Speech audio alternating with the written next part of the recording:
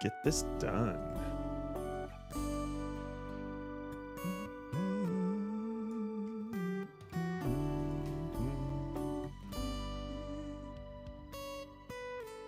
All right.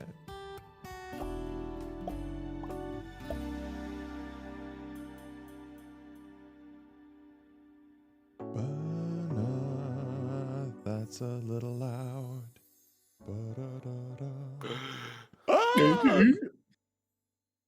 Morning. Morning. Just barely for Steven.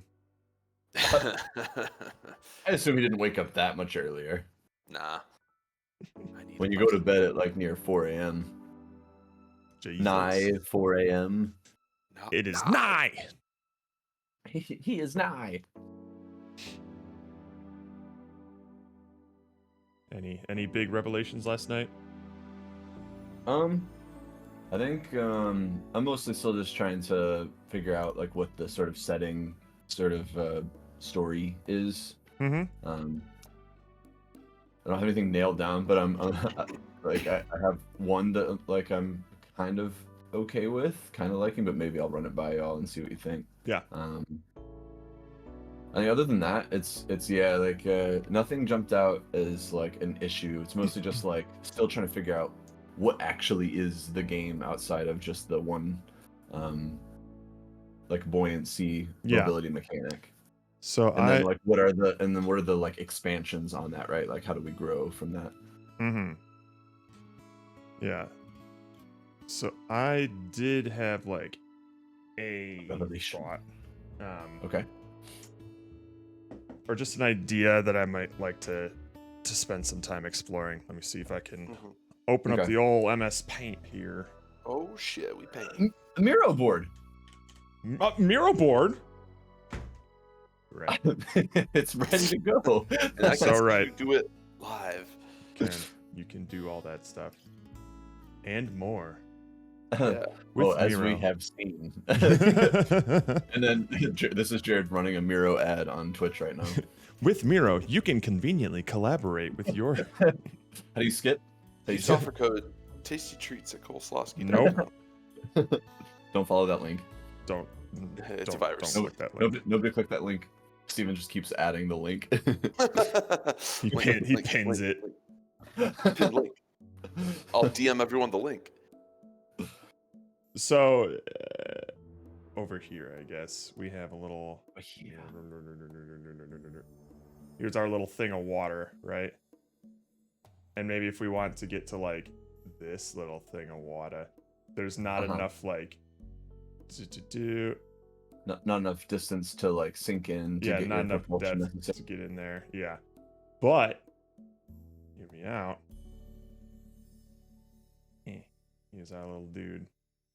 Yeah. There he is. He's beautiful. And he has a little backpack with just some sort of like balloon or something in it. Some sort of like buoyant ball thing. And that's kind of what keeps him afloat. But maybe, and I know we talked about this, I'm like, maybe not. And then I'm thinking about it, so like buoyancy's not going to be that tough.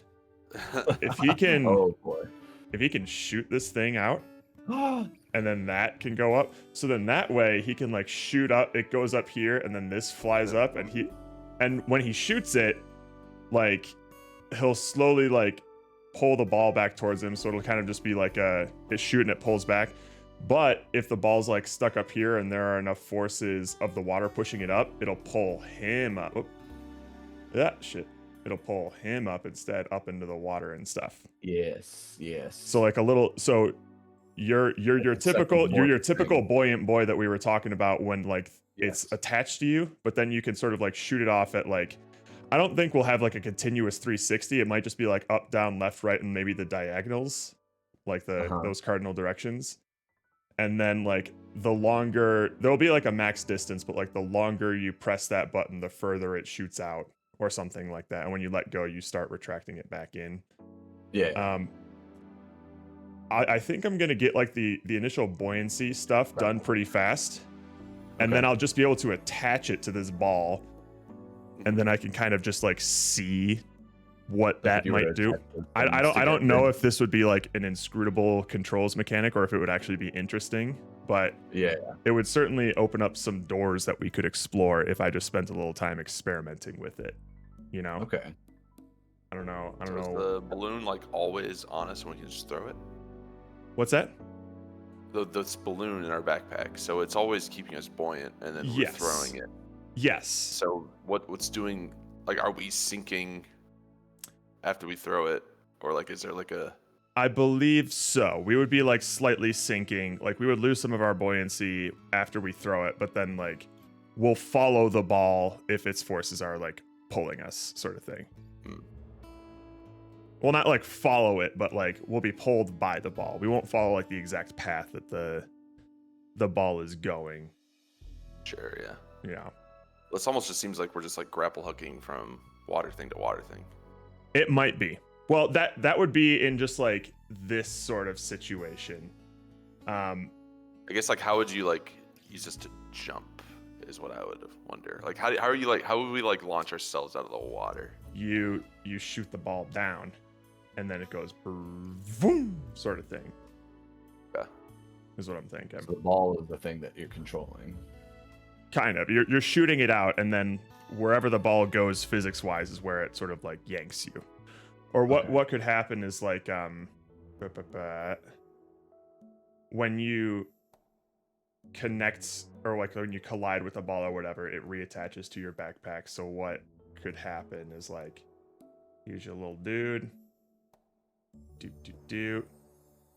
He shoots the ball down, the ball's like here, and then the buoyancy like fires it up, it reattaches, and then you're just like, whoa! Like you fly up there, get to like the next spot or whatever. And this is just like in that specific like this position to this position sort of thing. I'll just see, I would like to see what sort of what detaching the like thing from you would look like. What it would do physics wise. Yeah. Just to see if there's any other interesting sort of traversal things outside of like jumping into a pool of water and flying up and stuff, you know? Maybe. Yeah, no, I think that's sort of in the vein of what I'm hoping we can do is like a starting point of like a general principle, and then what else can we kind of do with it? Yeah. So I'm definitely just going to start with the base buoyancy stuff first, because that I can easily just attach to something else and see if that does anything interesting. So I'm going for the initial mechanic right off the bat, but I might spend a little bit of time fiddling around with what I can do with that outside of just like basic traversal stuff. Okay. So that's what I'm thinking. What are y'all thinking? I didn't have any like epiphanies about what further to do. I just mostly just kind of like had questions. That's what I put in this like little doc. But I think it's stuff we already kind of asked. But things like is this a mostly vertical sort of game? Yeah. Like even in like a larger level, it's really about trying to go from like a lower point to a higher point, and that like is the risk just falling back down to the start, a sort of getting over it situation. Is the jumping always like upward, or is it possible that the buoyancy sort of propulsion can be applied sideways? Yeah. I mean, it doesn't depend on the shape of the water pocket. What up, Pierre Van Der? Pierre Van Der. Pierre Van Der. Sorry, there's no way for us to not say it that way. Yeah. How's it going? Been a while. Yo. Yeah, the Capture Gang has been here the whole time, Pierre Vander. We're not back. You were the one that left. You're the one who's back. You're the one who's been missing. We were looking for you, couldn't find you. Every time I'm just like, where the hell is Pierre? Look, in the Pierre. It's Pierre. Where's that baguette eater when we need him? He's like, all right, I'm leaving now. This wasn't worth it. He was actually psyching himself up before he got here. He's like, should I actually go and say anything? I don't know. I think, like, can the character move? Je feel offended. Can the character move left, right while in midair? Is there that sort of platformer sort of movement? Like, is it mostly vertical, but it's more like once you're airborne, you can move left and right? The thing we already said, like going too fast. Do you pass through masses or sink through masses if you're going too fast? Can you die? Is a question. Like, and if you die, like what could kill you? Is it falling? Is it like threats in the world? Yeah. Is it like doing something too slow, too fast, whatever? Mm-hmm. Is it like something you can get skilled at, like, or is it pretty straightforward? Like, yeah, do we need enemies like in a minimum like MVP of this thing for it to be fun, like things to avoid killing you? And then similar to that downwell thing, could like your sinking, like if you're making yourself heavy, like when you're in the air, could that be used as a weapon, or could launching yourself be used as a weapon? Can you combine things with like sinking while you're moving, or like, you know, directions while you're going up and down, doing one of your abilities to do like a new kind of move, maybe like spinning while you're doing it or something like that? And then different kinds of water masses, what might those do? Yeah, is there like an acid layer that we're trying to escape? Is something like swelling up something to incentivize you to go up faster and to not go down? Yeah. And then if there was like a dangerous layer below falling, like would there be an incentive to go down there and then to go back up to like the safer layer? Yeah, mostly just questions on like the core gameplay. Yeah, and I think these questions would actually be good to revisit once I have like the initial buoyancy prototype, like not just like the balloon gun thing, but just the buoyancy move around sort of thing, to see what it sort of implies, what it might need, what it's good at, and things like that. And then we can look at these to see like, does this address some of these? Does this like clarify some things and stuff like that? Because these are good. I think these are good things to keep in mind. Okay, just to measure against whatever we work on. And then story setting wise stuff, I'm maybe struggling a little bit with like having like a good justifiable reason why we have the things that we have without it being like overbaked. Yeah. So what I'm thinking of now is like, how important is it that this like that it's like I have a heavy weight or I inflate or something to justify what you're doing, versus just like if this character or this like maybe it's a fish like moves down, like that you can still justify that creates like a force to go up, you know? Like, do we have to have like an anchor to pull you down and it inflate to shoot out, or is it enough to be like, yeah, when you go down into the water it pushes you back up, like, and that's enough? Because the story that I have now is like you're a sunfish and you're like confidently sunning yourself up on the like ocean surface, you know, like baking in the sunlight, and then like a little speedboat full of bros like speeds by and they're like, hey look, a stupid sunfish, and you get all like, oh, I'm not stupid, but you lose all your confidence, and then so you sink down like purposefully and you sink down all the way to like the bottom layer of the ocean, which you actually even go a little bit further. And once you get down there, like the water, like you enter this new layer where the water behaves kind of strangely. And as my Pixar movie continues, there you meet another fish down there that's extremely complimentary, because even though all the fish up above this surface have seen sunfish and they think they're stupid, this fish thinks that like you're very interesting, so he's very complimentary and he gives you confidence, and he knows how to like travel through these strange little water pockets that are down here in this lower part of the ocean. And so then that was actually making me think along when you were drawing like the like throwing the ball thing. I was like, I wonder if there's not just, you know, you being able to have like your sort of move to like use buoyancy and propel yourself around, but if there was sort of a complementary aspect, like whether it's this ball or maybe it's like a helper like character that can actually like do an extra set of moves, or like to you know, accelerate sort of movements or anything like that to like get through back up to the surface layer. But wait, what? The ball has different moves, or the no like this ball, like, if the like helper fish was basically like the ball, like it could go into another pocket of water and like pull you through, like you could shoot him into other like pockets of water.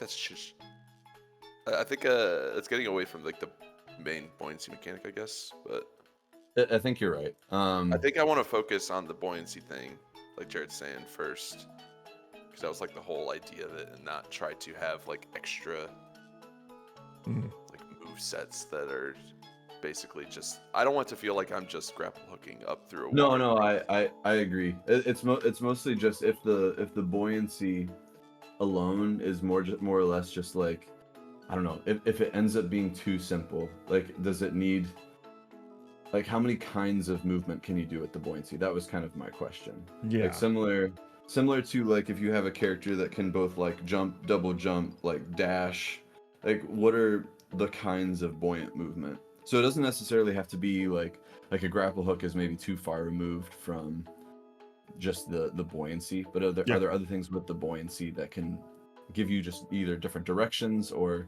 a different kind of mobility up or down or left or right? It's just how can we expand on that was my bigger I think question. I like the idea of like if you just hold down like if assuming we're still using like the anchor idea, you could keep your anchor out and you're falling down and maybe you're dodging the water stuff to pick up speed, and then you can land in one that's like a little bit longer, so you go all the way down to the bottom of it and then it launches you really high up. So you could if you want to get to like a higher thing, you need to like build up speed first, and then you have a higher like buoyancy force applied to you at the end. And then we could also have, so people can't just abuse it, because I do think it would be fun for them to be able to go into the side walls at least a little bit. Yeah. But then we would have like a little bit of like an oxygen timer. This is assuming we're not a fish. Just so you can't just literally go into the sidewall and then just float up. Or the bends. You have to jump out and get your air back. And that also, if you're in like a extra long, like even centerpiece, like blob object, you have to sort of keep track of that and make sure you don't go too low and drown. So that would be like a way to die, but then there could also be just like some obstacles inside the water that you need to avoid or anything like that. Maybe they knock you down further or kill you in some way. Yeah. But I want to focus on the main thing we were talking about yesterday, buoyancy, which was the buoyancy. You're getting heavier to move down into the depth, and then that's like creating the force to launch you. Yeah.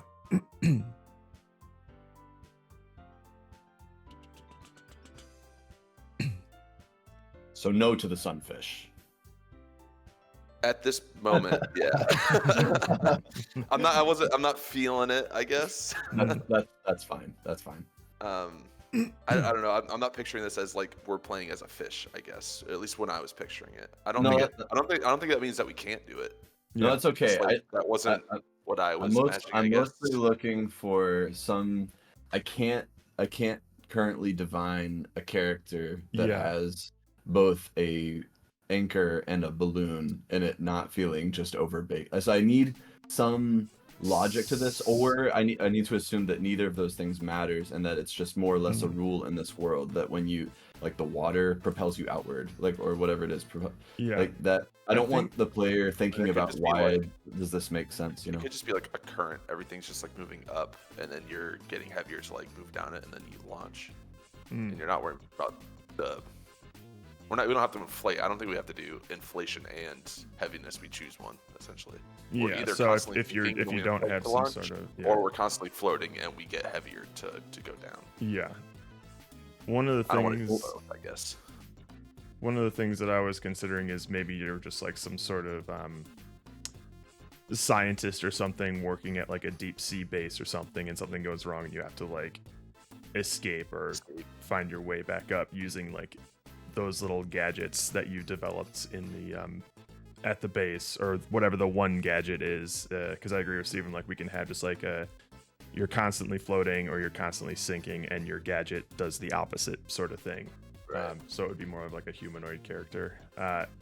Because I think the tricky thing with fish, or just having that be like a rule of the world, is that might that'll be hard to sort of convey to the player that this is how things work, or this is what your actions do, and something like that. We might need some sort of visual indicator that you're getting heavier or you're moving down to slingshot yourself back up and stuff like that. It would have to be like a water current always moving up, and then you swim down into it or something, I guess.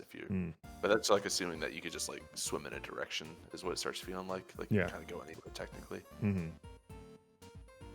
I don't know. Okay, well then, like that one just needs more thought. I just need to like wrap my head around a way that this can make sense. Mm-hmm.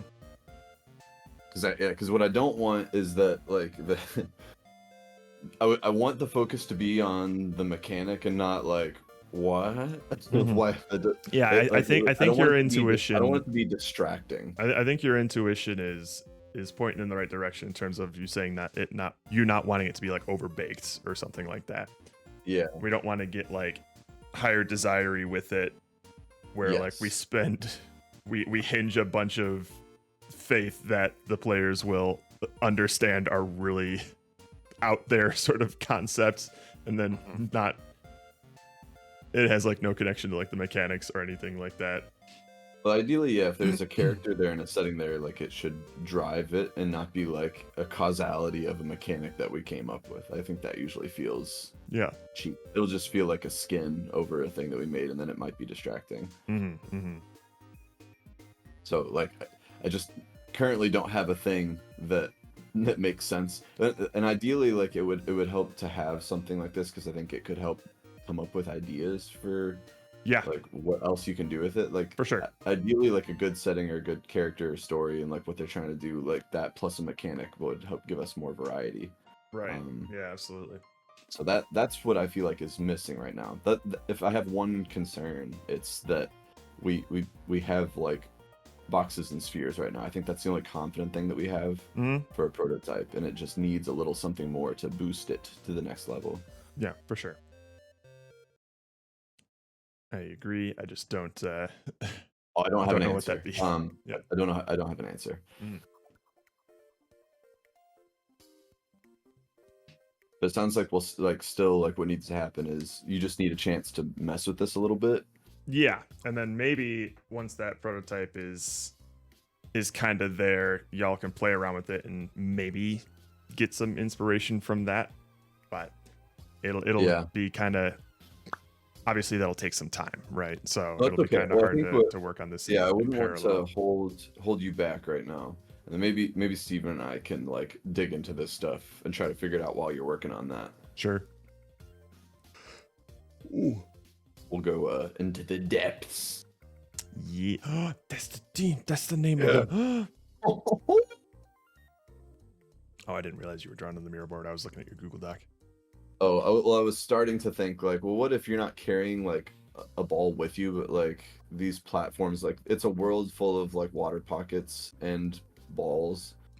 And maybe there's even like balls and like anchors or something. But it's like, it's more or less you're actually like using those, like you hop on a ball and like pull it down and then it like launches you up and stuff, detaching you from the things that are creating those forces. I scrolled up just a little bit to see an inflated Angelina Jolie fish. Don't look at that. Don't. For the love of God. It's so like right on the border. If I just scroll a little bit up, I see too much. I gaze into the inflated abyss. But yeah, like I think if you have a view on what to build, I would say just go do that. That we're at the beginning of the day, and then Steven, you and I can like carve through the muck and figure out like what this is gonna. Maybe we can get a picture for it like while he's developing a prototype. Sure. Did you have anything that you wanted to bring up, Steven? No. All right. Cool beans. Like, no, my life's basically perfect.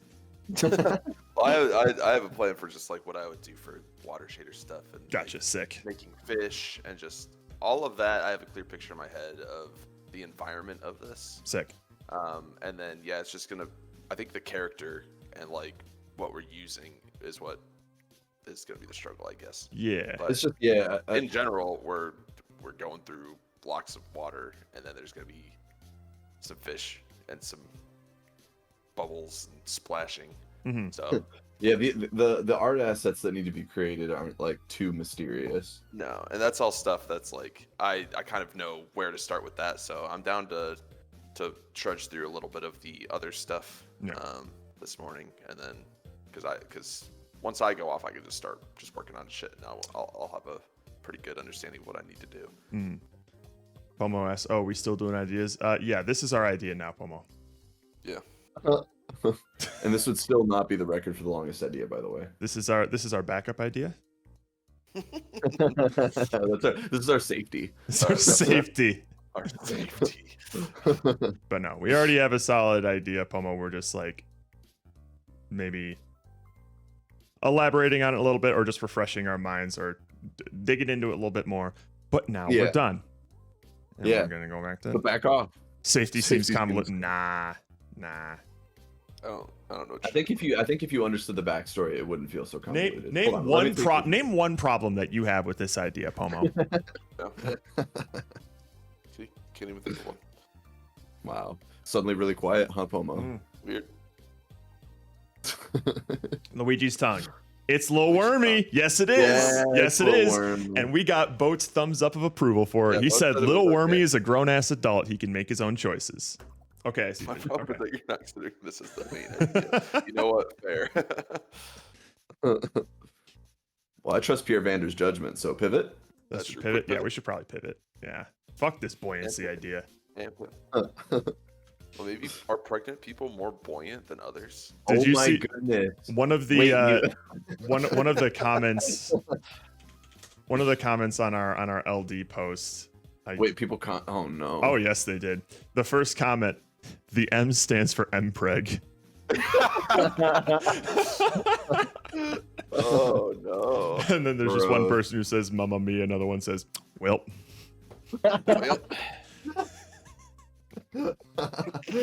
I forgot that we posted that. Again, it was the clean version. As shocking as that sounds to say. that is upsetting. See this I had like understand what actual game we're making. That's always the point. I always pick like the weirdest, most out of context part of our brainstorming session, and I just post that to be like, yeah, brainstorm is going pretty good. Dude, this is the most unhinged one though, right? It absolutely is. I don't think we've ever posted anything like this.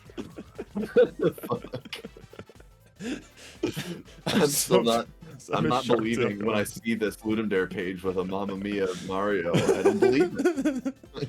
Oh, this was us like decompressing at the end of a brainstorming session, Pomo. We just kind of went off the rails. It was so dumb. Nothing in this upper right corner has anything to do with the game we're making. Oh, well, minus the fact that water is involved. No wonder this is the last LD.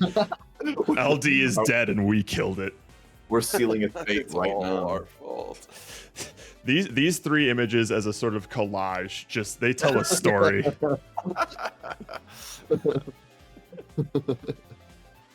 I also hate that tube. The tube immediately makes everything so much worse. Makes it worse. It immediately turns it from haha goofy to oh no. Oh god. And I love that you were very intentional with the shade of green that you chose for both of them. It's like I need to make sure that this matches that piece of art that we saw. That reference. Consistent. Yeah, well you showed me that thing. I'm like, I guess that's just what this art looks like now.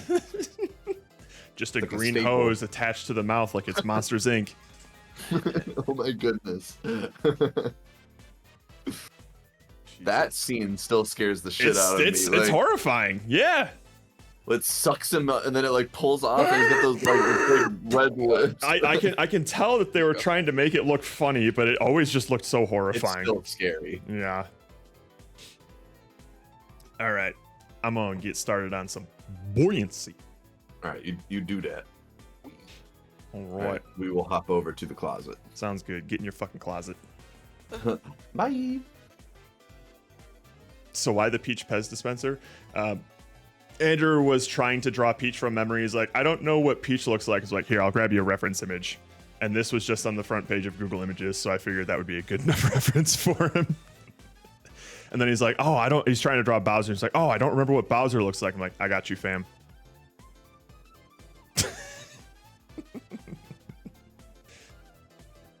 So that's why. It was an unhinged like last 30 minutes of brainstorming. If we're being honest, it was maybe like 45 minutes to an hour. We goofed around for a long time. Anywho, let's get this done.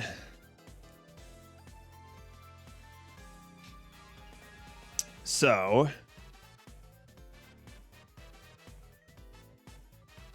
I guess we'll change sample scene to just Jared's scene. So the tricky thing about this character controller is that all of the platforms are going to be water. There's not... Currently, the plan is not to have any sort of like platforms that the player's like running or walking on or anything like that. So there's not going to be a need to have like a traditional character controller where you can move like left, right, jump, and have stuff like that. Or like a move left button, move right button, and jump button on like solid ground. It's always going to be like swimming stuff. So we're probably going to want to do a simple buoyancy float first, which fortunately I already have something like that, but it's kind of jank. So we're going to open that up and we're going to see if we can improve it.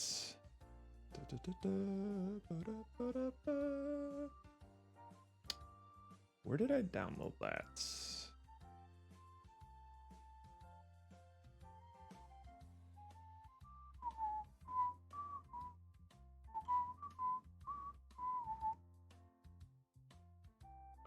Oh, Jesus, was it in... I put it... There it is. I guess we can just open it up in Unity. This was an old school project that I threw together in like a week. But it includes buoyancy stuff.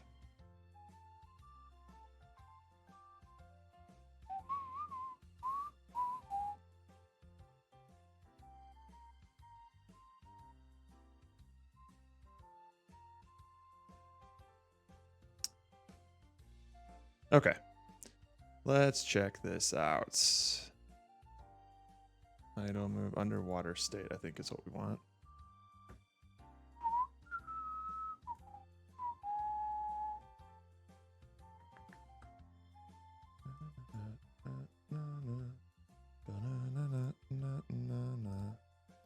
So we got like drag, air drag. Okay, that's all fine. Close that.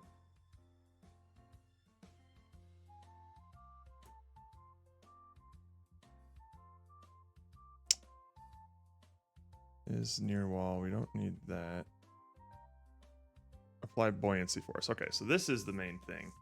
So, oh, I see. Interesting. So it's dependent on like the Y differential between like the top of the water and the player's current position, Y position. And then we add a force based on that.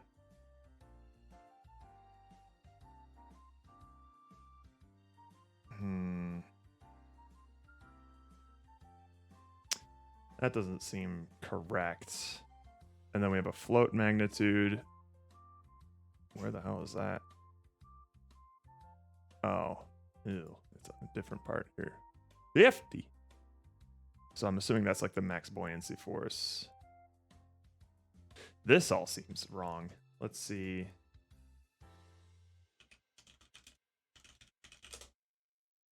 Calculate buoyancy, use Archimedes principle. All right, so it's use the equation.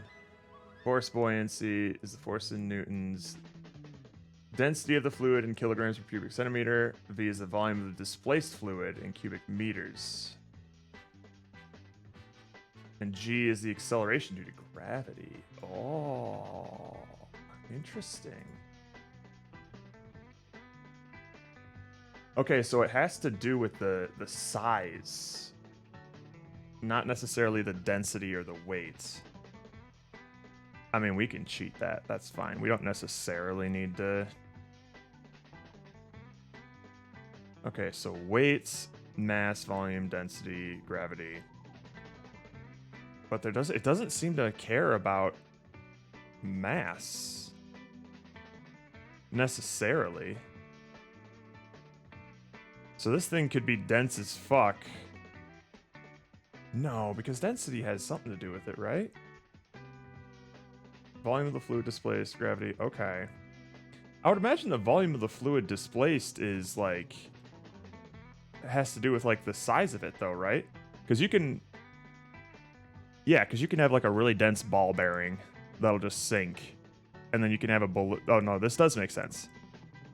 Because if you have something that's like really dense or whatever, there's not going to be a lot of buoyant force to it unless it's big. If it's huge, then there will be a buoyant force, but like the force of gravity... Hold on.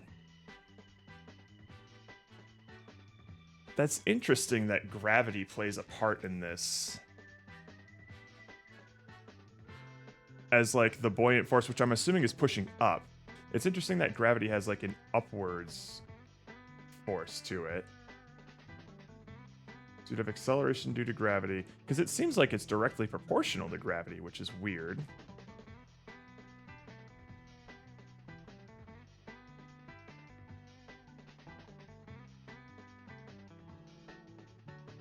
Interesting, because you think gravity would pull down on the object more, and thus decrease the buoyant force, but I guess not. This is weird. This is weird. Okay. Force of gravity on the surrounding water pushing... Ah! Yes, that... Okay, thank you, book. That makes a lot more sense to me now. That actually immediately cleared things up. That's interesting. Man, I will never be a scientist. Or at least a scientist that, like, makes novel discoveries like this. He was kidding. Well, we don't know if there's going to be another Ludum Dare this year because this one barely happened. Mike canceled it earlier on in the year, which is why we did another game jam 2 weeks ago instead. We're just like, oh, we'll just do this. And then he's like, just kidding. Ludum Dare's back, baby. But who knows how stable, how, like, set in stone this is. Yeah. Okay. So, let's get this done.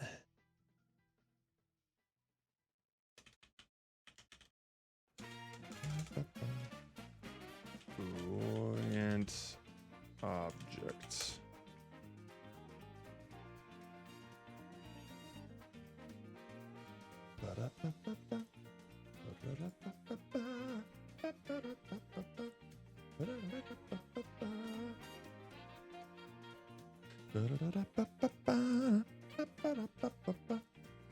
Turn that up a little bit. All right, that should be good. Okay. Zip. So, we'll need a buoyant object and also like a liquid object, I guess. The liquid object's basically just gonna have some stats attached to it.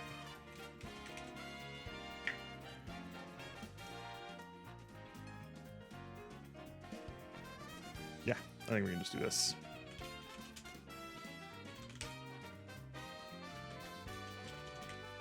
Liquid density. I don't know what kind of density there should be here. Let's see what the density of water is, just as a baseline. 1 gram per cubic centimeter.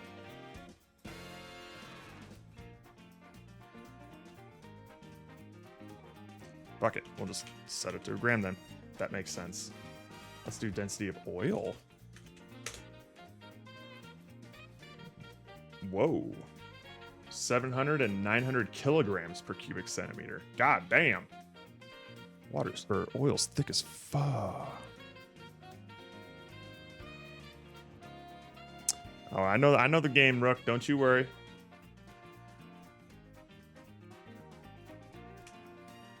Okay.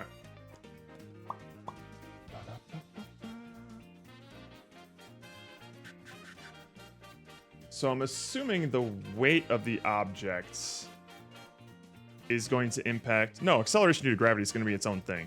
I don't think... It doesn't seem like the weight does any... Well, the weight is going to come into play for, like, which direction the object moves. So you have the weight of the object, like, you have the force due to gravity and then the buoyant force, and that's going to determine where the object ends up. But when you're calculating the buoyant force, I don't think the weight of the object matters. That's interesting. I'm learning.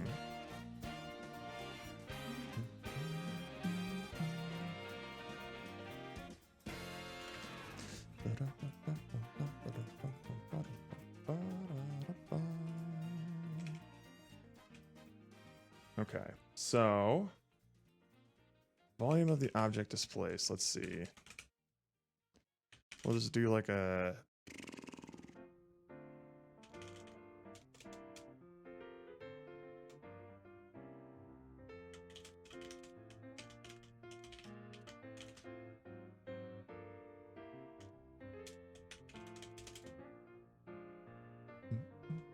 Yeah, all kinds of math. I always find myself in this sort of situation. Displacement volume, I don't know, let's just 5. This is going to take some tinkering, I think.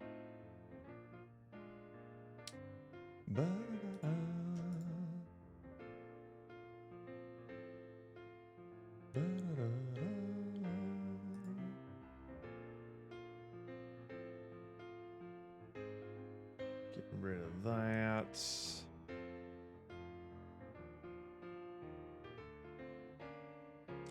All right, let's just make a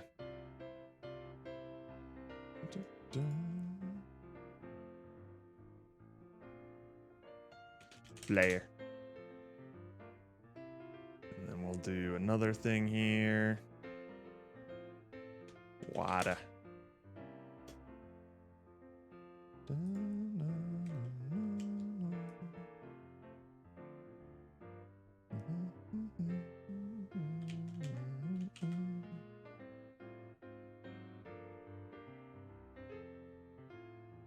Whoops. And then we're just going to make a couple of easy peasy materials here.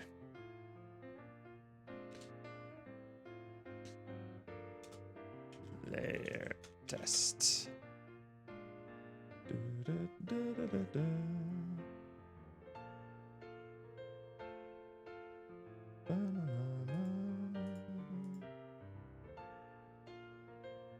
We'll make them red so it's easy to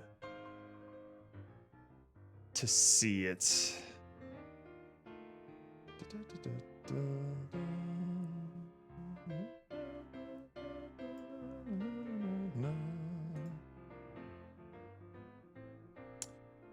And then the water.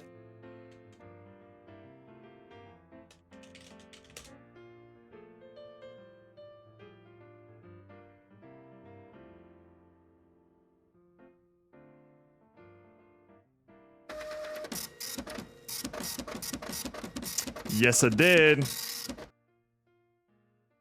It was fine during brainstorming, but now all the big ones are off. So you're just gonna have to deal with the print.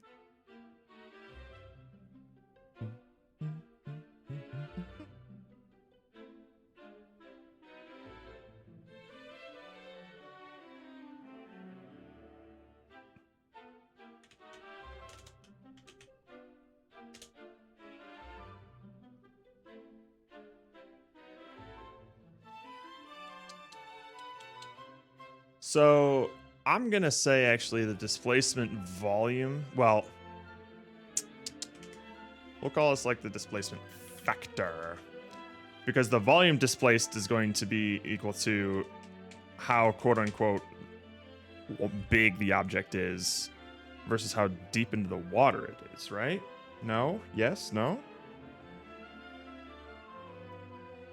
No, because once the object's fully submerged, it's going to displace the same amount of water. It can't displace more water the deeper it goes. Never mind.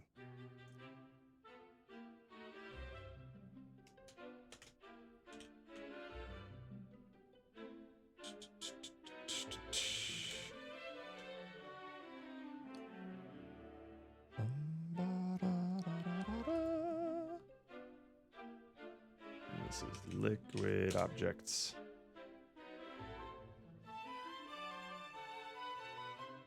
We'll actually up this thing to like 10 real quick.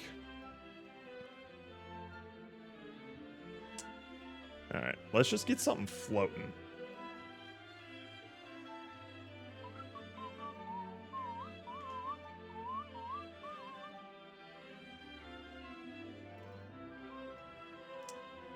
So let's see here.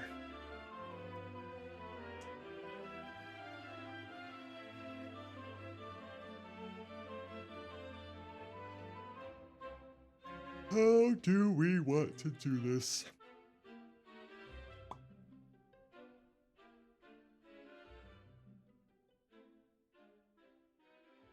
Because it won't always be displacing a full 5 there. We'll have to do it like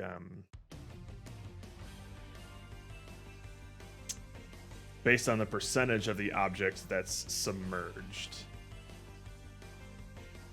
And that's going to be based on its size. I think we can get like a penetration vector, can't we? I think we can.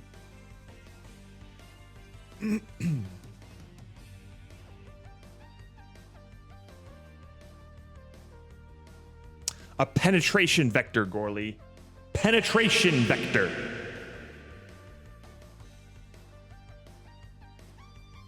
You know what it is. When we collide with something, I want to know how deep into that other thing that we are in.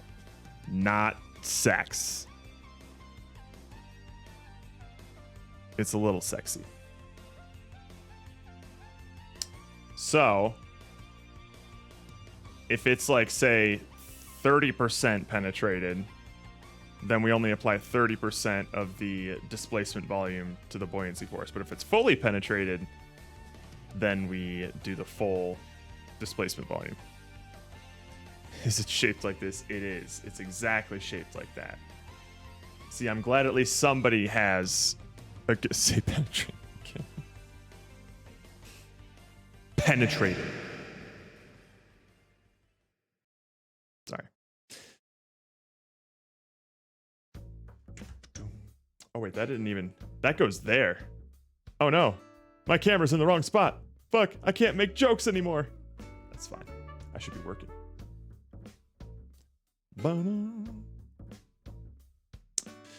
So I think I did something like this. Let me pull up Jive Train again, because I think when I was working on post-jam stuff,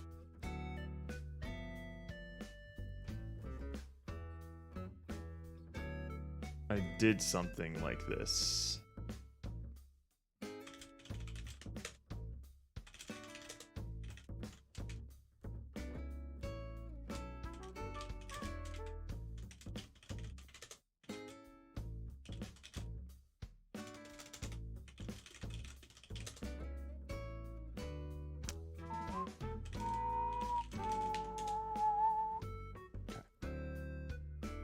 Take a look here.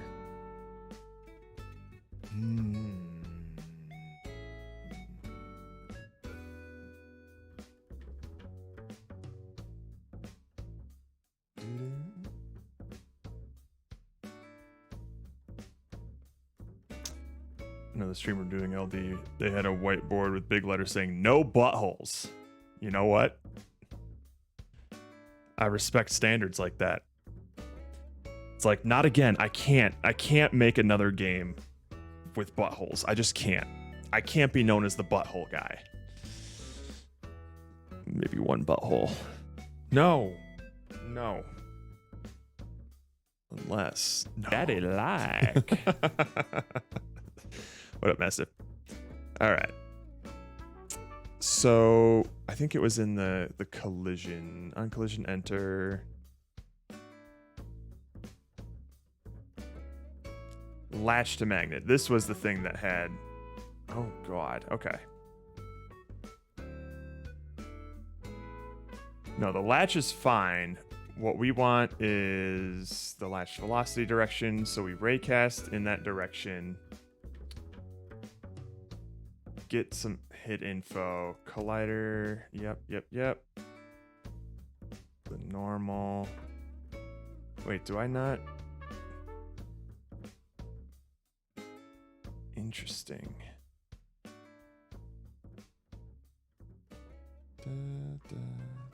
Oh, I guess I don't get... I think I tried to get the penetration vector on this, and then I gave up.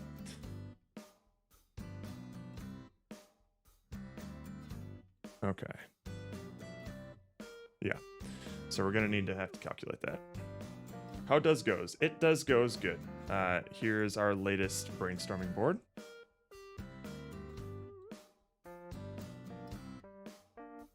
This is our backup idea, though. This is our actual idea.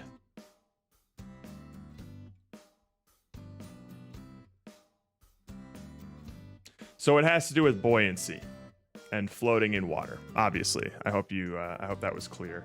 We're going to be jumping through little like pockets of water to try and get up to the surface. So, yeah, that's the plan.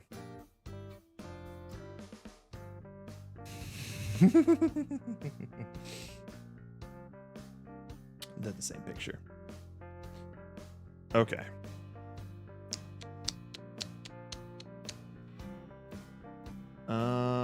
Let's see here.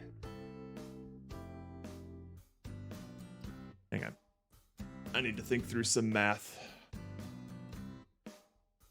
So we know the size of the object based on like its collider extents. That's good.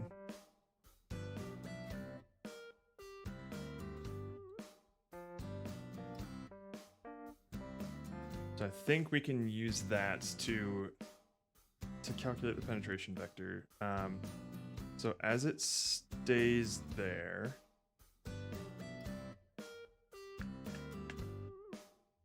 if I take the position of that versus the point,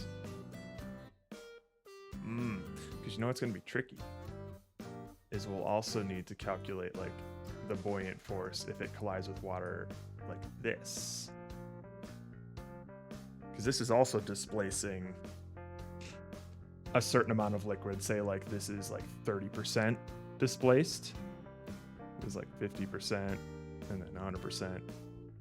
So if it's like displacing 50% of its total volume in water, then let's see here.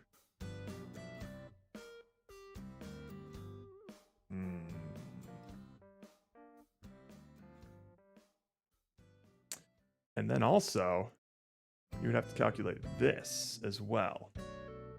That's like 25%. Okay.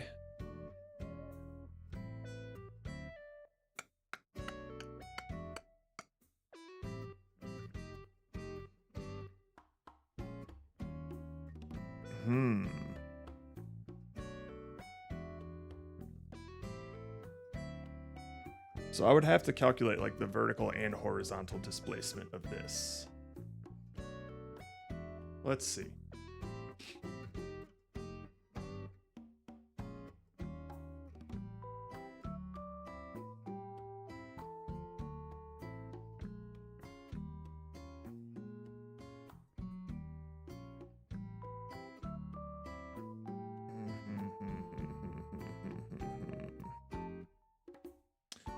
I mean, I guess I can just calculate like the X and Y vectors separately and add them up.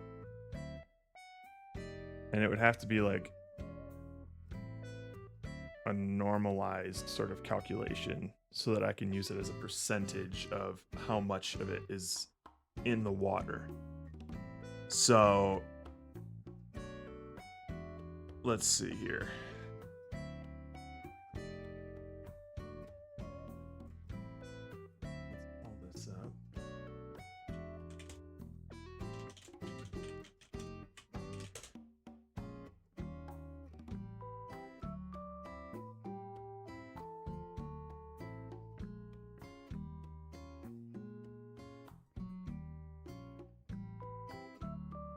Oh. Wait, hang on.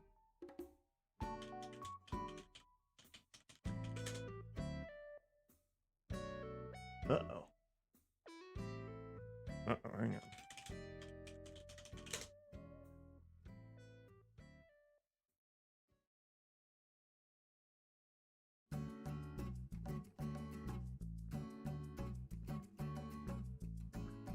Uh-oh. Uh-oh. Unity's documentation is down. Uh-oh. Uh-oh. Uh-oh. That's not good. That's not good. But there is a compute penetration API call. Okay.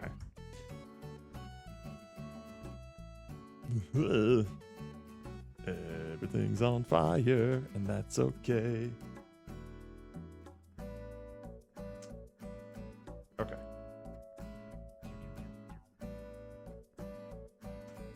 So if I were to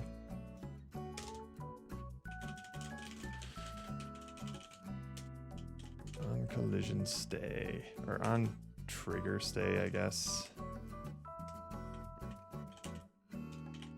Shit.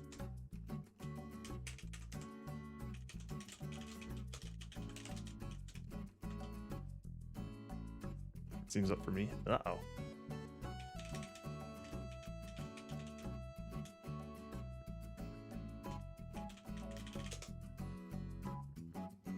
Can y'all post a link to a piece of documentation that you're looking at, and then I'll see if I can open it? Because I'm getting a 500 error, which usually means it's on their side that something's wrong.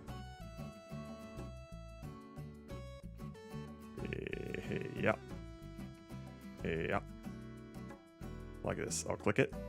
500. Let's see if Firefox, how you doing? It just doesn't like Google. It just doesn't like Google. Okay, well then. That's wild. Interesting. What's going on there? Is it uBlock?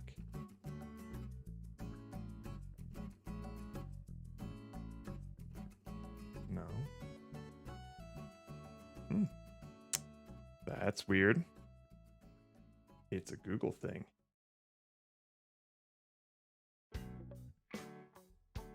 Alright. I'm using Chrome though. Well, shit. Maybe there's some sort of like thing getting, I don't know. Keska did something. That's true. When in doubt, blame cat. No, Ghostery isn't doing anything either. Huh. Alright, well. That will be a problem later, I suppose.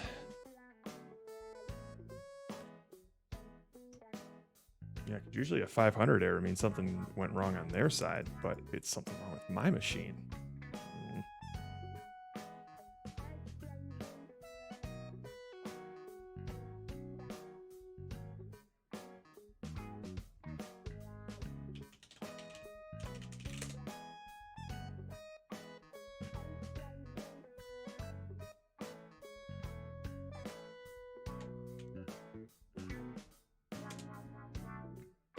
There's compute penetration. Collider A, position A, rotation A, collider B, position B, rotation B. Direction along which the translation is required to separate the colliders apart minimally. Oh, that's an out. Okay, cool. Okay, gotcha. Sounds good. On trigger stay. So let's do like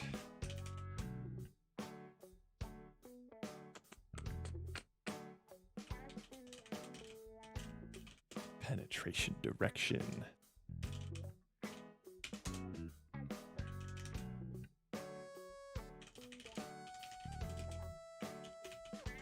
Penetration distance.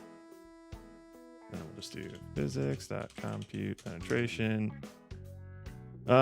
Shit.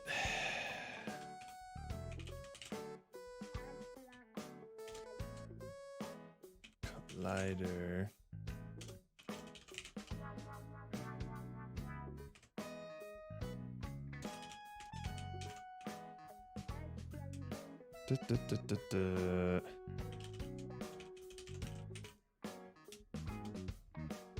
I guess we don't have a position for this thing, right? We'll just use our game objects position. We'll just cache it here.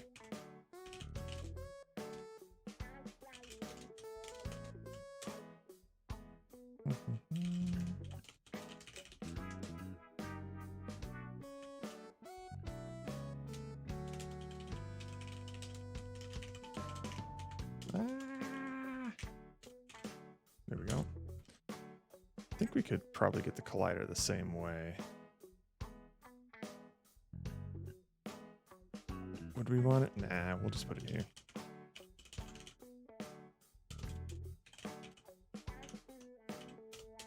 Okay.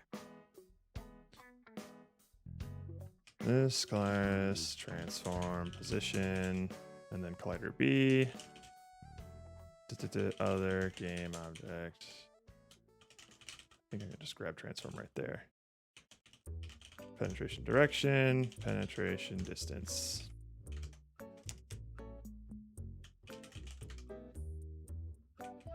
Is that right? Oh, we need the outs. Out.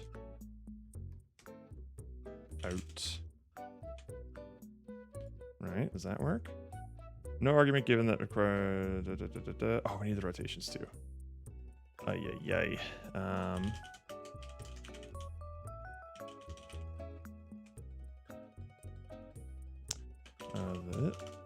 Other game objects. Transform rotation. What a handy little function this is.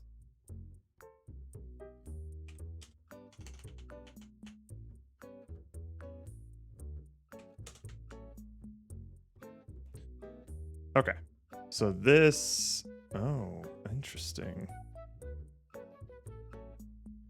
All right, so we'll have this stuff. And so on trigger stay, we'll compute that stuff. And then I guess we can send it off to buoyancy force, right? Or I guess calculate the displacement. Yes. Calculate displacement, and then we'll send out penetration direction and penetration distance.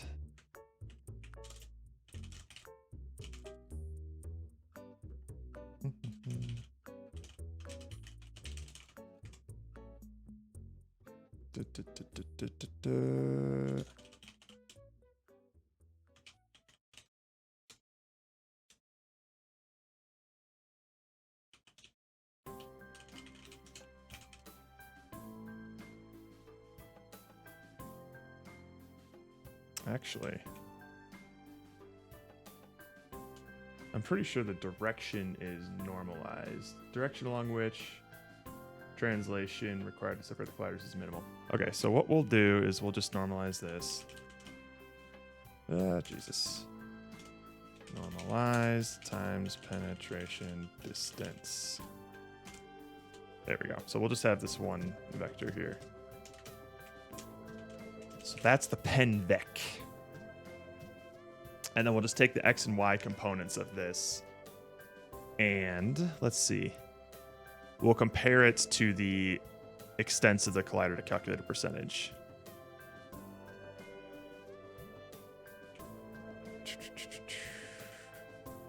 Percentage. Ah.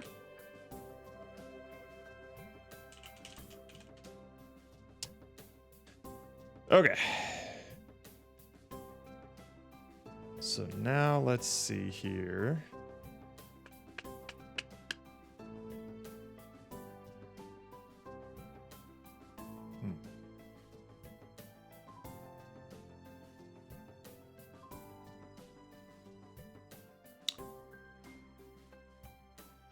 So in order to be 100% submerged, X or the X and Y values need to be greater than or equal to 1. Okay. So in this sort of situation here, the normalized penetration in the x and y direction would both be at 0.5. This would be x equals 1, y equals 0.5, which would make for 50% submerged. If this is 0.5 and 0.5, that's 25% submerged. So hang on, I need to think math.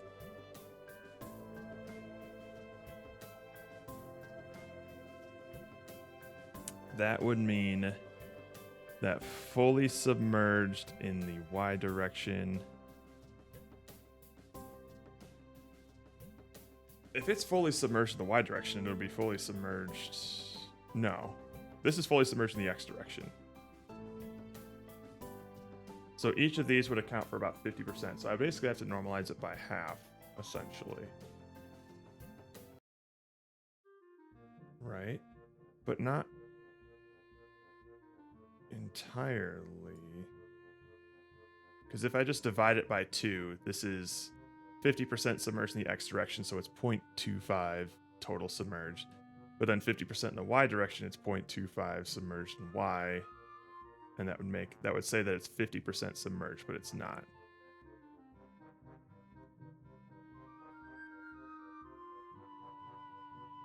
Wait, no, because it's 50% submerged in the x direct. Wait, hang on, I need to fucking think here.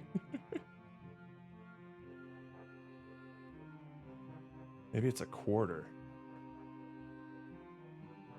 No, that's not right. My brain's still revving up here. So, all right, hang on. I just need to take a step back here.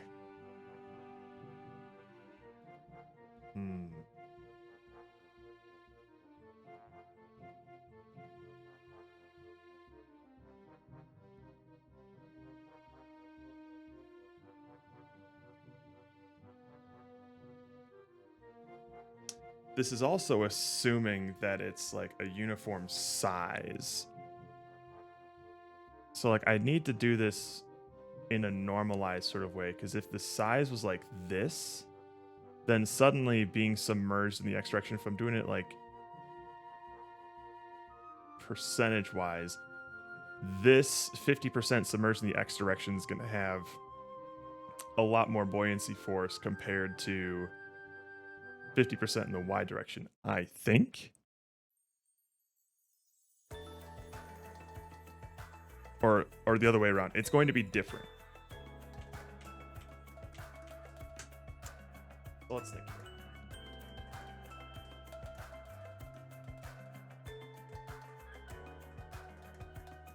I know how submerged it is in the x and y direction. How does that equate to calculating its total envelopment? Oh, my stupid brain.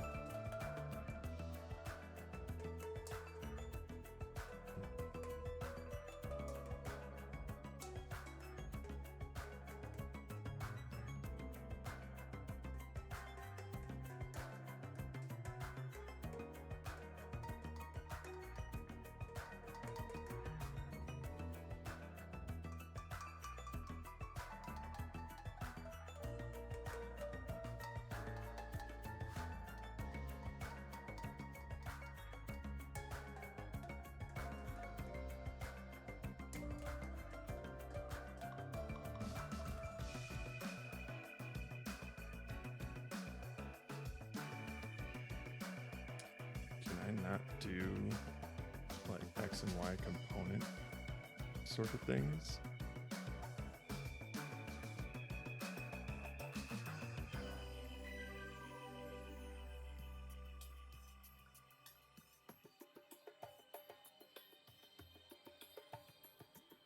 No, I should be able to. Let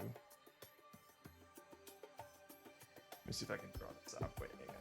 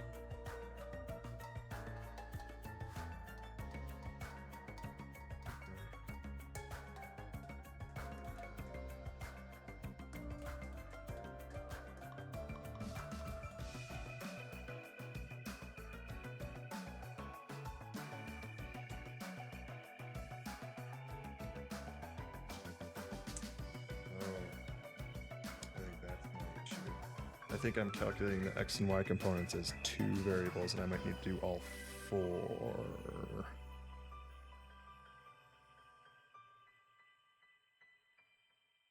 Like the x in both directions, the y in both directions.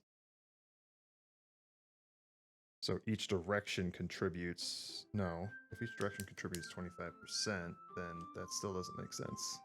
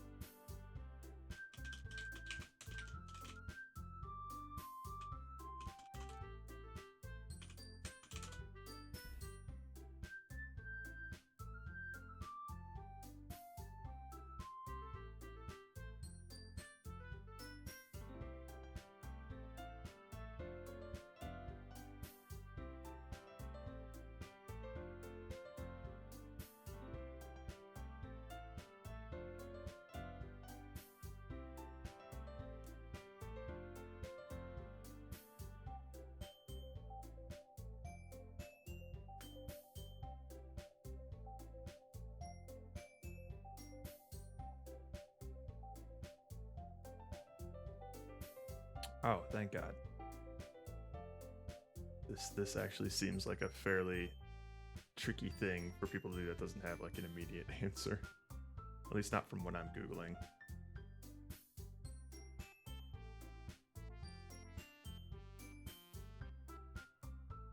Interesting. This seems like it would be a straightforward thing to do, but maybe not.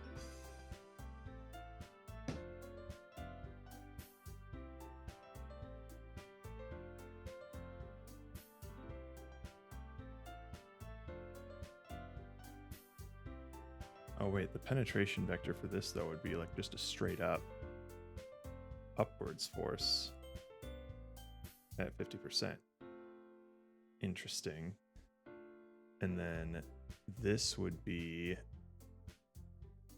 a diagonal force of like -1 plus those things. So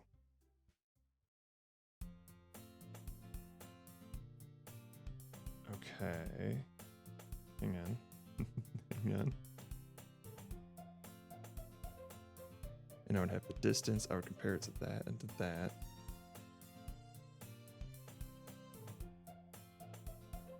Maybe I just use the distance. Yeah, maybe I just use the distance. I don't like calculate the x and y components. I just use like the magnitude of it, and that'll tell me. But what about this? If it's greater than 1,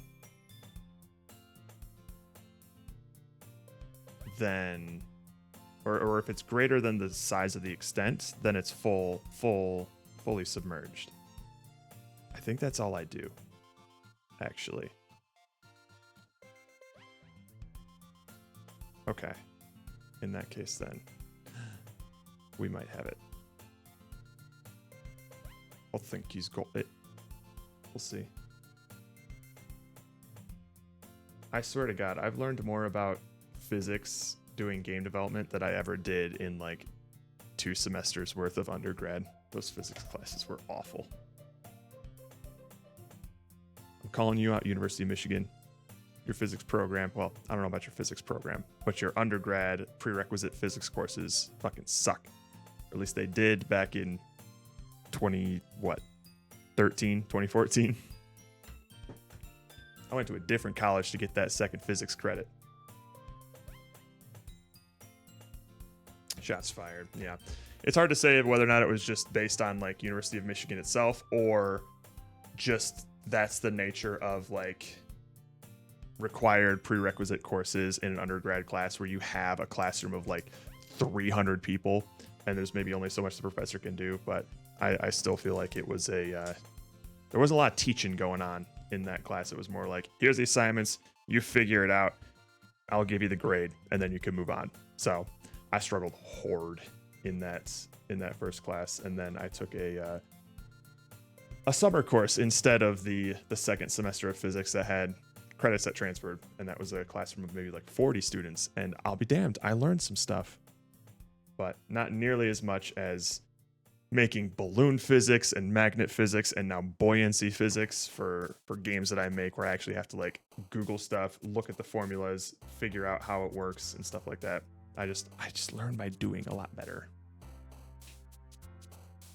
Okay, so we actually don't need the direction per se. We just need the distance.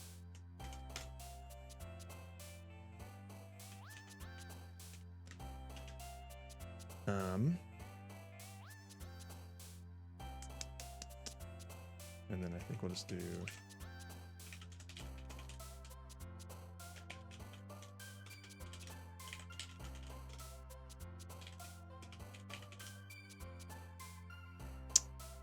and then this is just going to be penetration distance.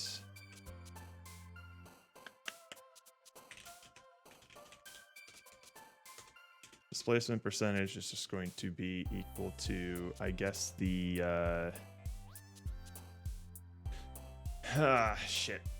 This is just gonna assume that the collider is uniformly shaped. It's gonna have to. Or does it?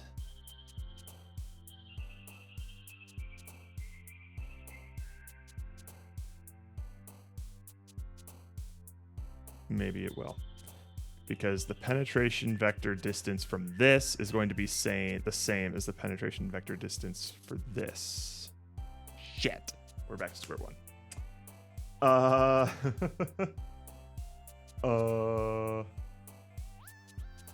Fuck.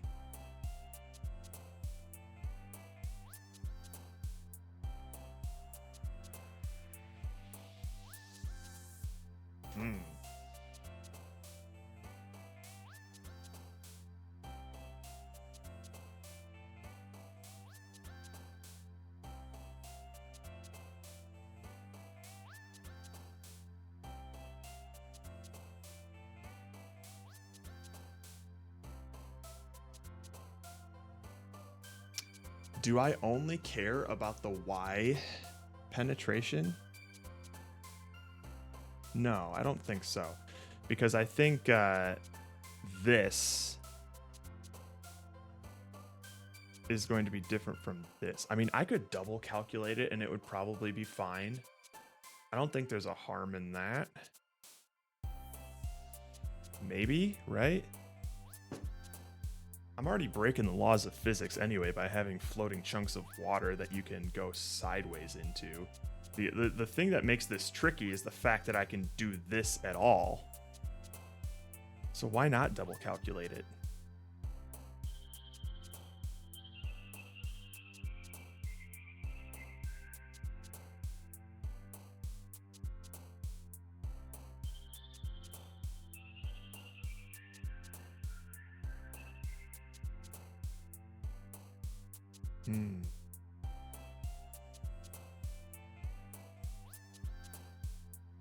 So if I were to add 50% plus 50%,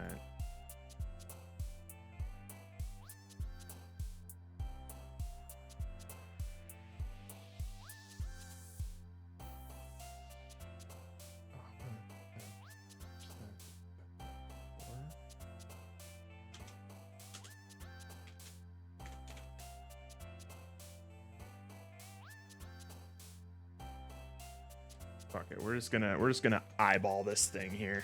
We're going back to our original idea.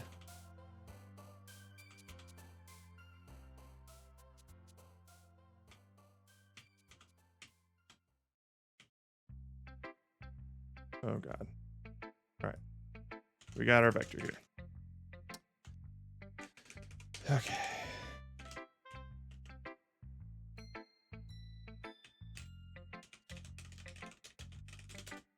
The X penetration factor is going to be so this collider bounds the world space bounding volume of the collider. Okay. max. No, that's the world space. The center plus extents. I don't think we want that. I just want like the how wide it is essentially. And I think okay, size. That's what we want. Twice the size of okay, perfect. Size.x divided by penetration vector.x. So this is the percentage of how much it is penetrating in the x direction, and then we'll do the same for y.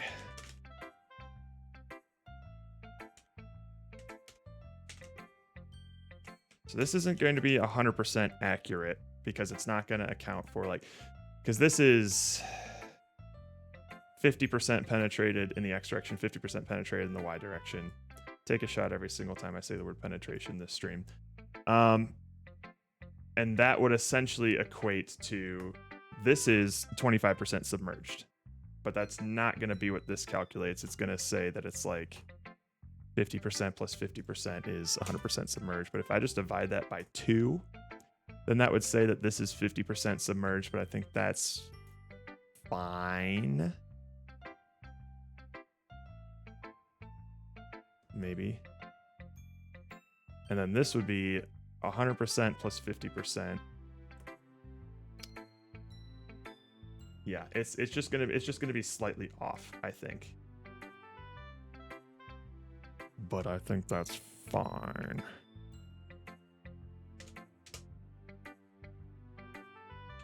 Let's just do an arbitrary that.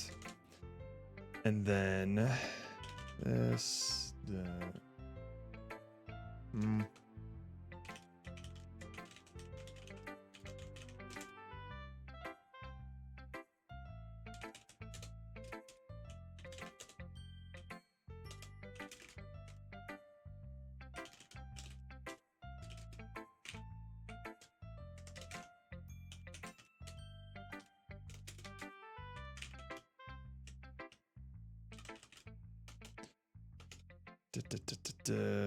so this would just be, actually, let's do it like this.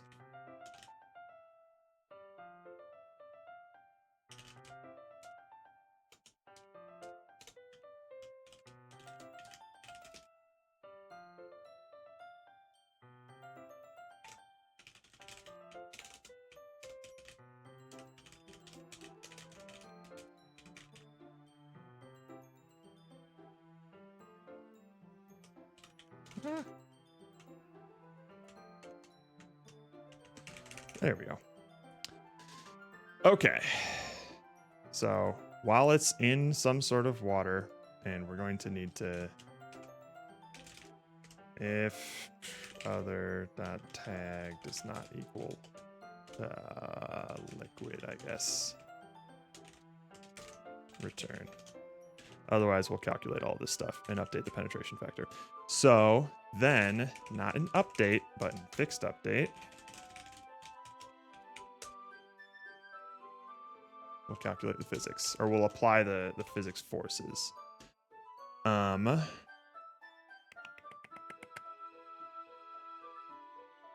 guess we'll just have a calculate buoyancy force. Let's go back to that formula. The buoyancy force is equal to the density. Oh, hang on. I need the density.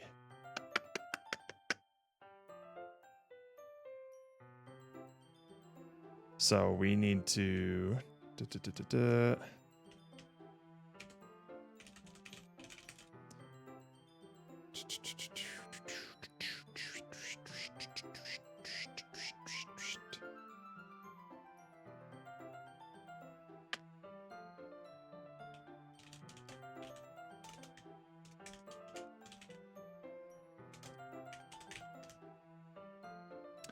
So when we collide with the liquid, not only do we need the displacement factor, but we also need to do current liquid density is going to be equal to other game object.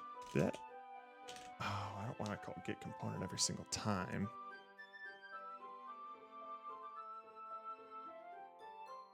Because that's not going to change. Can I rely on trigger enter for that? Maybe. I don't know. I don't like putting things that are critical on trigger enter and on trigger exit because sometimes they get hinky.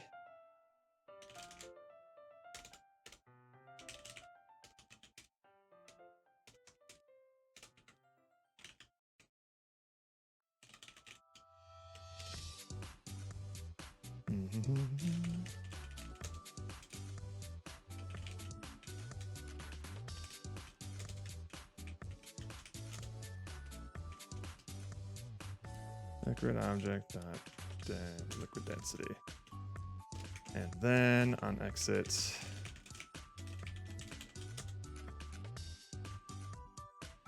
do the same thing here. See, because if we collide with multiple liquids at the same time, this is gonna fuck shit up. So instead of just setting the value here, let's just do. We'll keep track of one liquid object or another.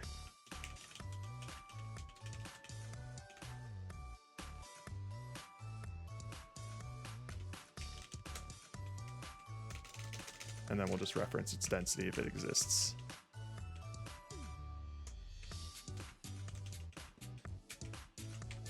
Does not equal liquid. Or other game object does not equal current liquid objects. And then we'll just nullify this. So this will hopefully cover our bases in case two liquid objects are like overlapping, or our player character is like, oh, wait a minute. I wonder if I can just do this here. Where's my OBS preview? There it is. Let's throw one of those on my little tablet. Do I still have my whiteboard? Oh, shit. Oh, shit. Oh, wait, no. Doink. No. This one. There we go. So if the player is ever, like, you know, if this is the player, and then we have they're colliding with this chunk of water and this chunk of water, it's still going to only ever keep track of this one, even if I enter and exit this one here. I won't completely lose a reference to this chunk of water. Will that work? Not necessarily. No, it'll still lose reference to that. We'll probably cross that bridge when we come to it, hey?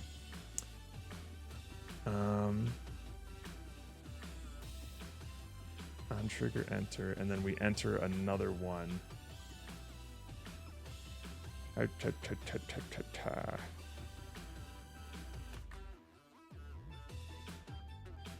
can have a list of them, honestly.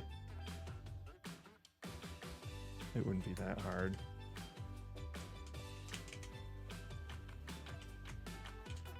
But then removing them would maybe be a little bit of an issue. No, not really.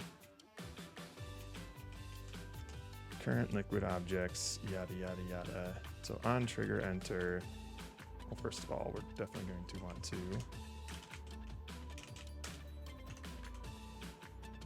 do that. Add this.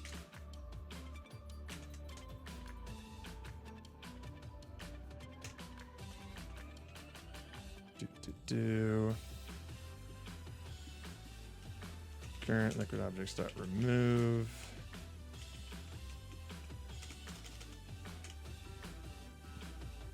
And then other.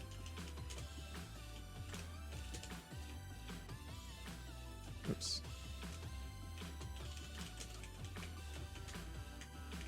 Ah.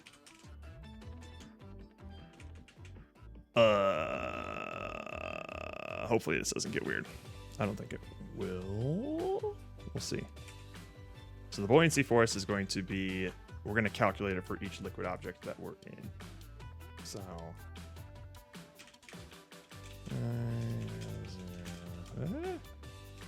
times less than. Cool.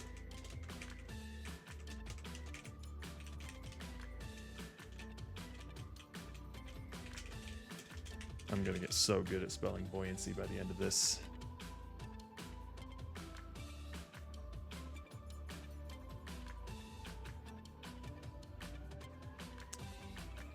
So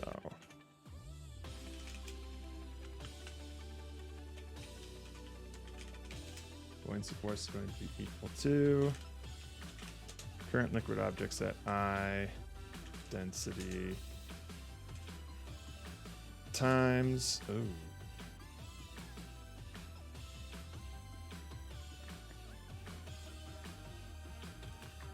I just do like physics.gravity? Nice. Physics.gravity times the volume displacement. So times displacement factor times displacement vol. Actually, we could just do this here.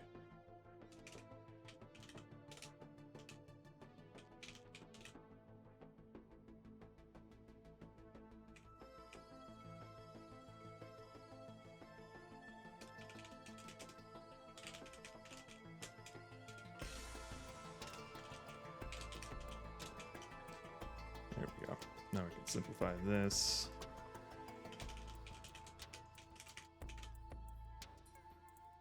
Okay. Does that seem right? What's going on here? Oh, the gravity is a vector. I see. Magnitude. There we go.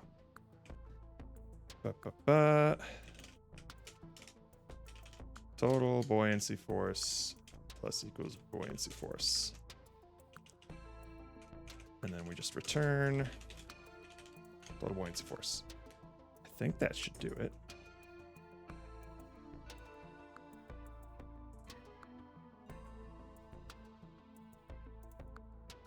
And then in fixed update, we just do... Oh, we need a rigid body thing here as well.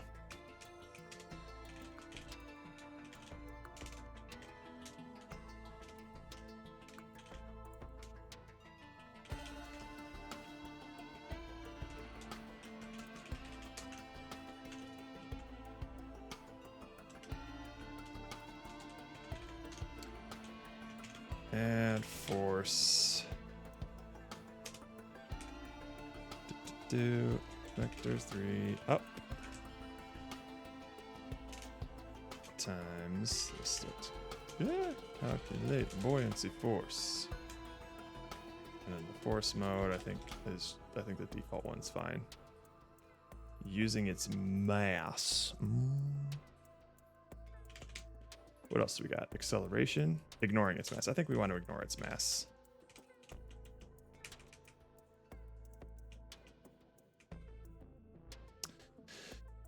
And then the buoyancy force will be 0 if we don't have any objects in there.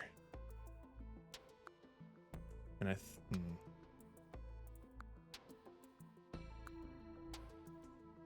this is gonna get weird. Oh, shit. Because this is calculating just one displacement vector, assuming I'm only ever colliding with one.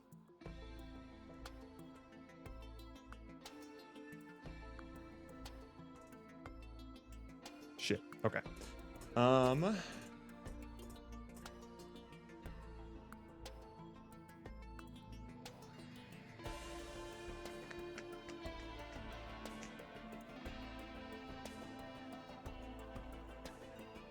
How's about I do this?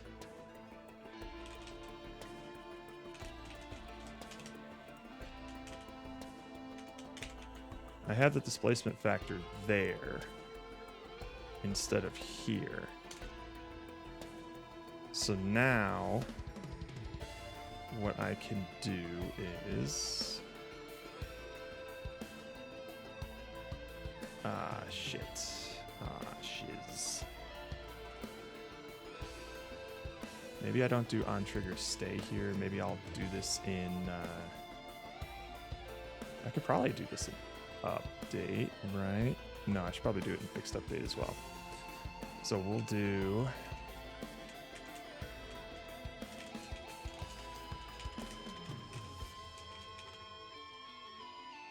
update displacement factors, and then we'll have these liquid objects here. Public collider.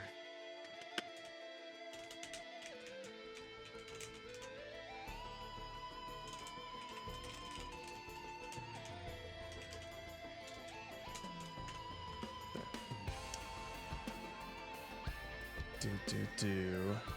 So this stuff we'll do. Okay.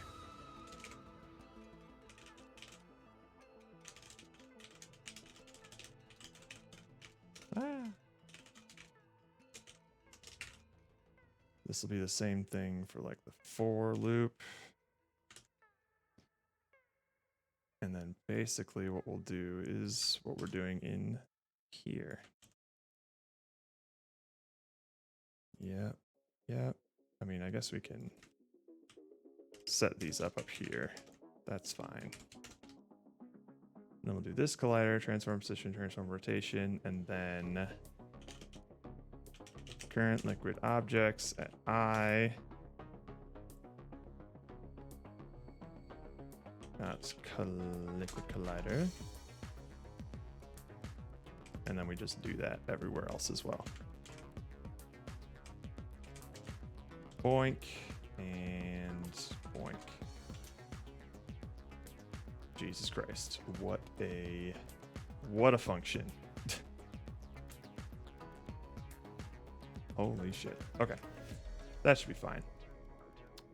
So we do that, we calculate that, and then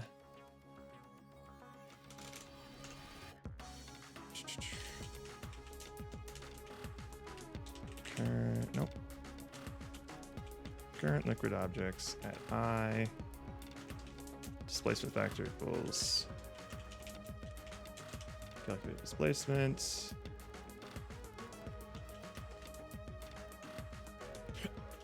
There.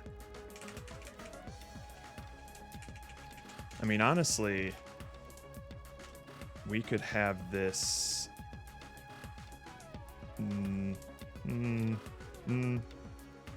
It would kind of make sense to calculate displacement in the liquid object instead.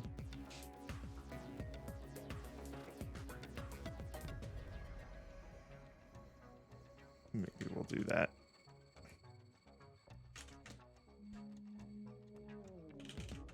So we would not only need a penetration vector, but also like X bound size, Y bound size.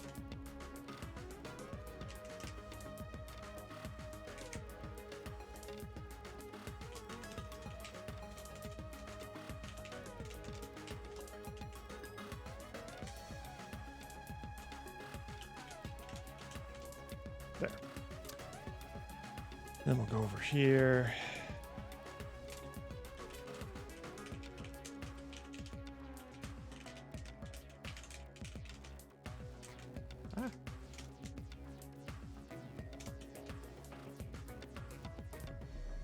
Right? What did I do before? Bounds. It wasn't it was size.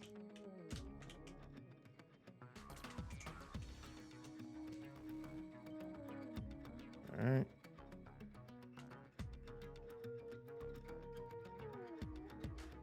I mean, maybe we could just do this. And then this will no longer be a float. It'll just be...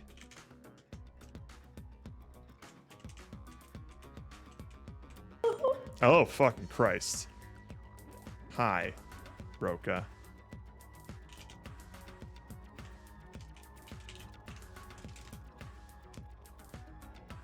I have the, since I was in hardcore thinking mode, I have the music muted in my headphones, so only you guys can hear the music. It was dead silent for me when you played that Harvest Man. You fucker. You little fucker. Don't you have work to do, Roka? Don't you have a team that's actually gathered now? That's even better. Yeah, that, if you could hear that from my perspective, that was haunting. That actually made me jump a little bit. Okay.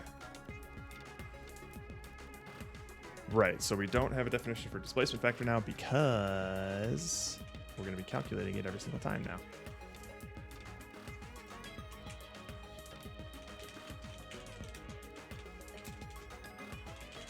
Current liquid objects at I, displacement factor times this displacement size. There we go.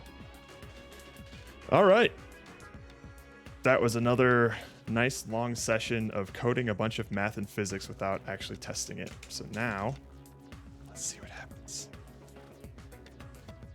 I just woke up because I stayed up till 4 a.m. on the oh man, Steven's gonna be working on some water shaders soon.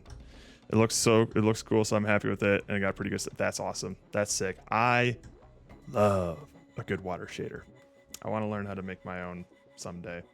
All I've ever been able to do is make things look blobby, but actually making a nice water shader that's like transparent and maybe has like some bubbles or stuff going on in it and it's being a little like blobby and things. And even better, if I can make like a sort of wavy or magnification effects for anything that's behind it.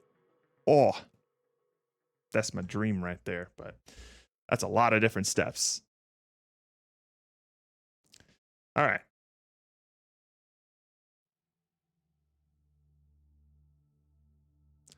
Let's see if anything that I just did works. So we have a collider. We could just do that. It'll grab it on its own, but that's fine. We have a buoyant object. This is all good. We have a liquid density. We got that displacement factor. Okay.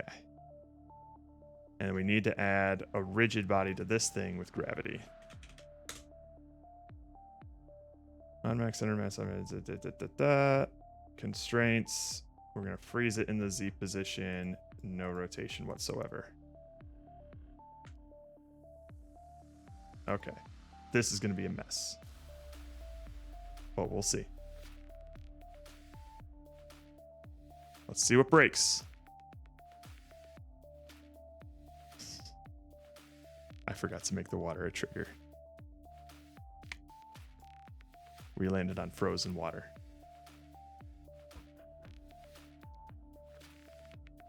All right, nothing happened. It was really satisfying too. I found a Unity tutorial that I kind of extrapolated one of their concepts to try and work out my own shader in Godot, and it worked. Nice. That's basically what I did for like the painting stuff in Rover Under.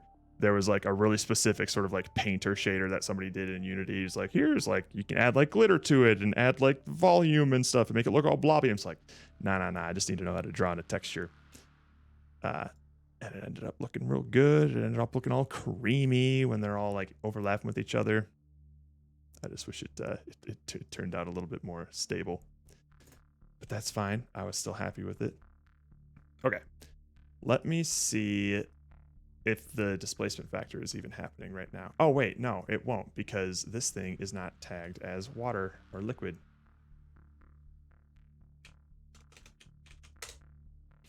That's why. Okay.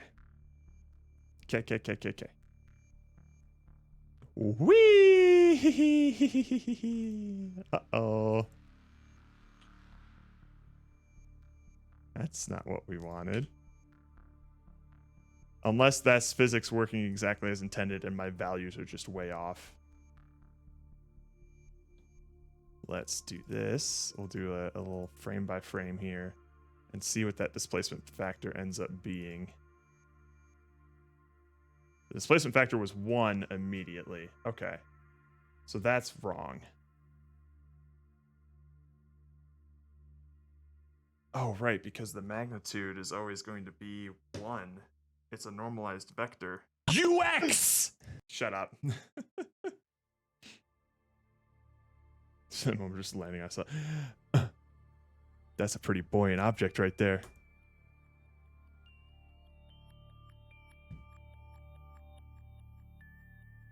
Okay. That's interesting, though, because... Huh. Calculate displacement. Let's just go here real quick. And see what's happening here. Because it shouldn't be 1 right off the bat.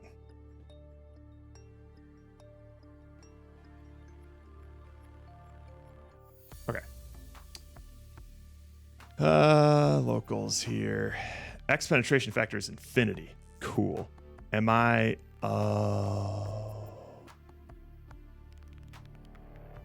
Wait a minute. Why is that 3? So X bound size is 1. Y bound size is essentially 1. The penetration vector was 0.4 and then 0. Oh, right. Right.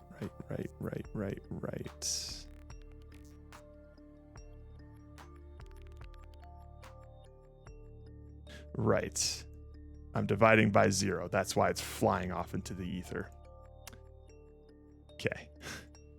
That makes sense.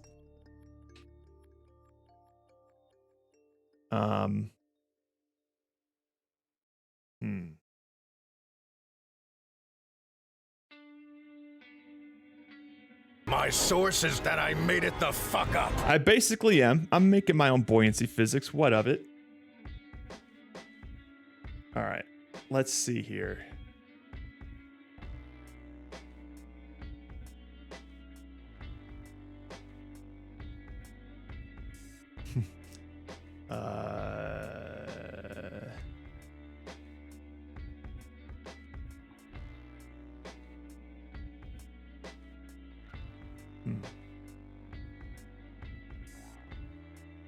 Maybe I just check for 0.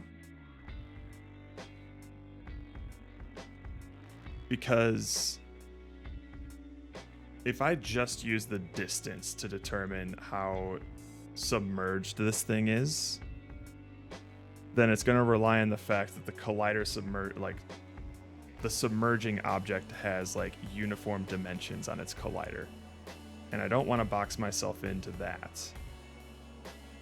I might just have to check to see if the penetration vector is 0 in one direction or another. And if it is 0, then skip that calculation of it. So if I were to just start these both off at 0.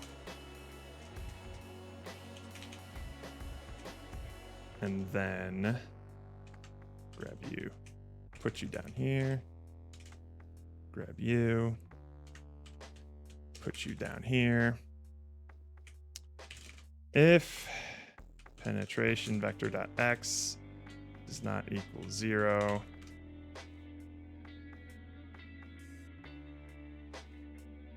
I'm also going to need to account for negative. I should use some absolute values here.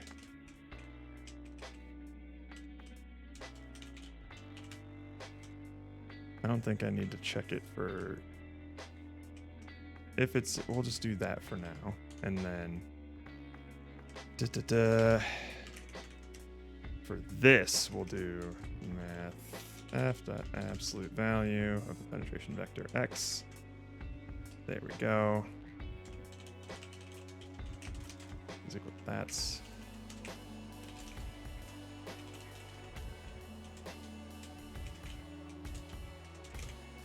Then we do the same thing. I think we just get rid of this. Boink, boink. Why?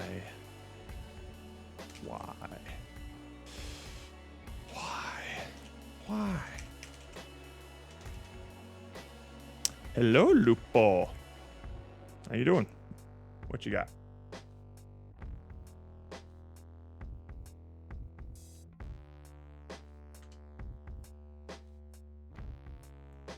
Lupo's here? Oh, Lupo's here, Gorley. It's a party now.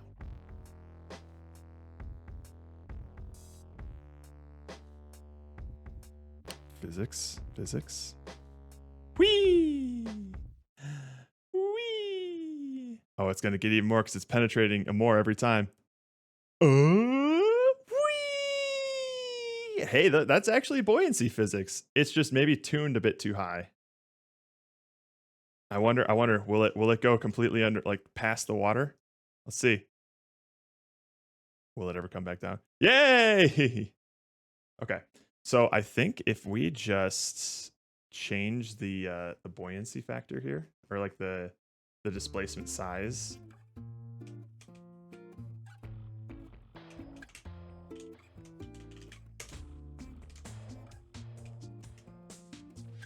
Serialize field. Can we get much higher? So high.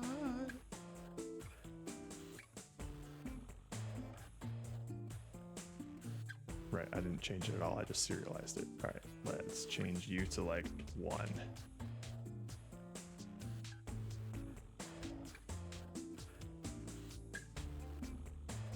Okay.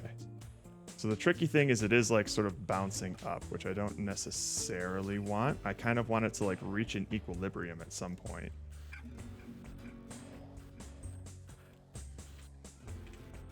Change the displacement size to 0.1. All right, that did nothing. 0.5. How would you do an action status UI text inside of a game? Like, say, when a player is chopping a tree, it shows text on his head. Oh, so it just says, like, chopping in front of it. So what you can do is, there's a lot of different ways to do UI. The common, or the standard one, or like the default one, if I were to just do like text or something. Chopping. So the standard thing that applies to every single canvas is that it's a screen space overlay. So that means wherever you move the camera, that chopping, yeah, let me make this a little bit bigger.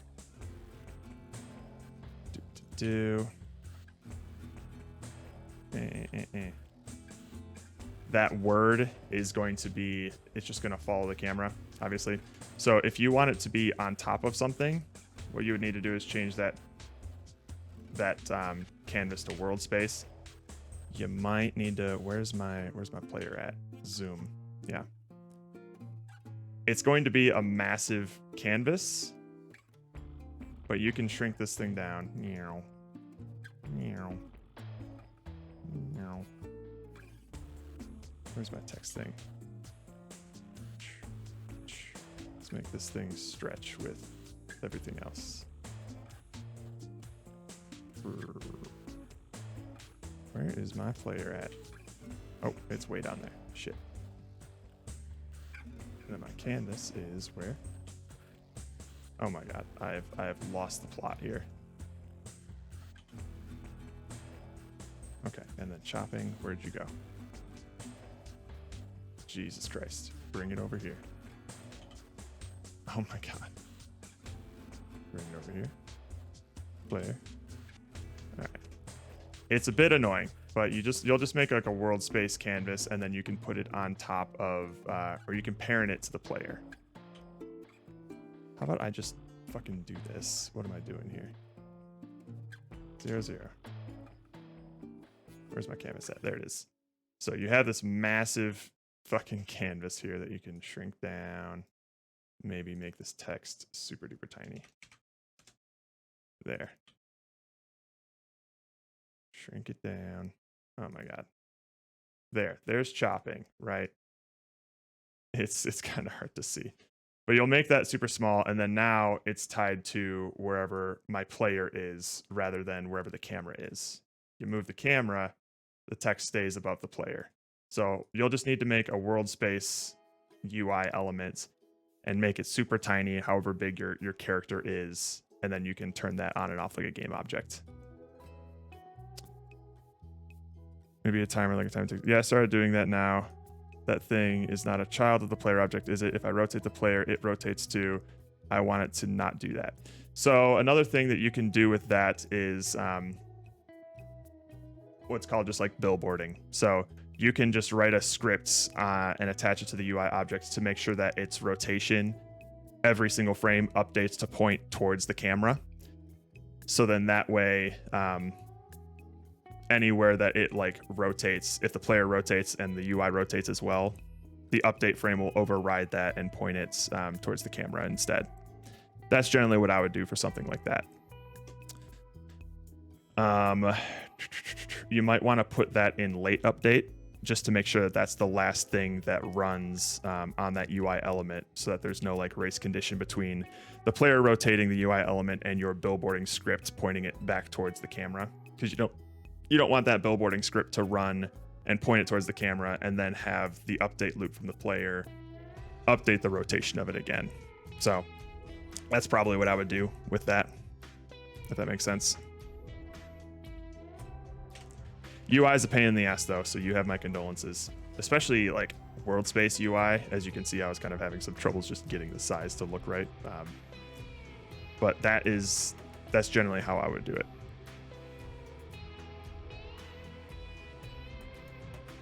Okay, we're running into an issue here where it's bouncing and getting higher, and I think it's because of how I'm calculating buoyancy force here. Whoa, that's interesting though. So once it hits 1, once it gets fully submerged, it just loses all buoyancy force. How about I have these in a pool for different purposes, enable disable on demand, and make the canvas just follow the player.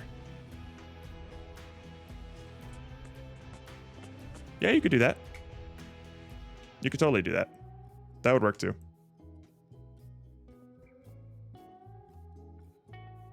Yeah. Yeah, if it's in world space, that could work. Okay, so this is interesting. Yeah, no problem.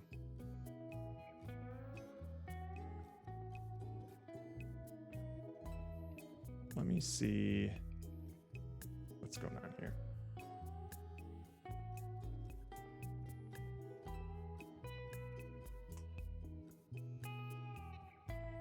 Because okay. Oh, penetration factor is already greater than 1 when it's like right here, eh? Why? The bound size is 1, 1. X penetration factor is 0.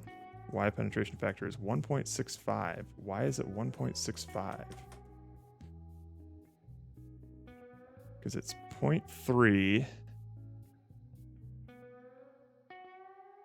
divided by, or it's 1 divided by 0.3. Oh, whoopsie. I did these backwards. That's why.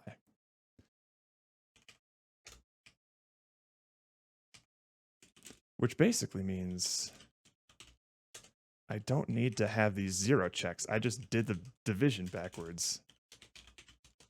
Oh dear. Oh dear. Oh, Dennis, what a mess.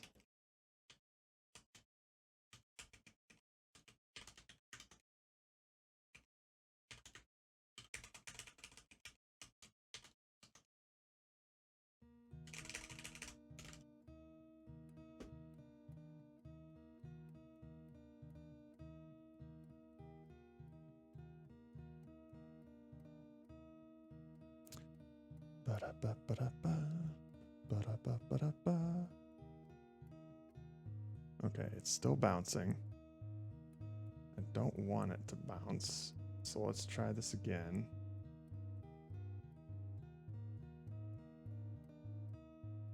Tony Hawk. Everybody loves Tony Hawk. All right. Just from this collision here, the total penetration vector is still 1. Why? Oh, Jesus, what am I doing here? I'm doing the Y bounds divided by the penetration factor divided by the Y bounds. No. Stop it.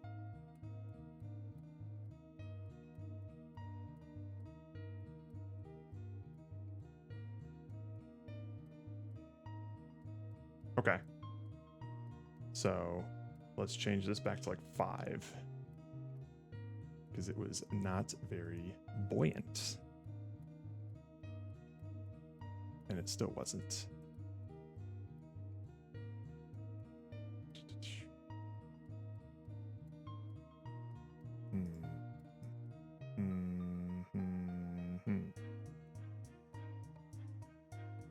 boy, hang on. I need to see.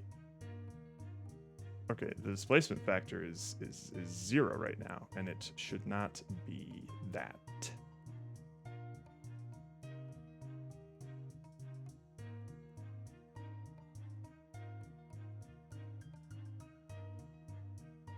Okay.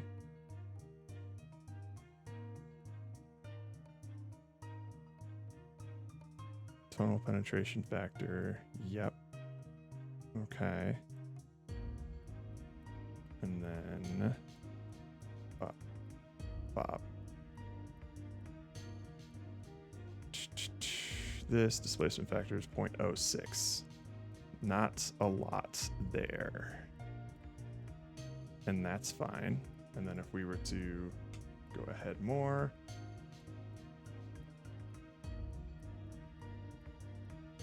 we'll just do it to here. 0.12, 0.175.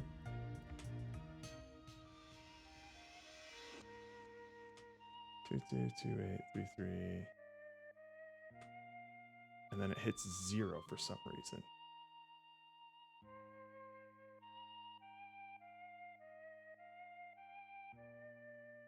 Why does it hit 0? Whoa, because the penetration vector is... Oh.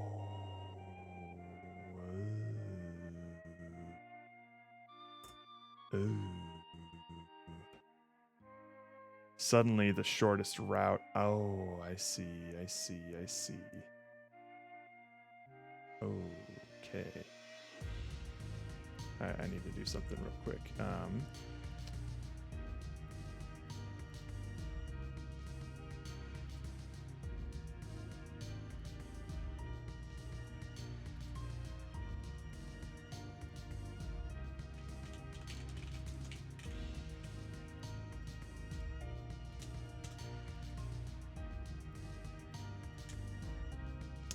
I think that'll work.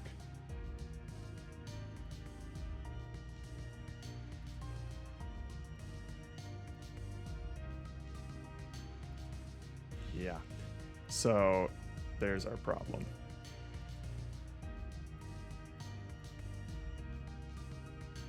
So my my penetration vector calculation, it's just a physics call called compute penetration that picks like the shortest distance that an object will need to travel to resolve a collision. And when it's fully submerged, shit, I didn't attach this. Zoom. I was only thinking in 2D terms, but so X and Y, but when it's fully submerged like this, suddenly the shortest path to exit this collision is not from the top anymore or from left and right. It says the penetration vector is Z equals -1. So I would go behind this object to resolve the collision. And we don't want that. We don't want any sort of Z. We want to calculate the penetration vector without factoring in Z. So there's two ways we could do that. I think the easiest way is just to do this. Mm-hmm. Make it impossible for Z to be the shortest path out. Z is always just going to be like the biggest. What you got, Rudd? Oh.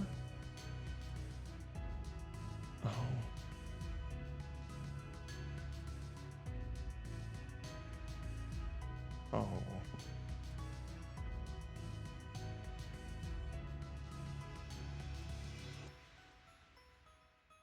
Oh.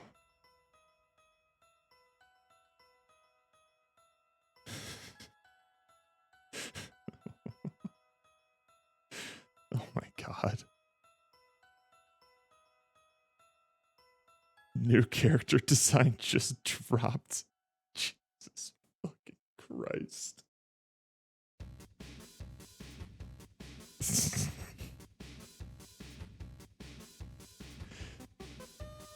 is getting out of hand. We found our art direction.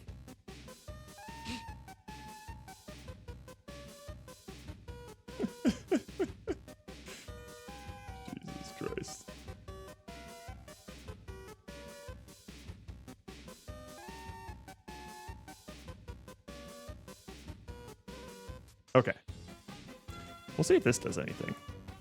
If we just change the collider on this thing to be... Hey, there we go. Okay, and it's looking pretty stable. It's not like staying in one... I mean, it's still bouncing a little bit. And I think it's because that's the double calculation there. If I were to change this to be smaller... Oh boy. Let's make it like half.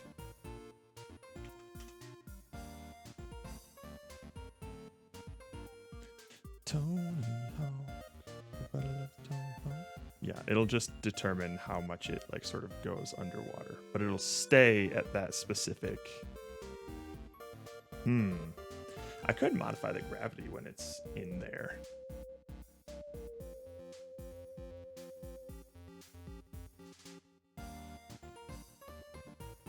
Because this is the result of me double calculating the force. I wonder if I just...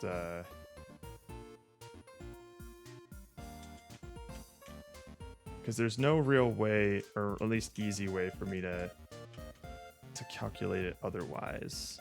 To get like an accurate buoyancy force based on like the percentage of it's submerged in water.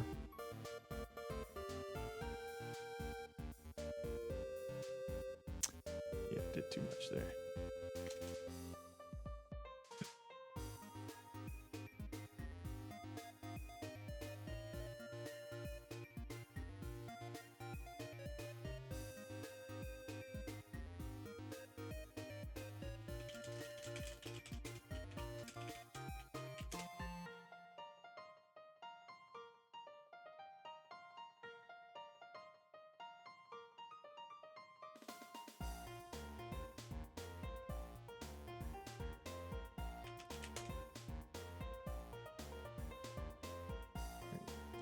Gotta make a quick meme.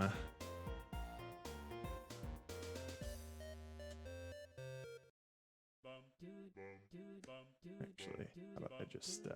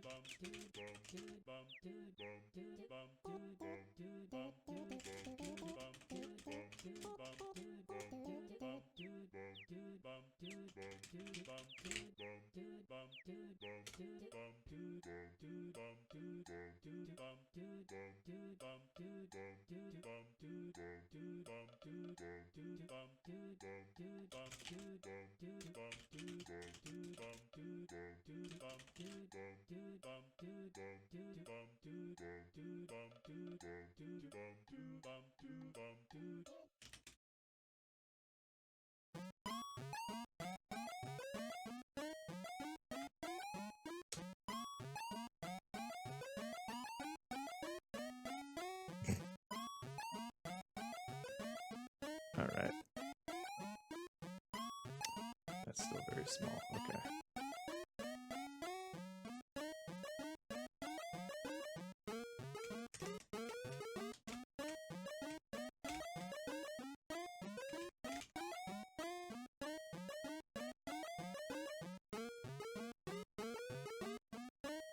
This might be around the time when we start like getting creative with physics though. We don't need 100% accurate buoyancy physics. It's probably fine that it can bob around like this. I might even want to overwrite this bobbing physics to have it just like stay flat on the surface. So if I were to, hang on, if I were to take this and let's bring it back to 2D. If I were to bring this down here, how high would it go? It would go away. Ah, shit. Because the penetration, I need to calculate my own penetration vector. I need to do it because now, if I do this, I want it to pull it up. But the penetration vector, the shortest distance between to resolve this collision, is pointing down. So we can't do that. Although, that shouldn't necessarily matter, right? It should pull it up because I'm applying a force upwards. It's always going to be up.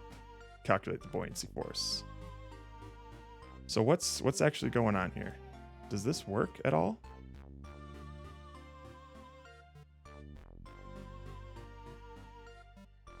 No, it pushes it down, and that shouldn't happen. So let's see what's going on here. Oh, it's not entering it. It's not calling the on trigger enter thing. So we don't have a thing in there.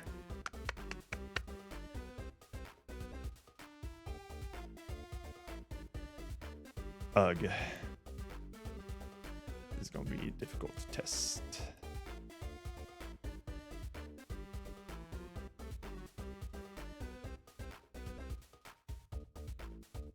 Because it starts in there and it doesn't call the on trigger enter. Boo. Boo, I say. Boo. If I were to do this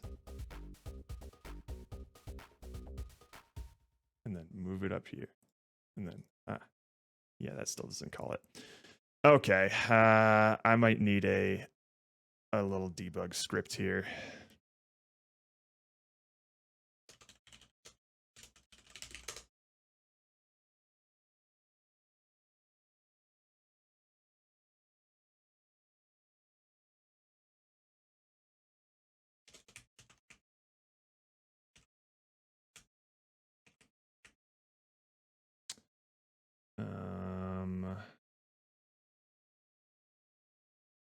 I think I can move it with translation and that would be fine. Yeah, I probably should.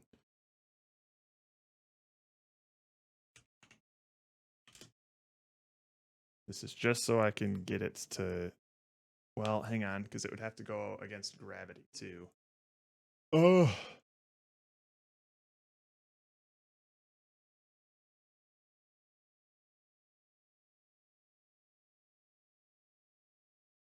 What happens? Can we still use, well, no, we still need to. What happens if I just disable gravity on this thing? And then I just move it with this for now.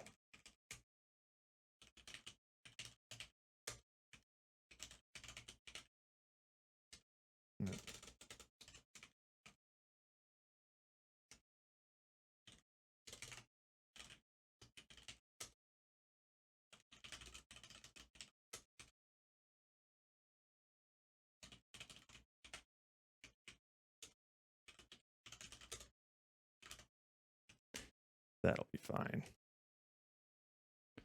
Let me just make sure that's kind of fine.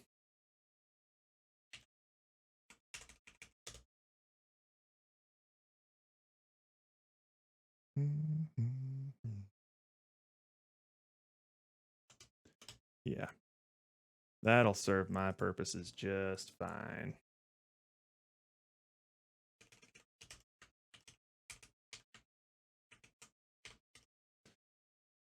WA.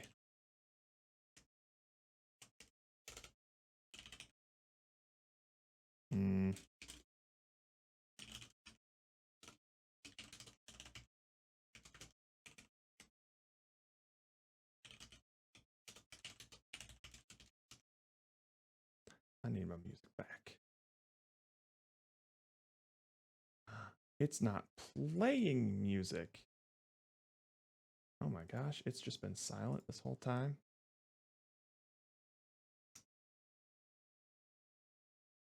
Let's go here.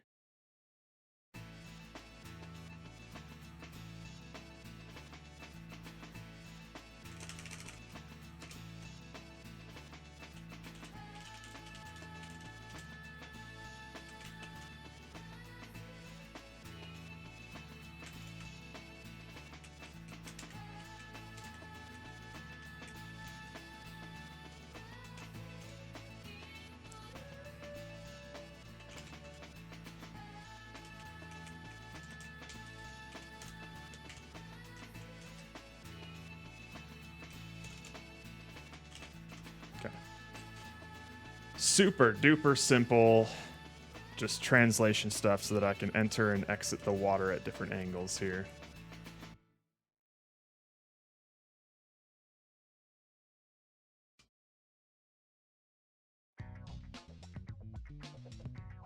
All right, yeah, and then we'll need gravity for that kind of stuff. All right, that's unfortunate.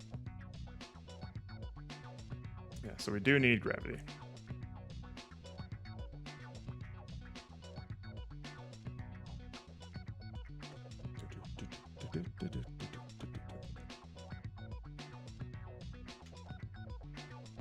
Okay.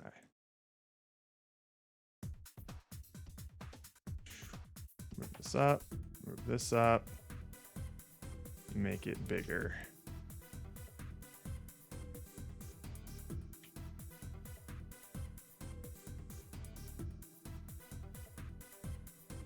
But not too big.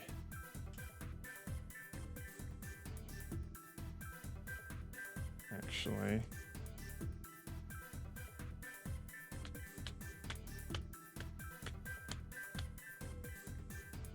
Wait, I wonder why.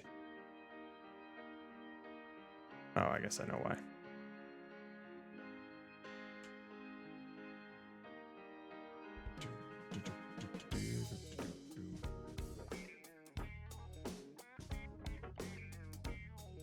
Move this player over here or something.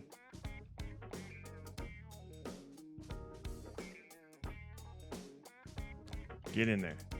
Ah. Do it again.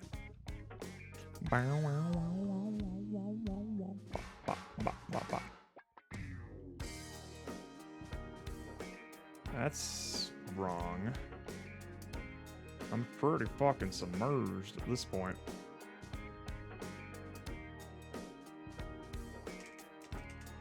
Let's get rid of these. Fuck it.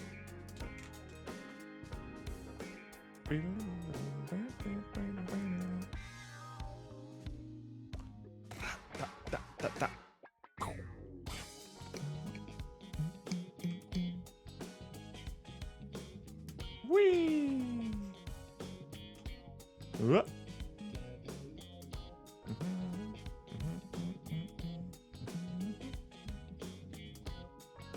Damn.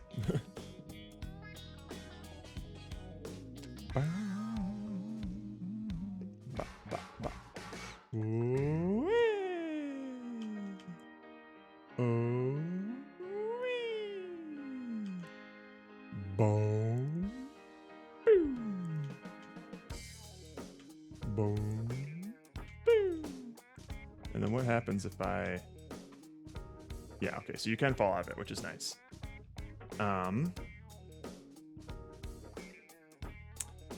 Okay.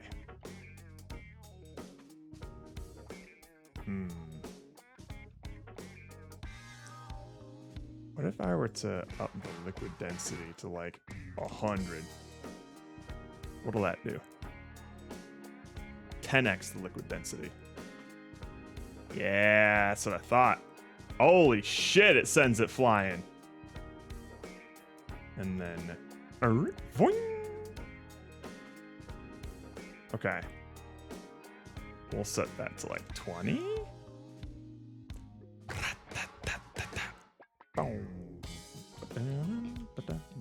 Nope, I fucked it up.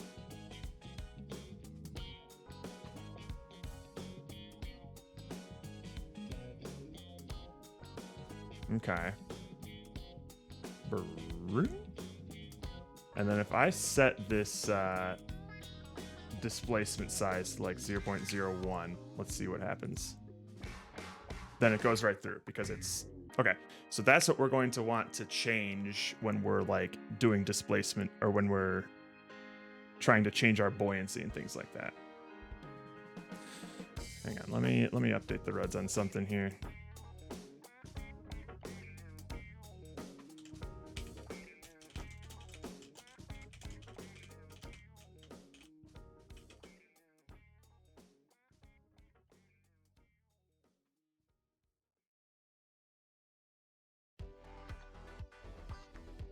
We can close this. Where is that buoyancy calculation that I had?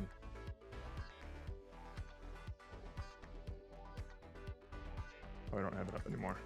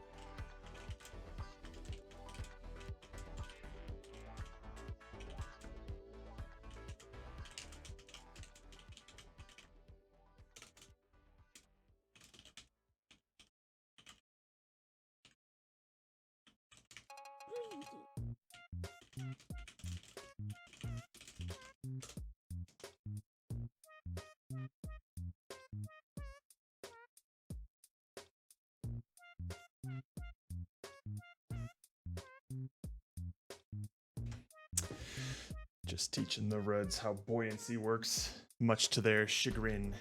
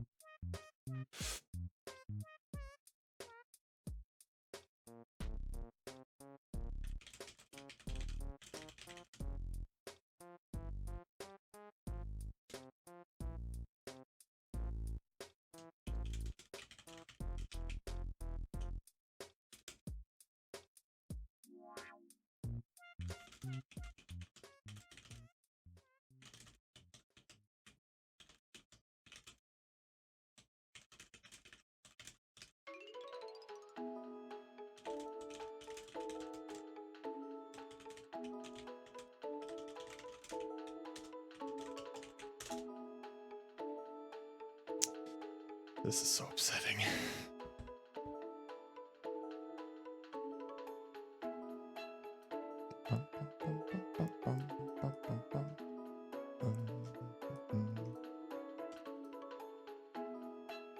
That Goofy looking hella pumped. Yes, sir. That's Max, by the way. Hang on.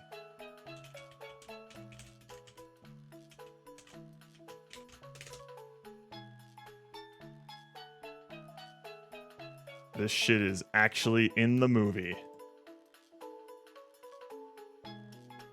Good lord. And this is the reference images from furrynetwork.com. Great. Great. Thank you. How's that penetration coming along? It's coming along all right. There's some goofiness with it because it's difficult to exactly calculate the total percentage of penetration based on like a penetration vector. So this is like 50% penetrated, right? This is 25% penetrated. I don't quite know how to calculate those percentages. It doesn't seem like I can just do it with X and Y components, because this is 50% penetrated on the X and Y axis, which should amount to 25% total penetration. However, this is 100% penetrated on the X, 50% penetrated on the Y. It should calculate to 50% penetrated. I don't know how that math works yet.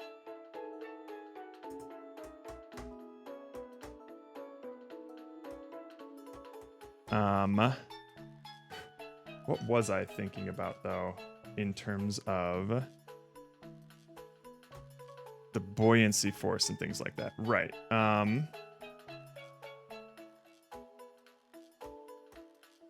Theoretically, yeah, it should float like this. Okay, so it looks like that's a byproduct of the forces at play here, of just like whatever. Hang on. The higher I start, that's where like it stays equilibrium wise with the So if I go up higher, I bounce up higher, but I stay at that height, it looks like. Like I'm getting to like what, 9.5, 9.6 in the height. So it stays at like a sort of equilibrium bounce depending on what height that I enter it at. And then maybe if I enter it at like halfway through here. Yeah, and then that sort of changes. If I move a little bit more. Then I go down and boom. Down. Boom. I do want it to feel a little bit snappier though, in terms of like this is moving a little too slow for my liking. Maybe I can up gravity or something. I like how long it stays in the water. That's kind of neat. It's going up to like 13-ish.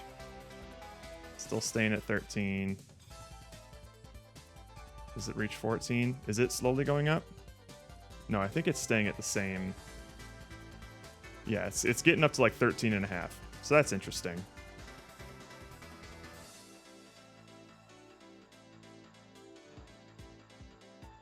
Yeah, I think gravity, or maybe the buoyancy force is a little too high. We're going to have to fiddle around with these.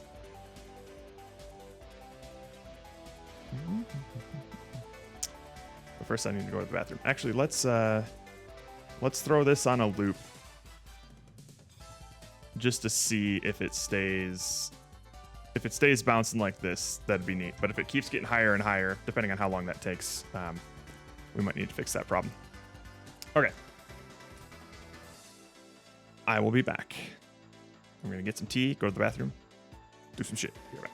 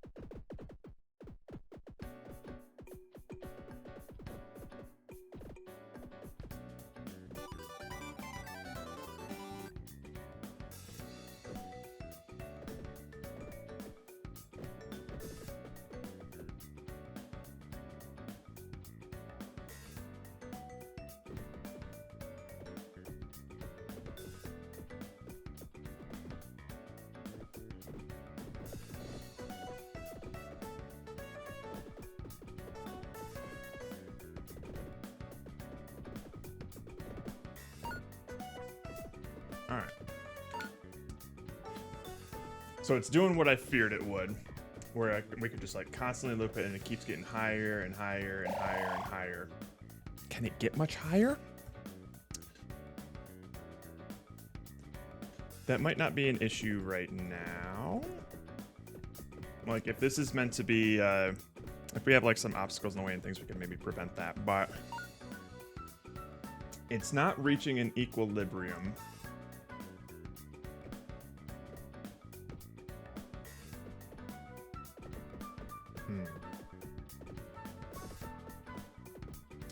I wonder if it's because our buoyant force is ignoring mass. Maybe we'll just do force.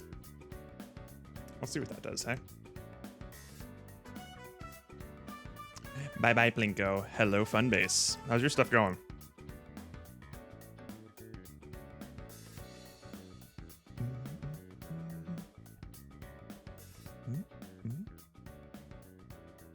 Okay. This is looking okay.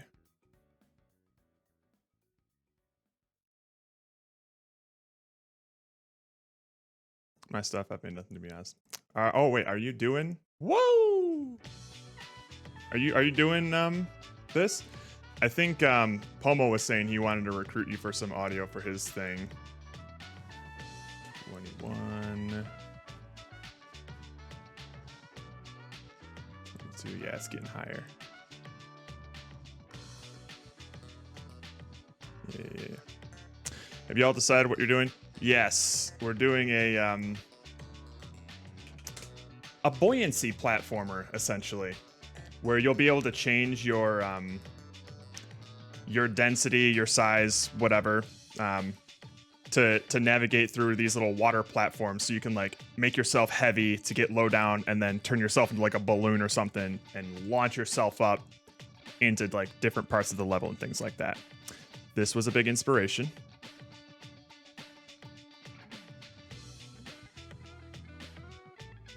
Anyway, it's actually very interesting to do music for jams and get basically prompts like, make a song to accompany someone being careful. I don't know the first thing about music composition, so I don't even know where to start with shit like that.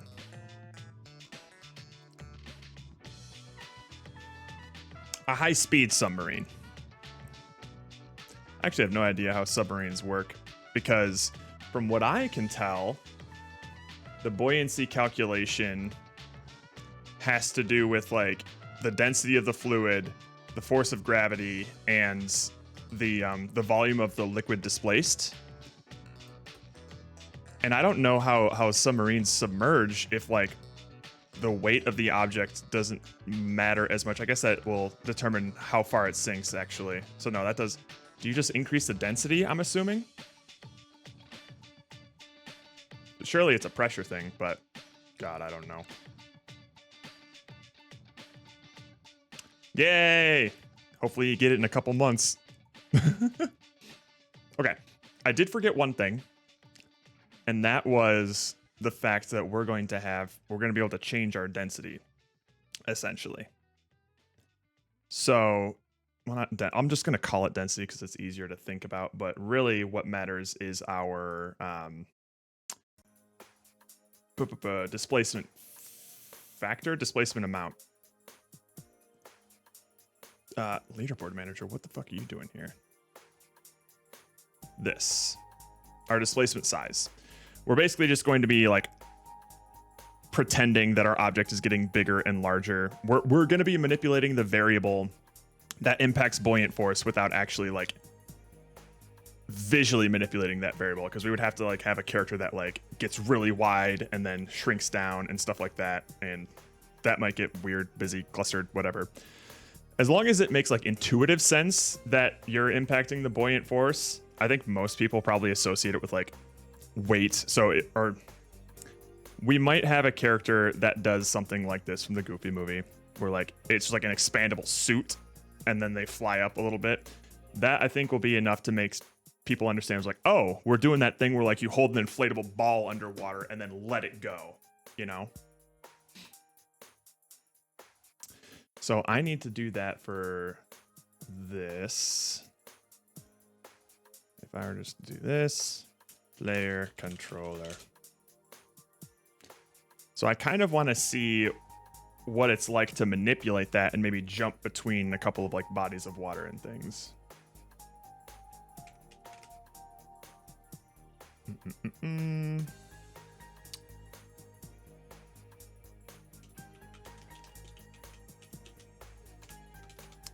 Buoyant objects.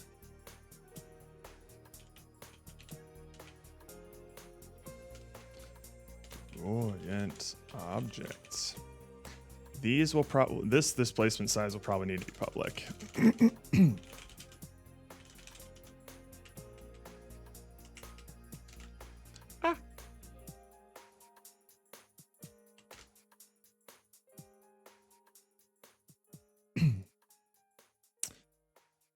And then we'll do some stuff here like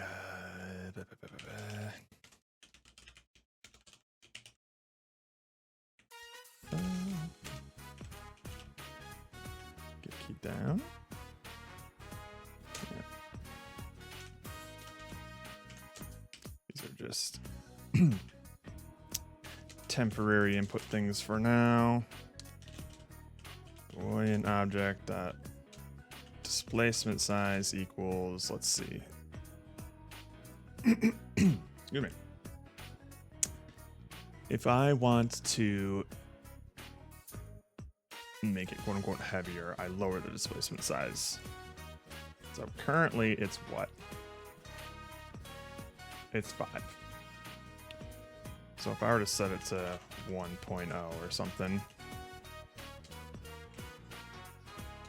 or even just like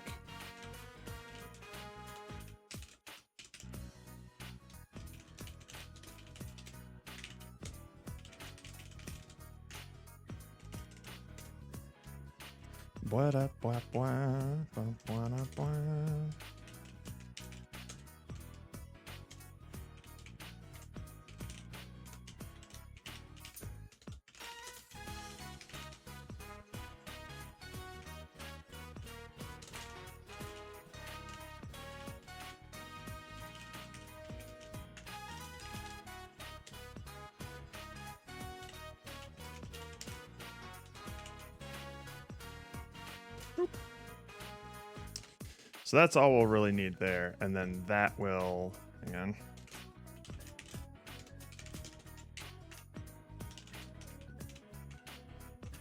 There we go. We'll just put that on the player and see if anything cool happens.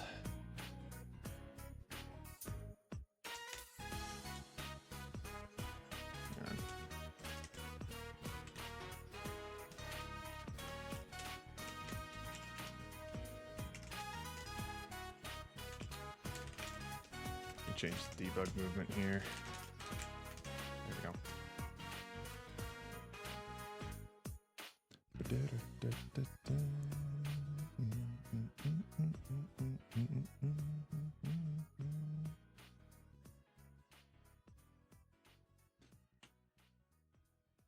Okay, I don't have the script attached to it. Derp.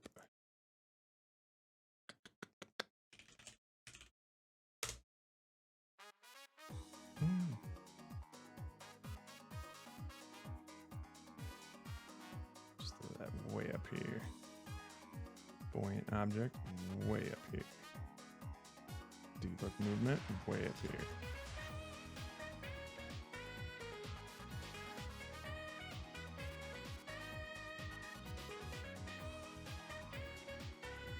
So if I hit Q, it doesn't do much.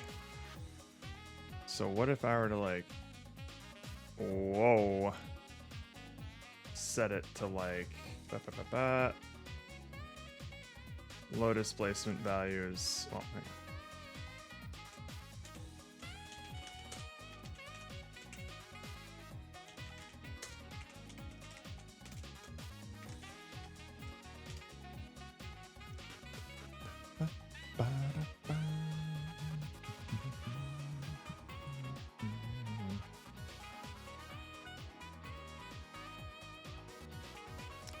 And then I go to the player thing here.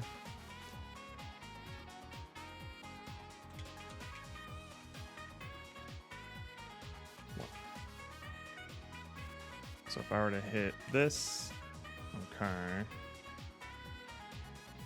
That's a low displacement value, but it's not that low.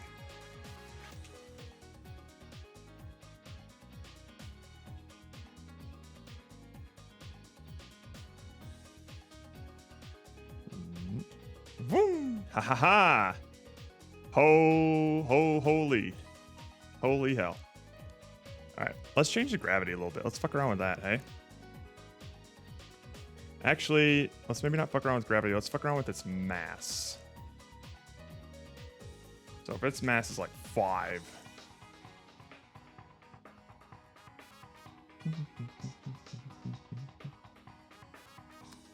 Let's keep upping its mass. Aha! So that does sort of determine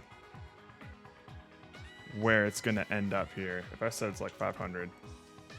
Oops, set it to 5 for a sec. Alright, let's set its mass like 200 or something.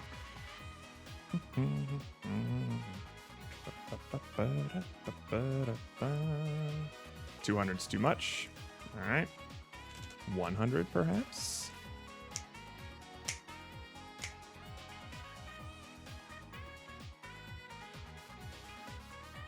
Too much.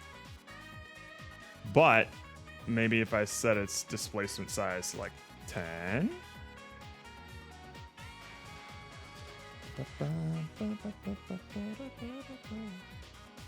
Okay. Okay. So this will be 10.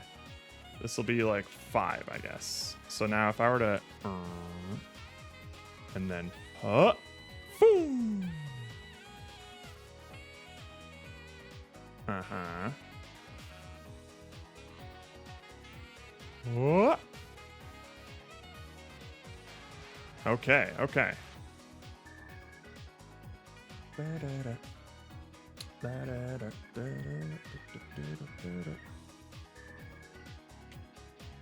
Gotcha. Okay.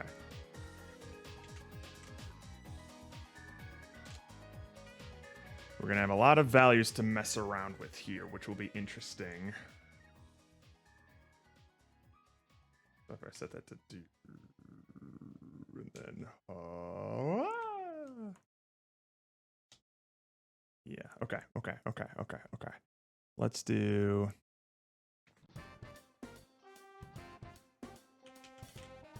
player heavy. And then we'll make another one here. Layer light. This one will be like a greenish.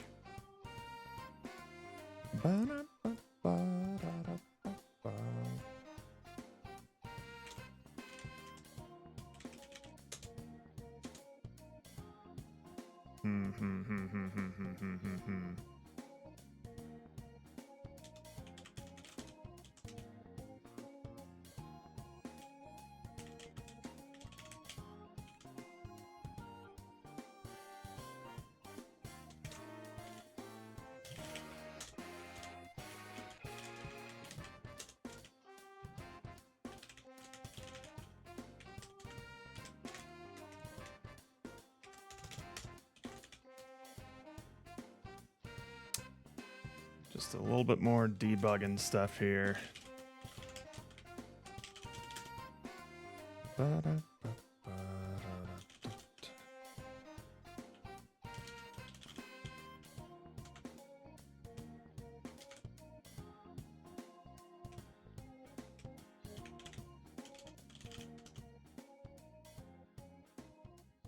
Okay.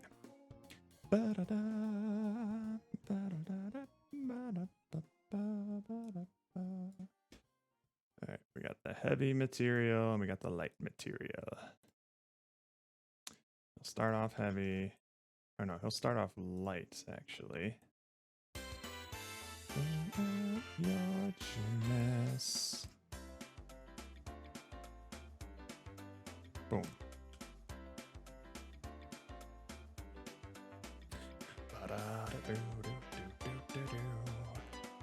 So he's light, he gets heavy, and then he goes light, whee, Heavy, light. Oh. Oh. Oh. Okay, that's cool. That's cool. Heavy. Light. Yeah. I think we can get a little lighter with this. I said it's like 20.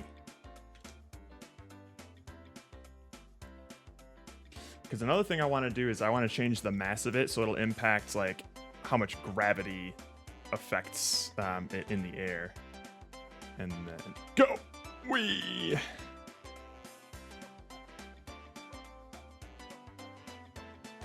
Oh. Oh. And now it's just going to sink right through.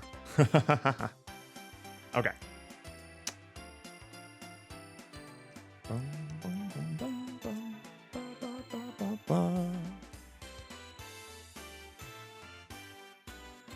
Alright, so this is going to be tricky to get right.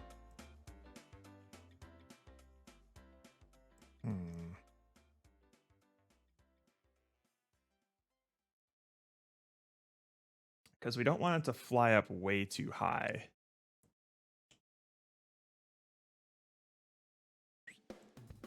Let's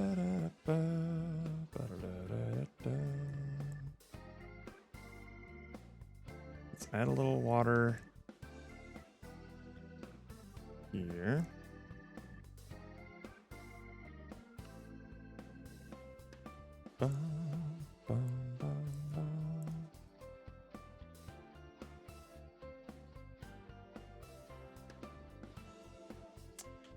Make another little water like over here or something. And maybe the player won't even be this big. Maybe they'll be like... I kind of want to make the camera orthographic for now. Makes things a little easier for me. Okay.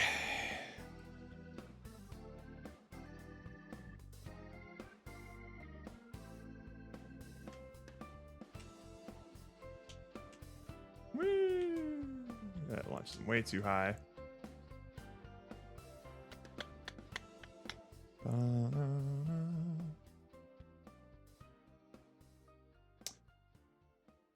Okay, so let's do...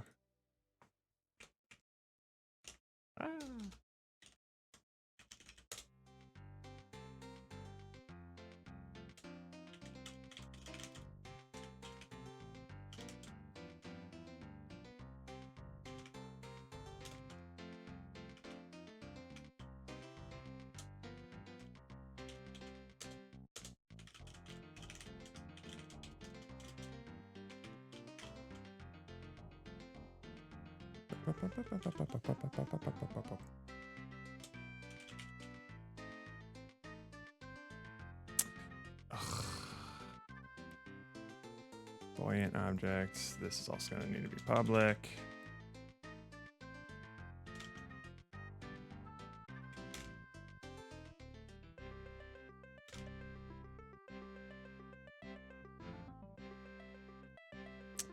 I think I might need to increase the acceleration of gravity, though, regardless, just to make it feel a little bit faster.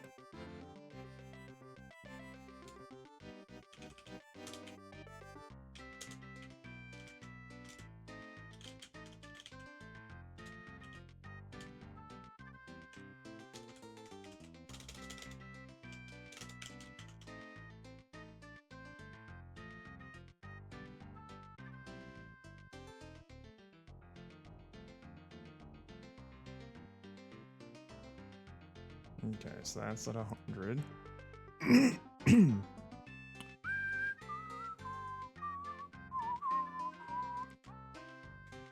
Okay, and then if I go heavy, Wah! Oh shit. Boom, boom, boom, boom. So if I were to go heavy and then light and then heavy, light. Ah. Okay. Heavy. Light. Ah. Interesting. I do want it to have more of an immediate effect, so I'll probably up the acceleration of gravity. Heavy light. Oh, get in there. Ah! Alright, debug movement. Let's up this to like 5 speed, eh?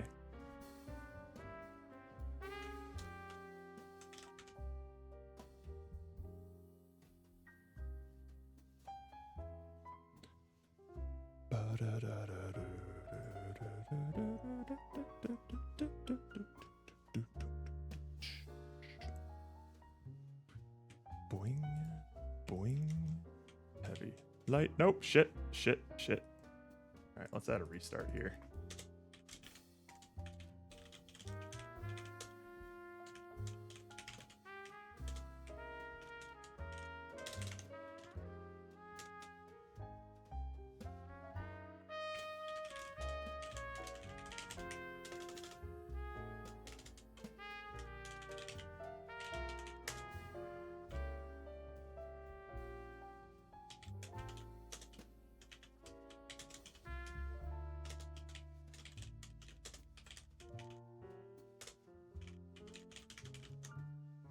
There we go.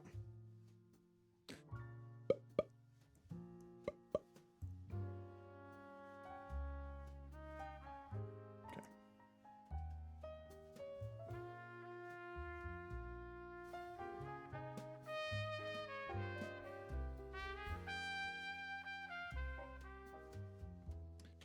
Heavy, light, go. Whoa.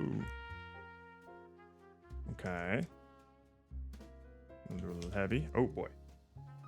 So we can't do too much heavy there. Start. Okay. Heavy. Light. Huh. Heavy. Light. Oh. Heavy. Light. Ah! Okay.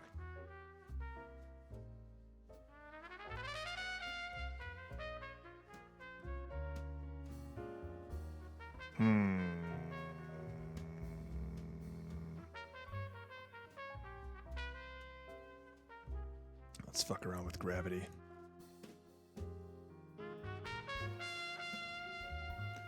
Negative 9.81. Let's set it to negative 30, baby. What's up?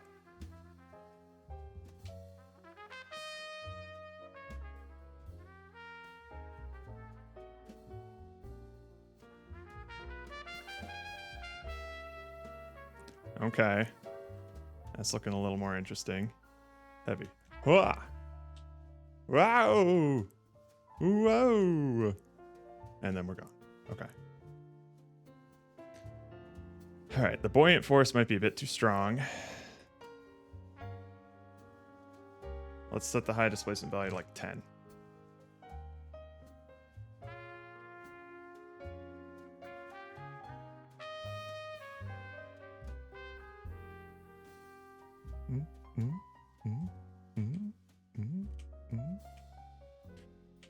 Oh boy.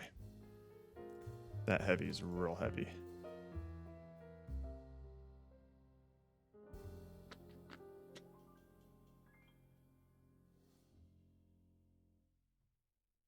What happens if I just change the mass and not the buoyancy factor, huh? What happens then?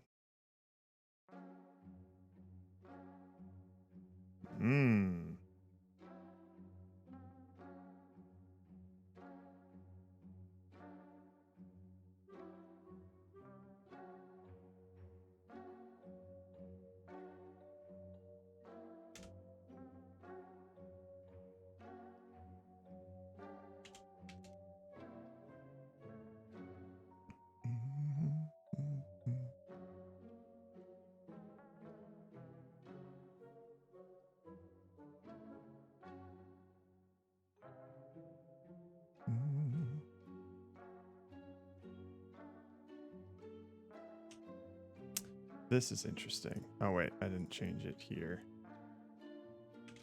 There. That's where I want it changed.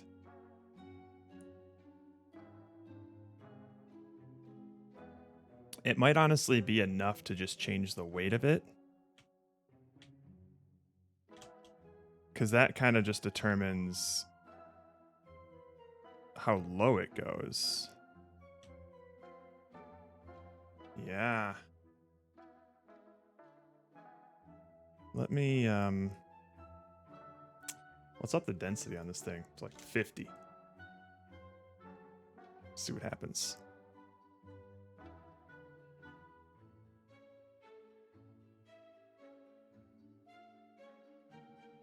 That's a dense liquid right there.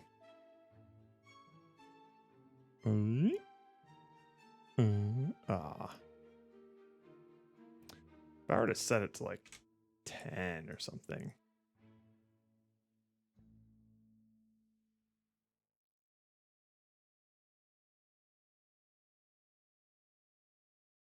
Okay, and then I get heavy. Yeah, that's too heavy. Let's change this back to negative 9.87 for gravity. All right, and then we're going to not experiment with this quite yet. We still got a lot to do with this.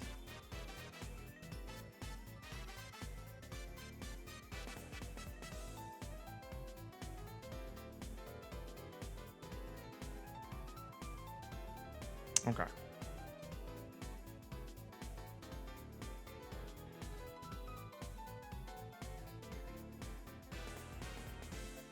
I need to find the right values of like liquid density, mass, and like displacement size and gravity. So let's see here. I need my sticky note.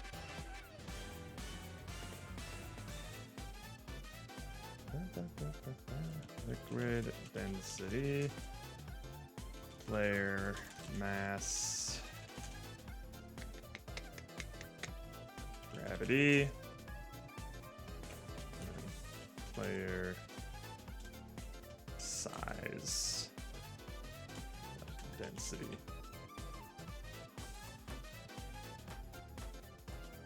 I think those are the things that we are able to mess around with to get this to kind of feel good. So let's see. What I want is if it goes in there and then it comes back up, gravity should...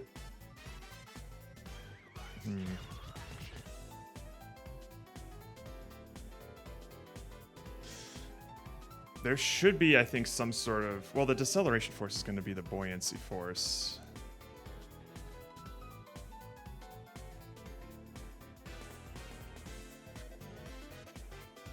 Do I want it to immediately lose a lot of velocity when it hits water? Because I do want it to kind of like eventually equal out. I don't want it to lose a bunch of velocity though. Okay, let me think here.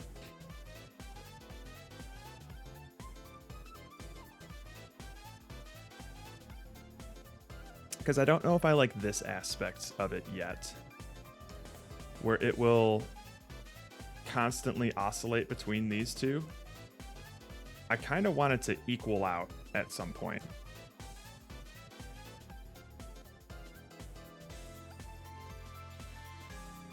So,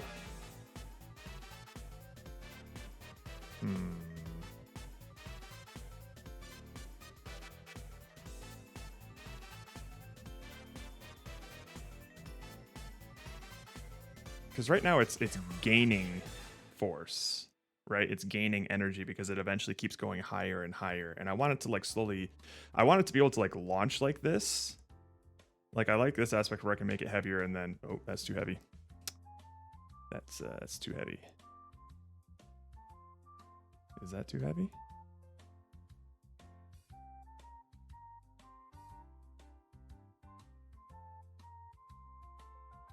Yeah, that's too heavy.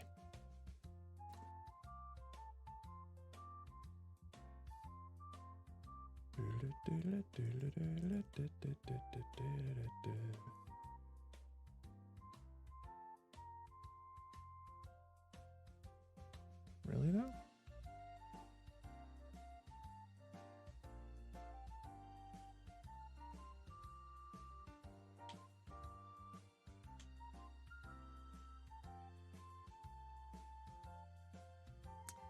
That's weird.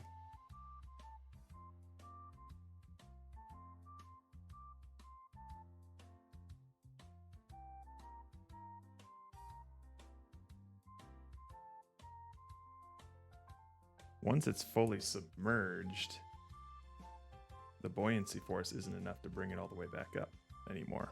Probably because I changed the gravity, but still. Oh dear. Oh dear.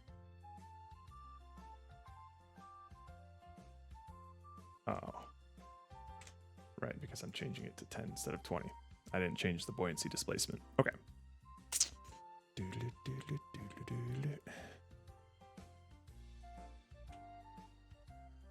Upsa daisy.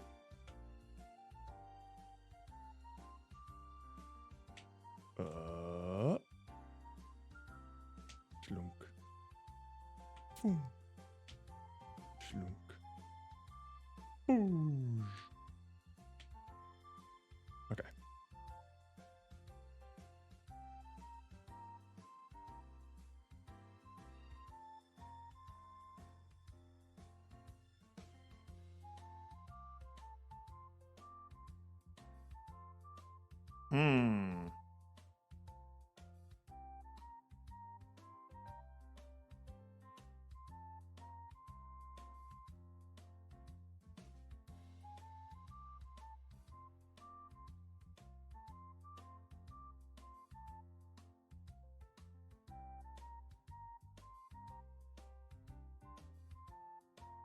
This is going to be interesting. I might change the force of gravity, depending whether or not it's in the water or out of the water. Because I want... Well, hang on. I want this to be snappy. If I change the force to gravity back to like, I don't know, say like -20.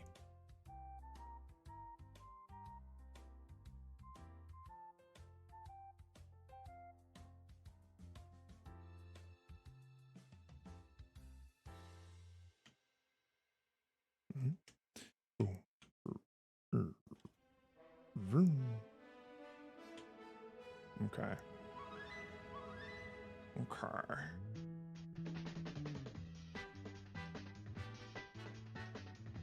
Because you won't be able to make yourself too heavy if you're like landing in a little thing of water.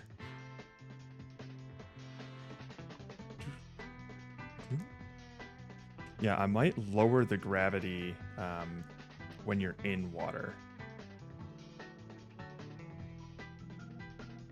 So that way you can actually, you'll like slow down a little bit. So let's fuck with that, shall we?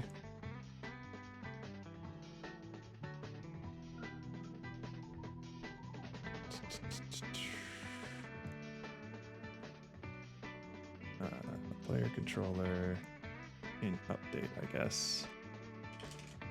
If buoyant object dot liquid current, oh my god. We'll just do a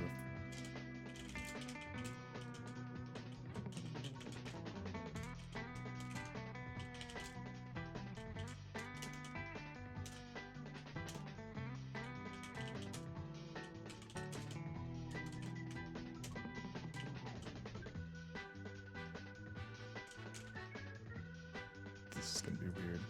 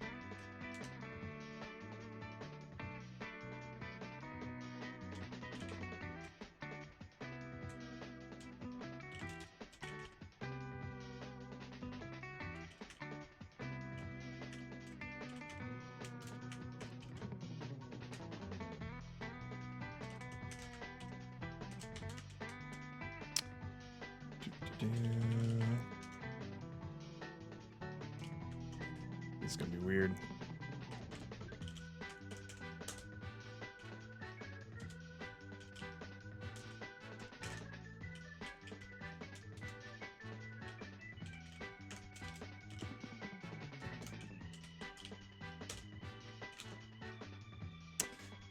It's gonna get weird.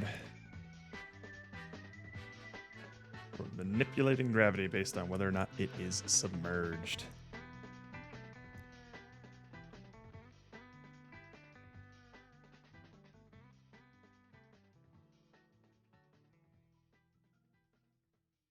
Okay. That feels kind of like how I want it to.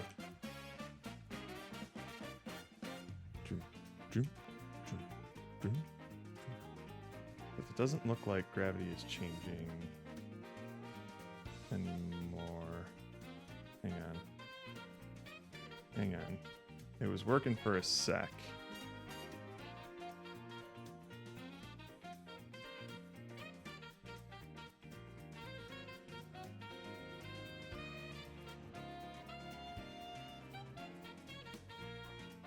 Okay.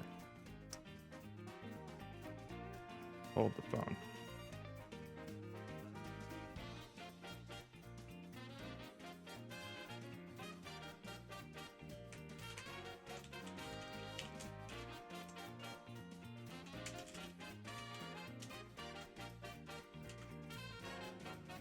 I think we're not properly getting rid of liquid objects from our list.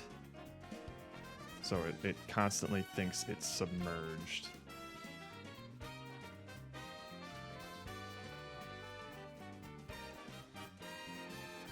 Check Discord real quick. Nothing.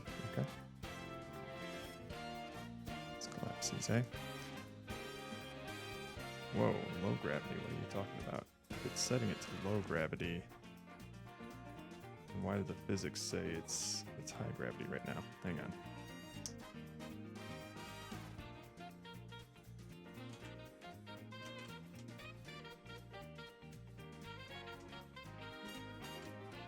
Oh, right. Gotcha. Okay. So it's constantly saying it's not submerged. Interesting. Interesting.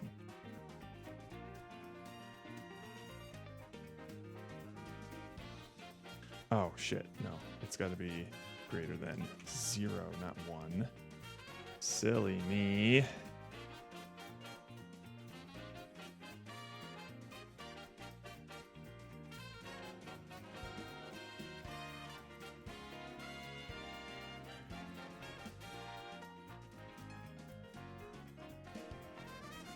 All right, now let's see this thing in action.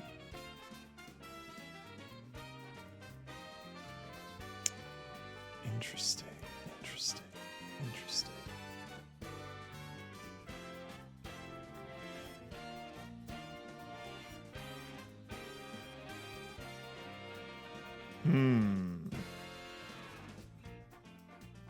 So obviously when we turn down the gravity, the buoyant force goes down. But if I were to increase the displacement size here to like 50, what happens? I think I'm messing with too many variables at once here.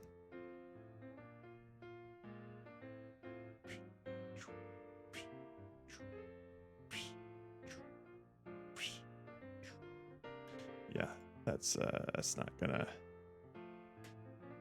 gonna work. Okay.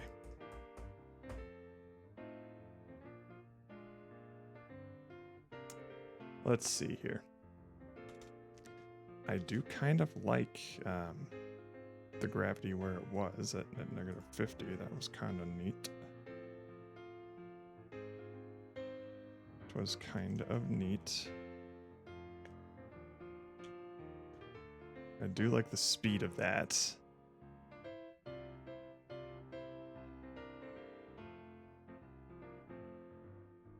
Shit. let's just get rid of it. Well, no, we'll keep it there, but I just need to update it here. That over here. -50. Go.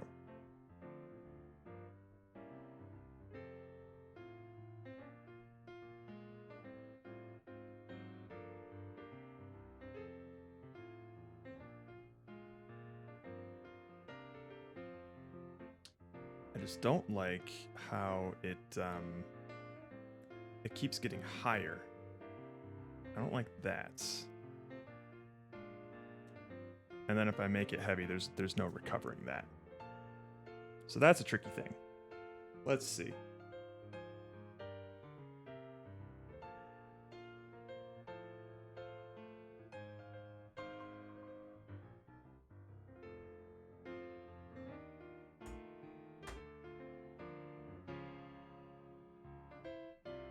I think it does need to like have a splash where like when it hits the water, it just takes away a huge chunk of its I think that's what we're missing is an impact force, like the surface tension force. When you hit the water, it takes away some momentum.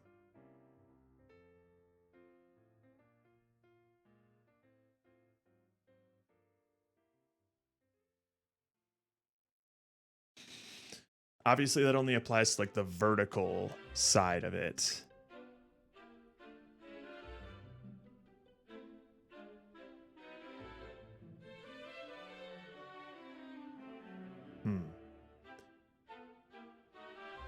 And I guess that should also happen if you hit it horizontally as well.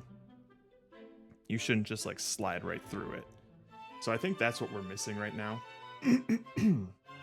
Is some sort of like instant deceleration when you hit it. So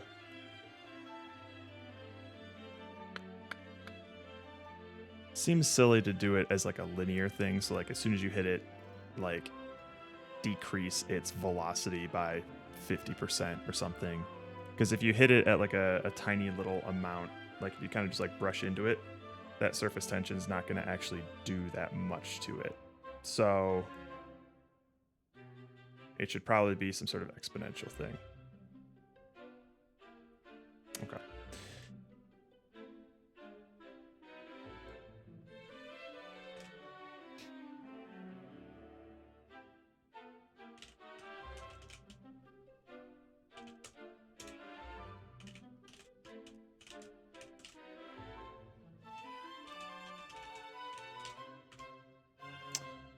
And then we'll just have like a...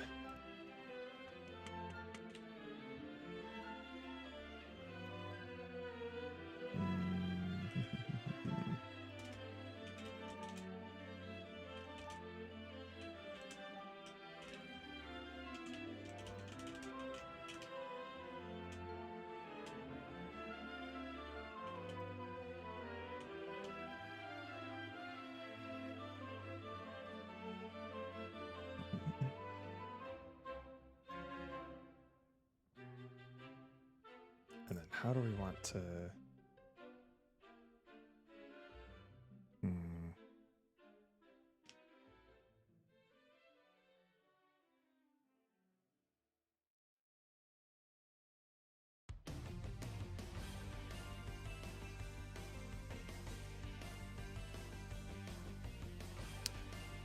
We're definitely going to need to cap like velocity and things like that. So that's probably something that we should do next.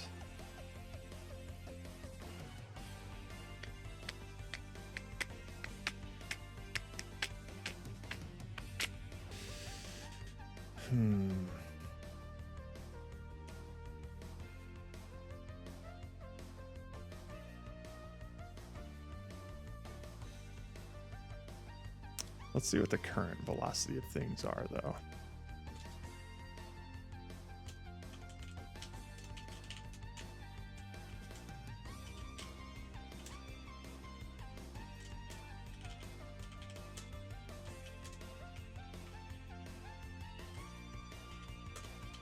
just want to see the magnitude of it. How fast is it going?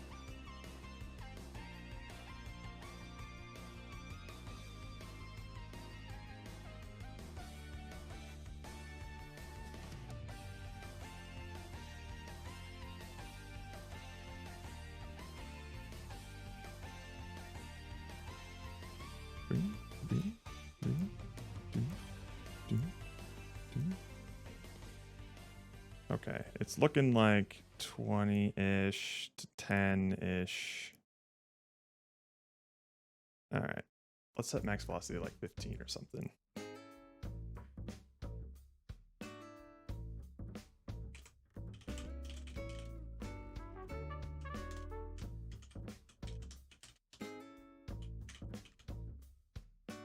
Okay.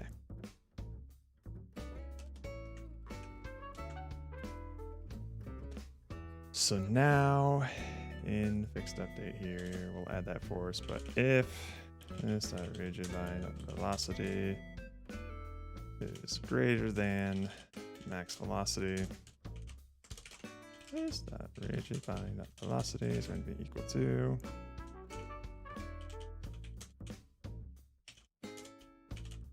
the normalized direction times max velocity. There we go.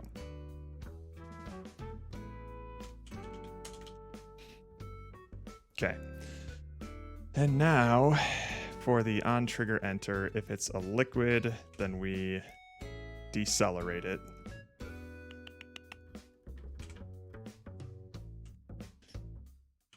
And that's going apply impact deceleration force.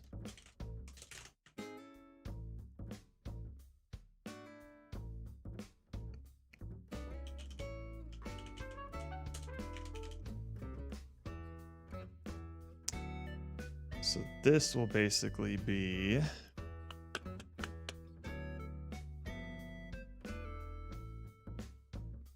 okay. T value, math, lerp. Do we want to lerp it? No, we don't want to lerp it. It's just going to be the T value is velocity magnitude divided by max velocity.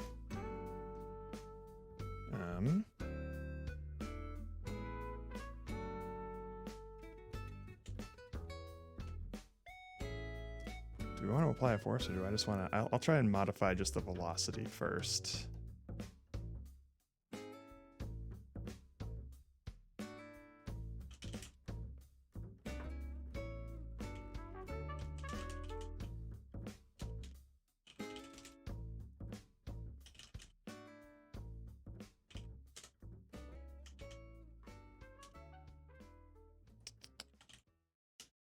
What was it again?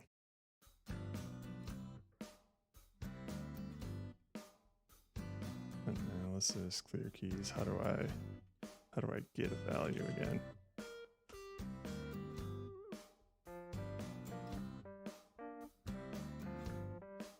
Evaluate. That was evaluate.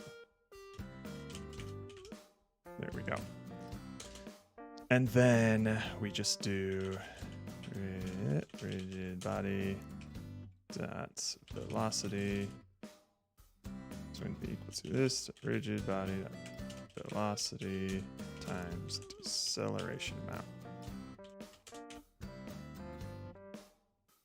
Although no, we want this deceleration amount times the surface tension vector.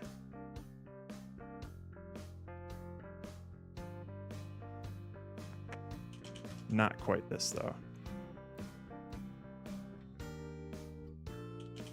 Rigid body dot velocity dot magnitude times these two, or minus that. So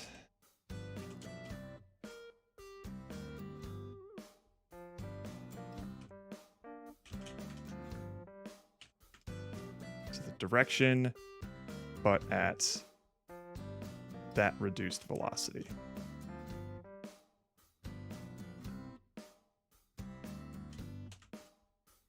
That's what we want.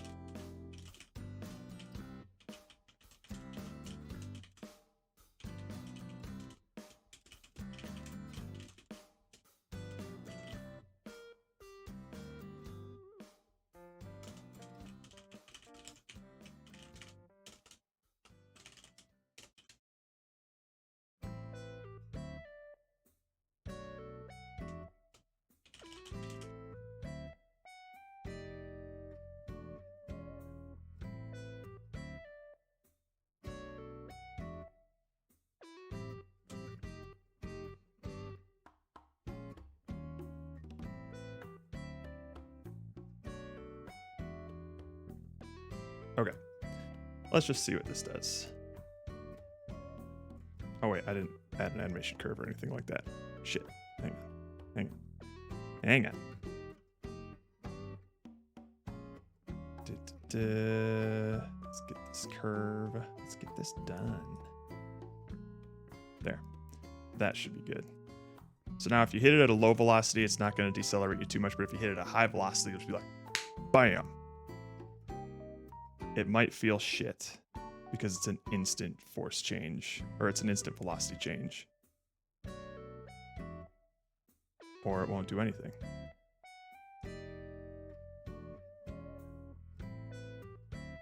Interesting. Interesting.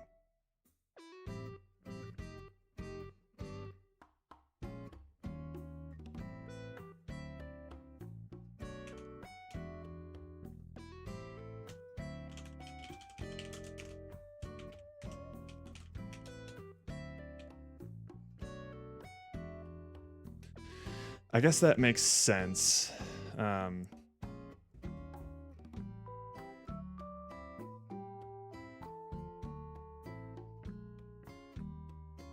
Let's see. It is impacting it, but it's even if it's changing the, well, let me see here. I'll do like a before and after of the velocity.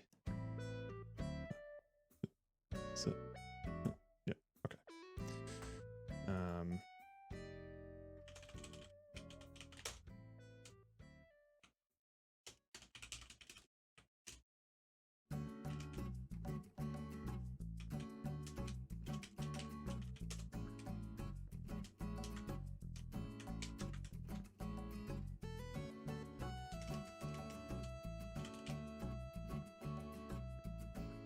Okay. And then let's get rid of the low gravity, high gravity error logs.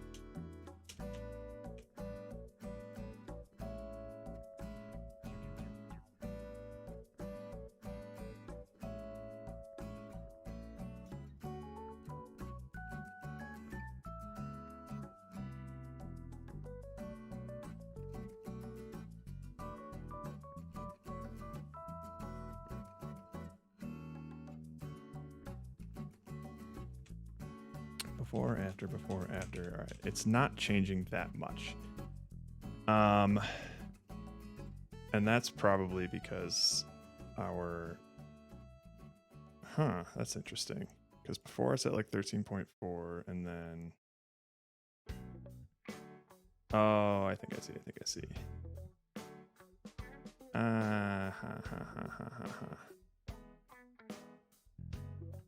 Do I? Hang on.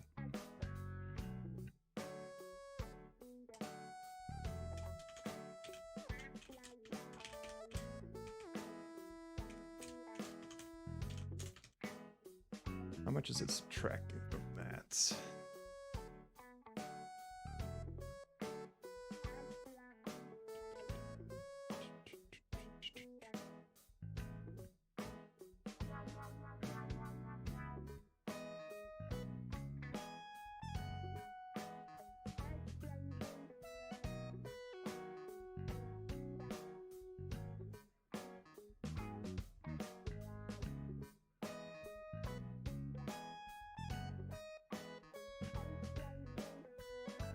I think I'm just doing math wrong here.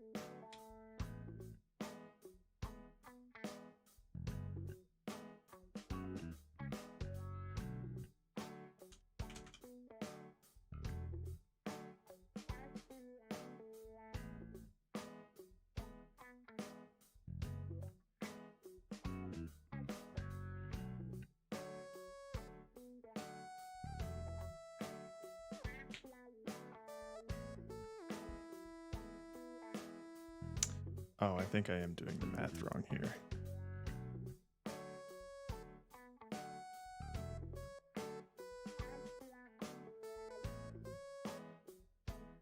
Math.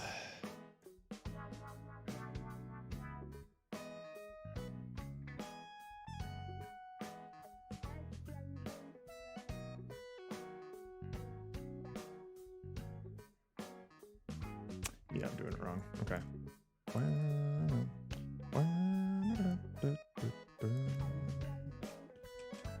Okay, so what I want to do...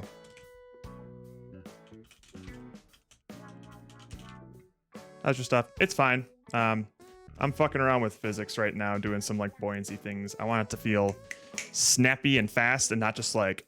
I want it to feel a little more actiony. So, fucking around with gravity, fucking around with buoyant forces. Interesting. There's just a lot of variables to sort of like tweaking stuff to make it feel good.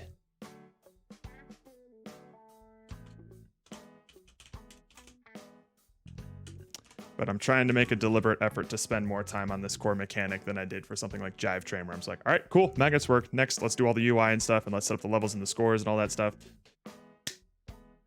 Just gonna be focused on a toy. This is probably gonna be like my entire day, is just getting a fun little like bouncy around thing to feel good. Okay, so velocity magnitude minus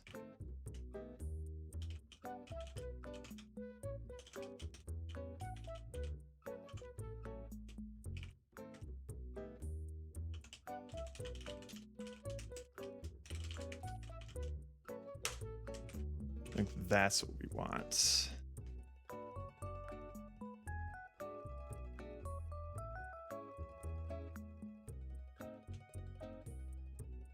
And then we can do this, and then this. Do that. So now I'm adding like a surface tension impact force. Not necessarily a force, I'm just hard changing the velocity right now, which might not be what we want. We'll see how it feels, but I don't like the way that it just like bounces up and down.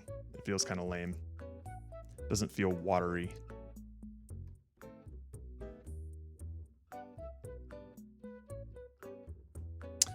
What's the game again? It's this. No, it's basically going to be you're jumping through like these little puddles of water, and you can change your density or your weight to like sink into the water and then slingshot yourself out. And you're trying to like climb up a little chasm of water and stuff. It's a work in progress right now. We're mostly okay. There we go. That's more what I kind of like to see. And then if I go, Ving! That's a little too heavy.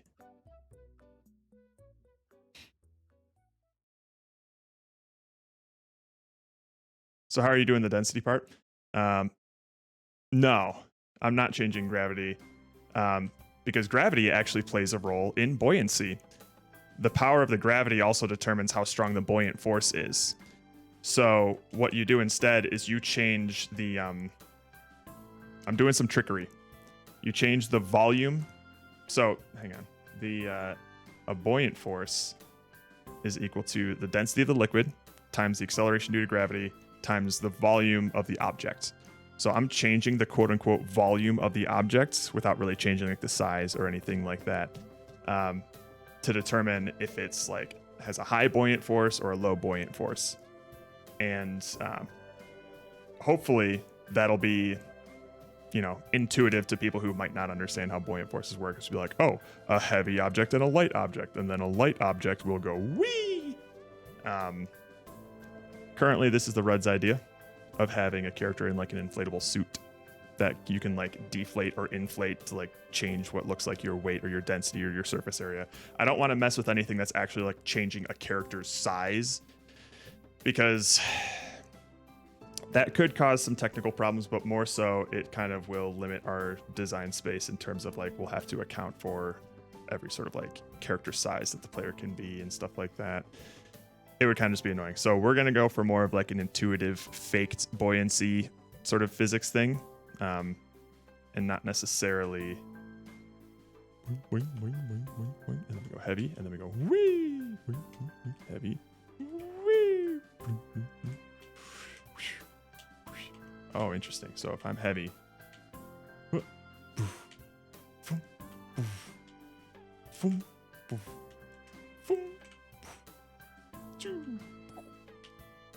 okay.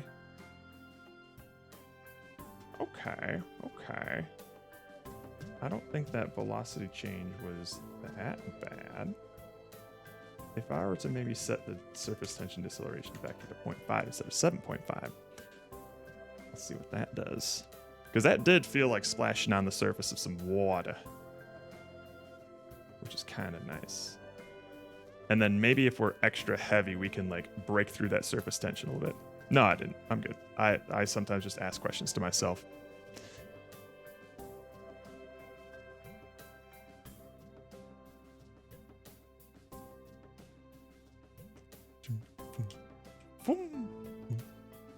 Hey, okay.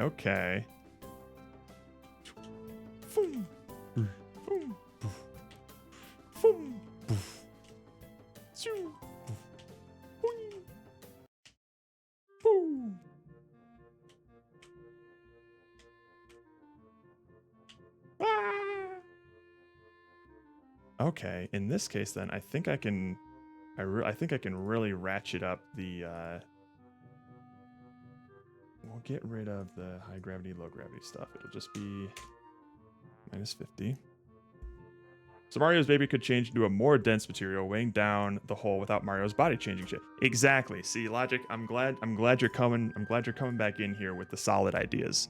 Yes. We are going to have some sort of like, what would you call it? Condensed star baby that determines how low you sink and how high you fly. What up, LD Jammers? Gingy, beardy guy. It's been a while. How you doing? Are you Ludum Darren this weekend? Okay, so now we can get rid of these low gravity, high gravity things. I don't need that. Been good, my guy. Team's hard at work. Hell yeah. How you feeling about the idea you settled on?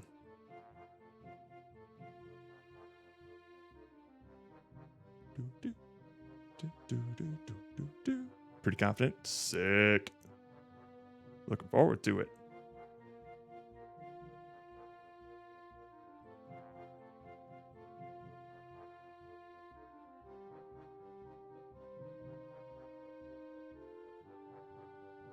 All right, and then we go heavy, and then we go whoa, heavy. Oh wait, I didn't even change any of the values. What am I doing here? What am I doing? Let's set the high displacement value to like 50. And then we go, wait, and then we go, launch it. Launch it.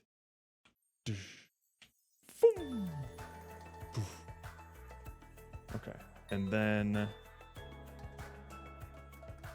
let's maybe set the low displacement value to something like 1. Let's make it like tiny little volume, so it almost looks like it's passing right through the water. Although that might impact the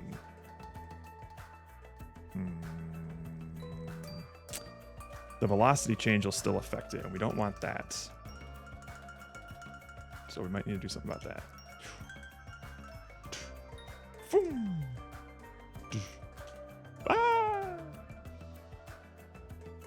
Let's do like so we can also change the mass, and that's so a high mass will mean that it sinks more.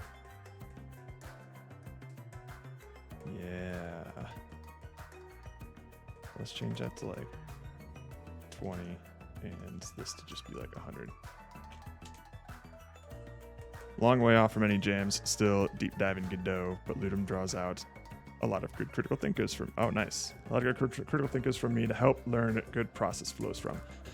Yeah, I'm kind of doing some really jank stuff right now, so don't use me too much as an example. Maybe once I start writing permanent code, it'll look a little better, but right now it's like early rapid prototype-y stuff.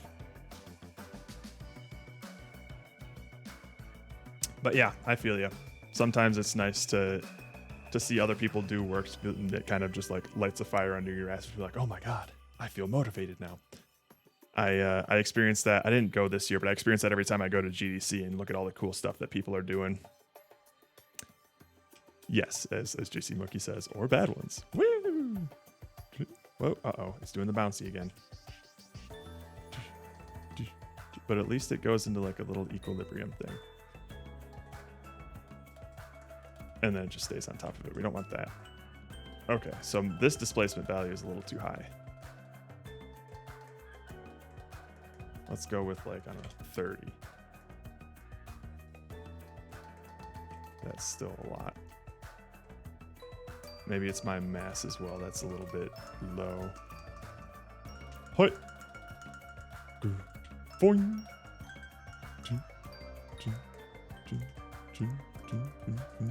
Yeah, so that buoyancy force is a little much. Although, the liquid density, let's just doink. There we go. Pomo sent a Discord notification. I thought you were done for the weekend, Pomo. You're just like, have a good weekend, bye. Look at that gross little thing. Get it. Get it. Oh, that's great that you added the fact that you can tip the jar as well. Gross. That's a rage game if I ever did saw one. I feel like maybe like I mean, I don't know how difficult you wanna make this, but it might be beneficial, or it might make it too easy. I don't know. To extend the fingernail on that thing, give it a little hook, you know, just so it's like easier to latch on. You don't need to just like, I guess you can kind of hook it underneath, but I don't know. That seems fun. That seems interesting. We have a heavy sink state and a lighter leap state. The third neutral state between there, gradient between.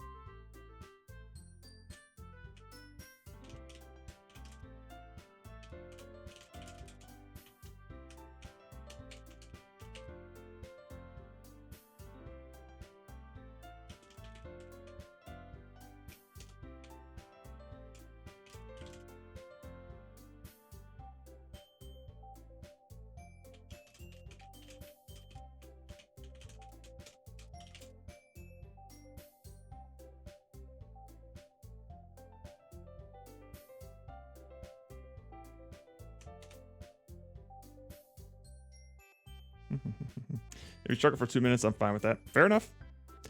That's your kind of game. Okay, so let's see here. All right, so I changed the density to 1, and then the players is at like 1, 30, 20, 100. Okay. Let's keep it at 50 and then just change this density back down to 1.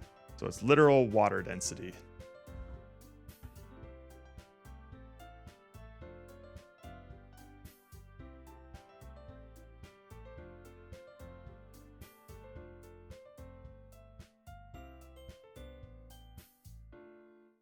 Whoa, that's too low. Interesting. Why did it do that? Because I changed it to 1 before and it was fine. Huh? Odd. Yeah, it was bouncing around just fine when I set the density to 1. Maybe it just didn't cache it or something? Let's see here. Oh, wait. It's got high mass right now, which...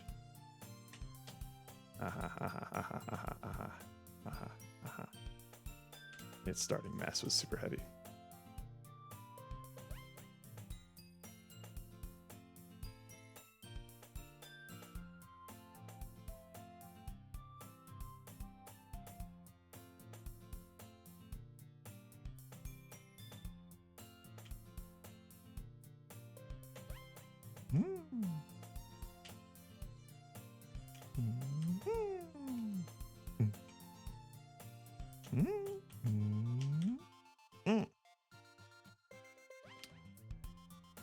Pew! Sloop. Okay.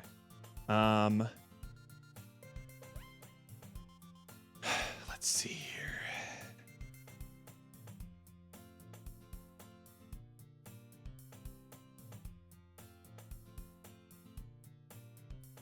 Do I want... No, I don't think I want a different max velocity in the water. That sounds wrong. But we probably want a different surface tension deceleration factor for like when you're heavy. Because like this should be the difference between like dropping a plank of wood into the water versus dropping like a marble. Like the plank of wood, because it has a lot of like surface tension and volume, will just like slap against it and slow down real fast. Versus like a marble will just be like go right through it. It'll still slow down a little bit, but not as much. So surface tension deceleration factor light, and then we also want a heavy one.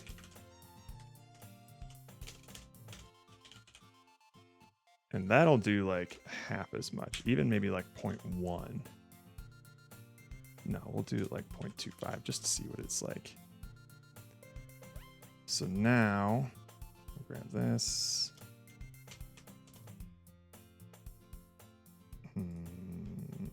Now this is getting messy because I need to know what low displacement value, high displacement value.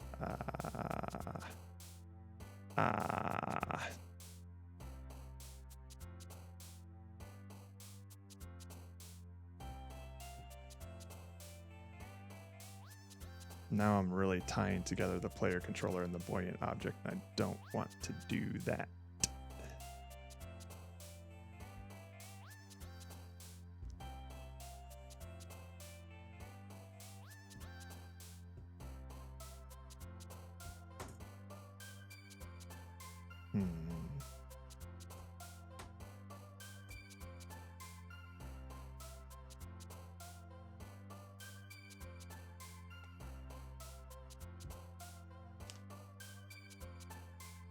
Because I just need to know if the player is high buoyant or low buoyant.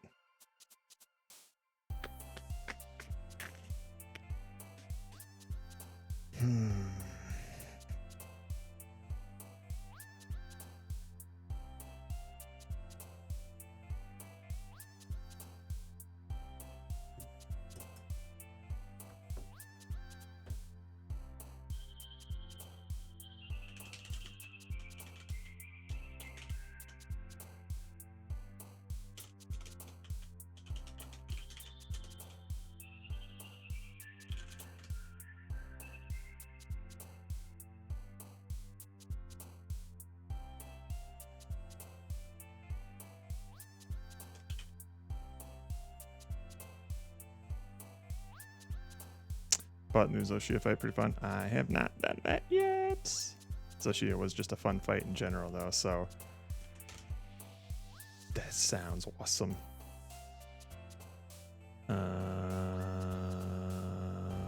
Okay. I guess we could do a separate on trigger enter event here where it does that stuff. Oy. Oy, oy, oy, oy, oy.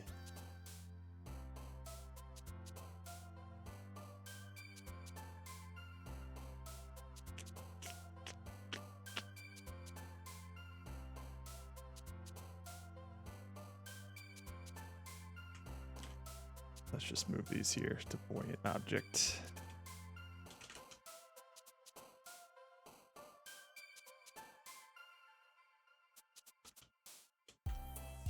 We'll move these as well.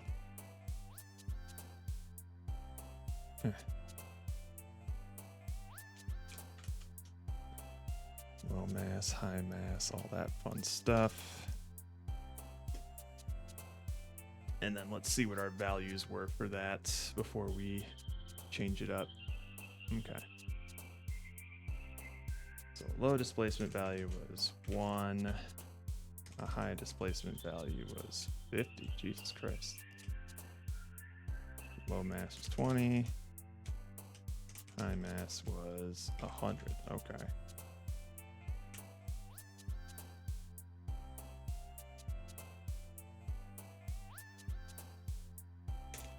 Displacement size was 50. Yada yada.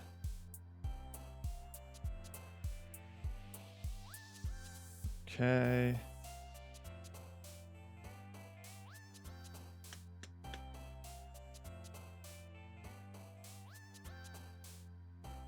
So now I can do this here.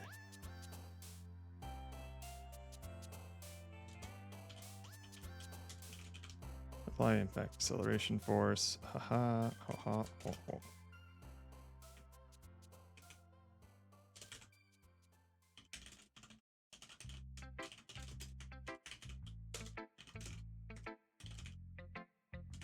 This, that's.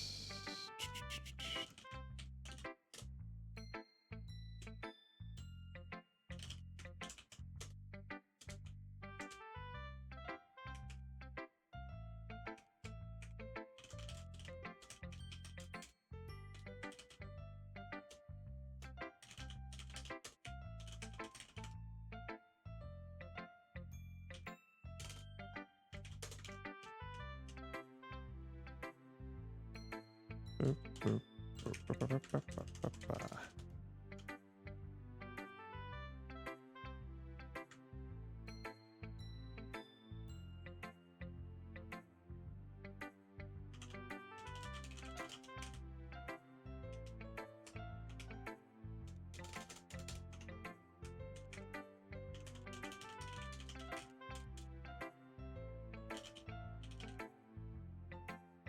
What is it called again?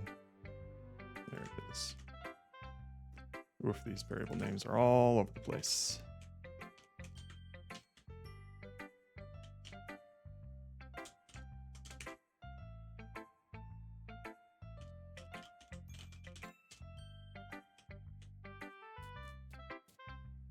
All right, so now it'll have different like decelerations when it enters the water based on whether it's light or heavy. And now I just need to update this.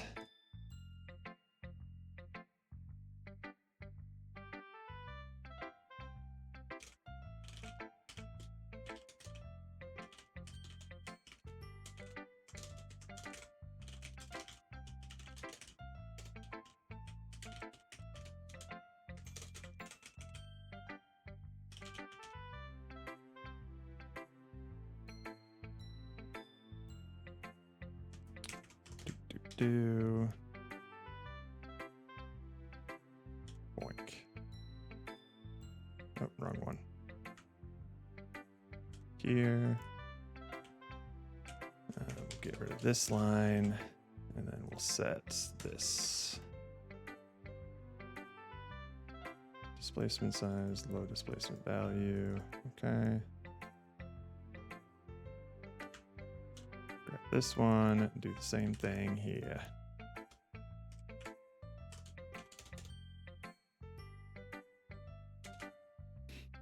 Low mass. All right. So now we'll just get rid of this and this. Let's do this. Buoyant objects. Change to heavy objects.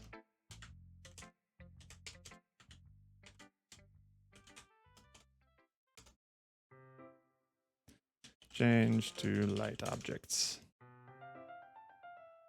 All right. Dash fix everything.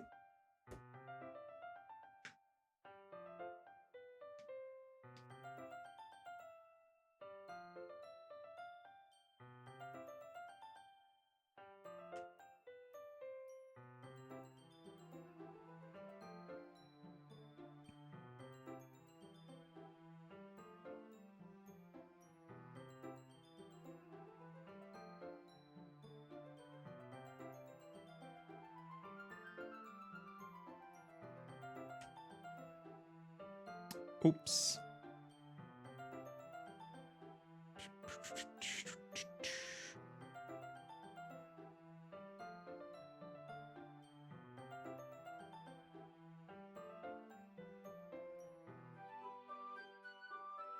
Now that's interesting.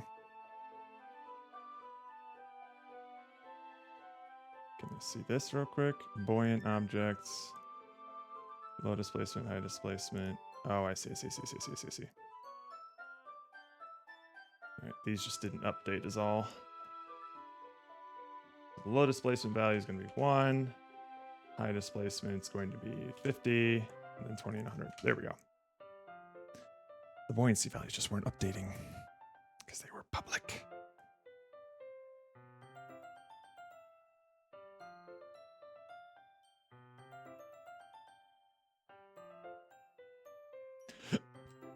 Boink, boink.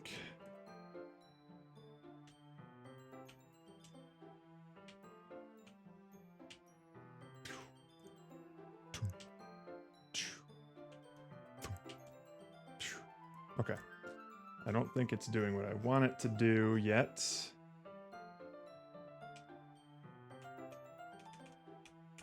The displacement size. Oh, shit. The low displacement value. Oh, shit. I got them backwards here.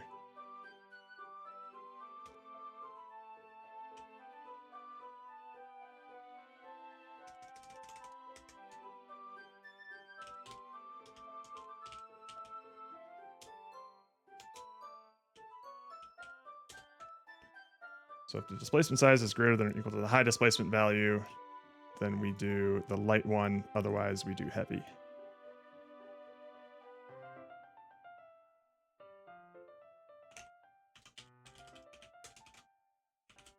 Shit.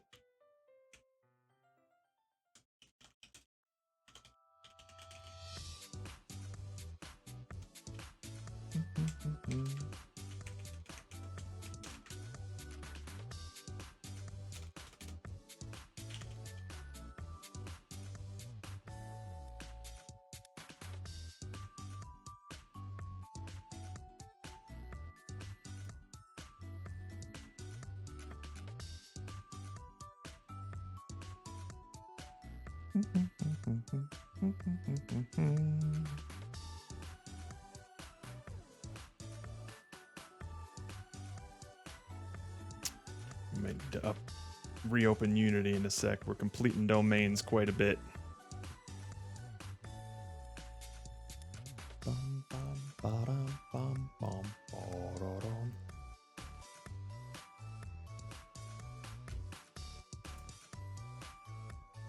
Okay.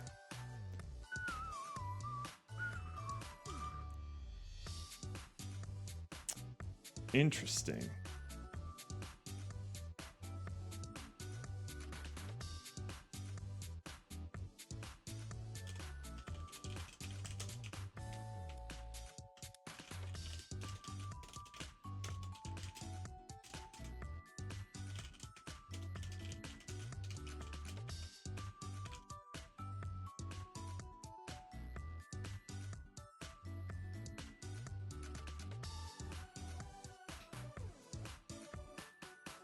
Oh wait, are we just not applying this anywhere?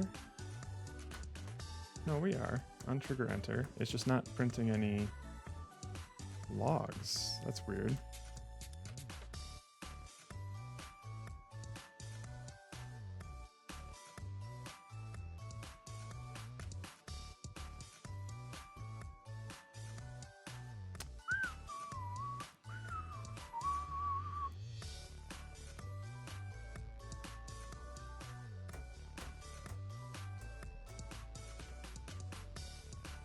Displacement size is 50. That's good.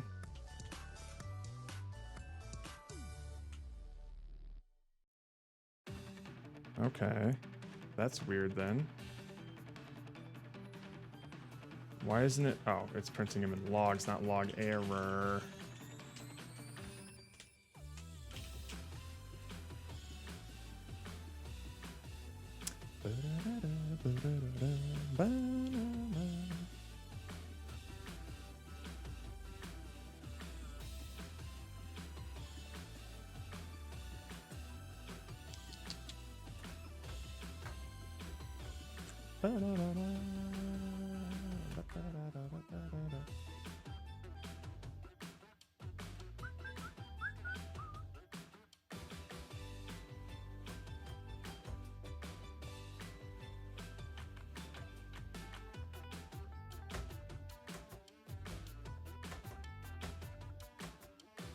Yeah, we definitely need to reopen Unity.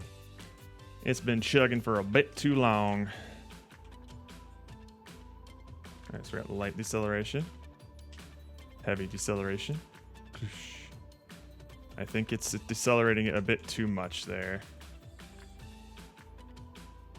So let's change it to like have it be 10 times less of a deceleration.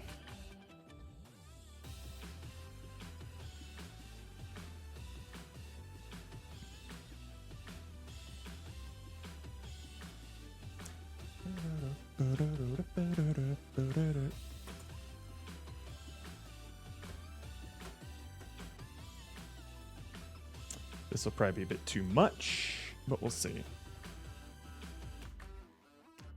Complete that domain, baby. Come on now. I believe in you. You can do it. Heavy. Oh, so daisy. Okay. It's still just immediately slowing it down. So something's going wrong. Something's going hinky here.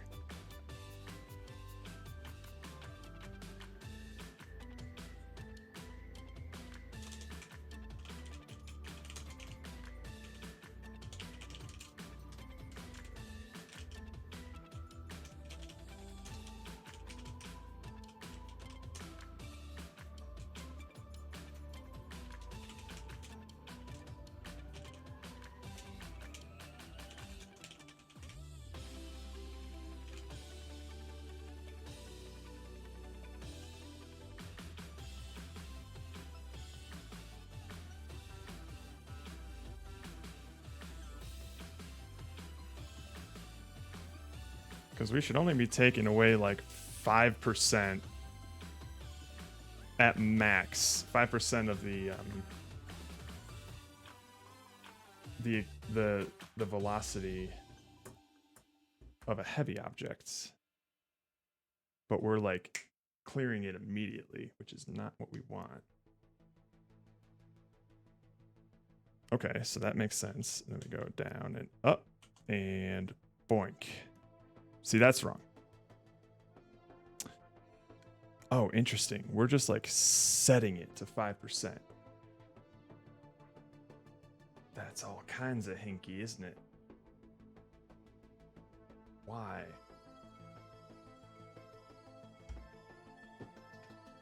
Oh boy.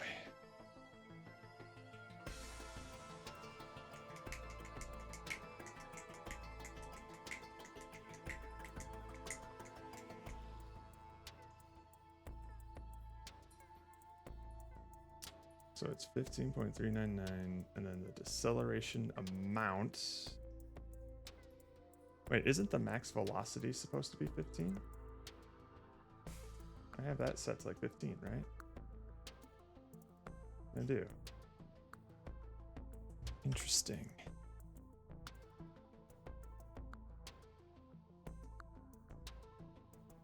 However, so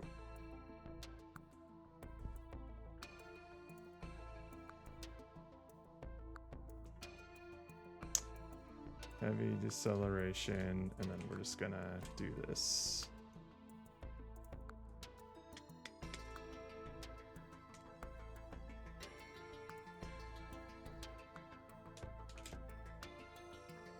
T.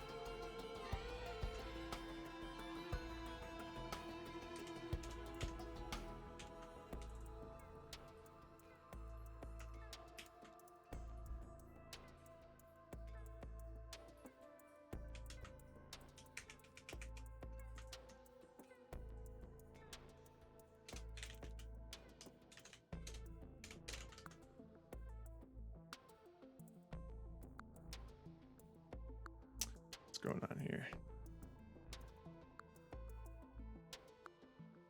Oh, shut up. You didn't have an issue with this before.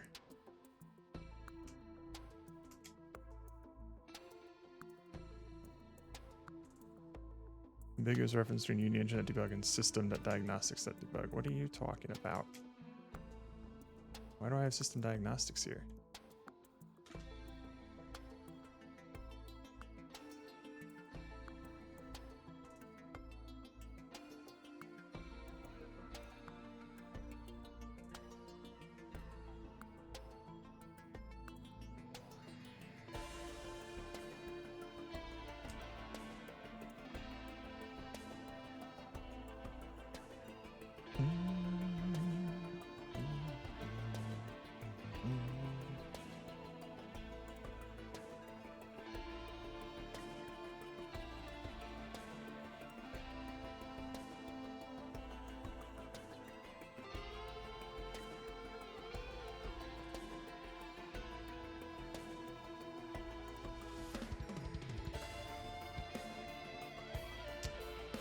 Acceleration factor was, oh shit. Ugh. Put that there. Put that there. Bum.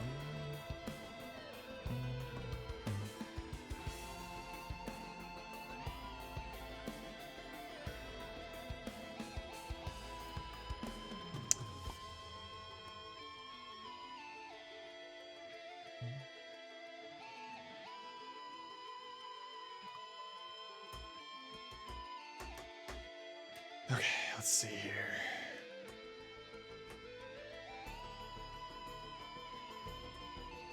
Huh.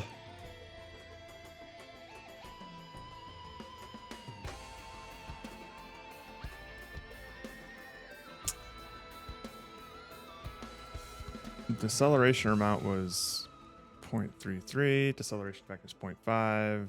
Okay. So then 0.33 times 0.5. So it's going to take away like 16% of its velocity. And that is not correct right there. The math is wrong again. Fuck.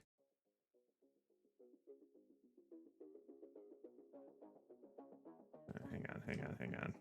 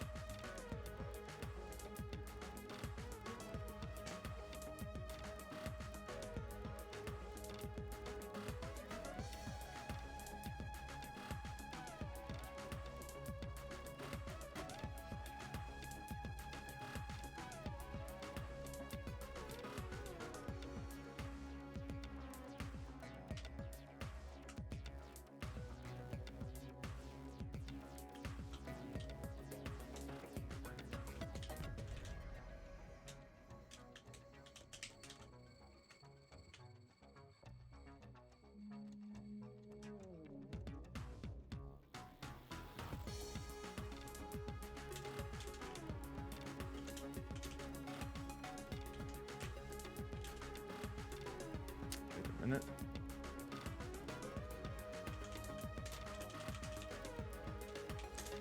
Thank ya. Yeah, I like these sort of white noise things. It's just a miscellaneous playlist of random video game songs, so who knows what it'll turn into next.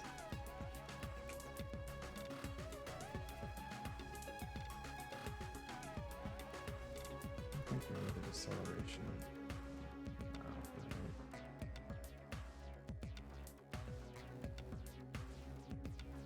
No, we do want the deceleration amount. Deceleration factor we don't really need there. Get rid of that. Okay. Hey, babe.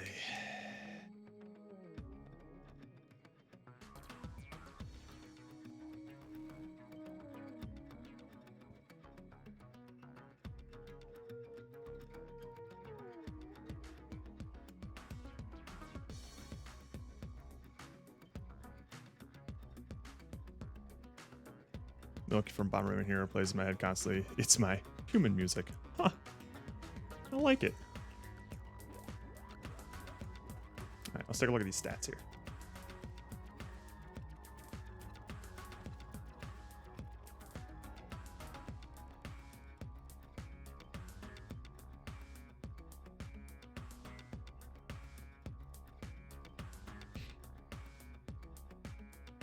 T value is 0.56, deceleration amount is 0.313. Okay. So we're going to decelerate. I see. We're setting it basically to the percent to decelerate, and we don't want that. Why is that happening? The velocity to subtract is 8.234. Oh, wait a minute. Oh, that's not good at all. So the actual amount that we want to decelerate is 8.4 times 0.1568. We want to subtract that much. Oh. Oh. Oh. Oh. I'm doing the opposite of that.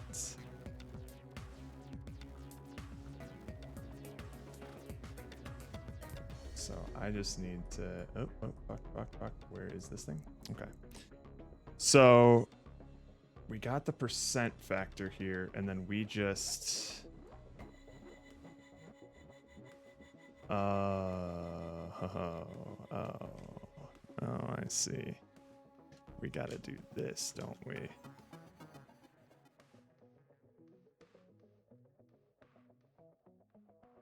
We just multiply them all together.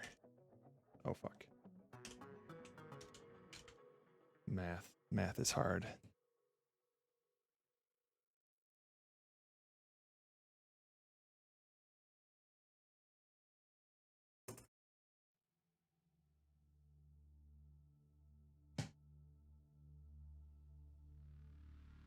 So I was just like hard stopping the acceleration every single time.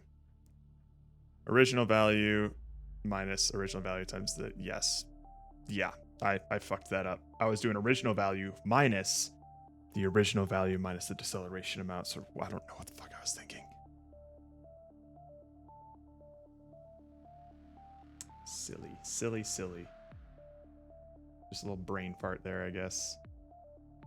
There we go. So now we're probably going to want to increase the deceleration on that a little bit. Hang on. What? And then if I do this. All right. Now it feels like it kind of falls through it. But now I think the deceleration values are just a bit too low. So if I were to set it to, this one will be like 0.9. And then this one will be like 0.5 or 0.5 or something. Math is time consuming, sometimes with fun. It's fun when, yeah, you get it to work for sure. These are the sorts of things that get my brain percolating a little bit more than just simple setting up UI menus and shit. Because I can at least logic my way into math stuff.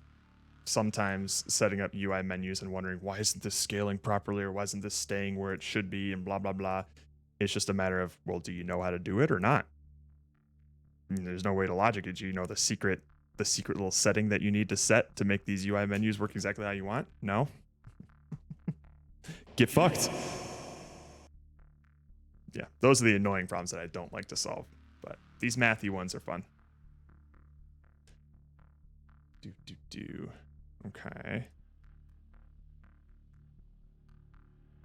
Okay.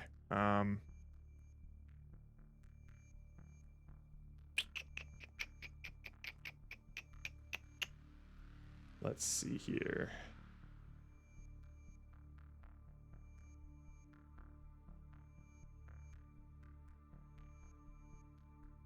Not quite what I want, but if I were to... Skadoom. Skadoom. Skadoom. Alright. I don't even think these are doing anything, actually. Oh, wait, no, it is. Before and after. Okay. Yeah, it is. It's just not that much. Well, hang on. It is kind of. Maybe these could benefit from a linear curve instead of a straight on one, or an exponential one.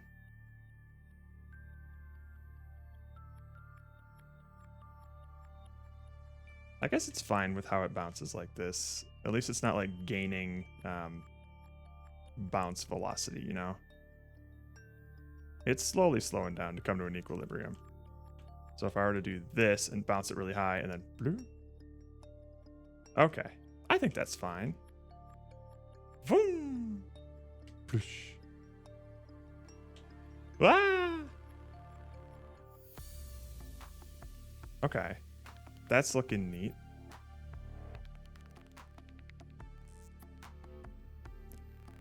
It's not inherently going to be... Yeah, it's not going to slowly, like, build up more and more momentum, which is what it used to be doing, because I didn't have any sort of, like, deceleration for when you, like, hit the water at a high velocity. Flubber style, yeah. No, I'm not building a perpetual motion machine here. I don't want to be creating no energy. Alright, so if I were to...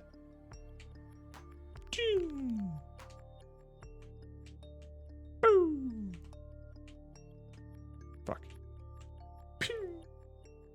Boink. Boom. Alright, maybe 90% is a bit too much on that. Let's bring it back to like 0.75. See what that does.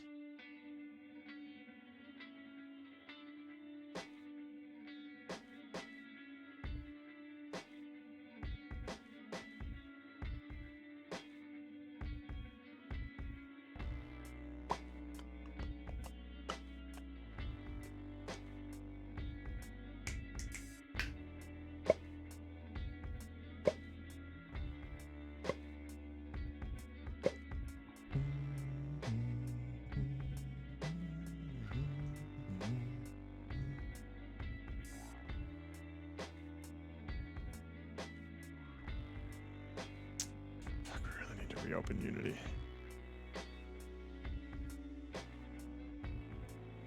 I read myth.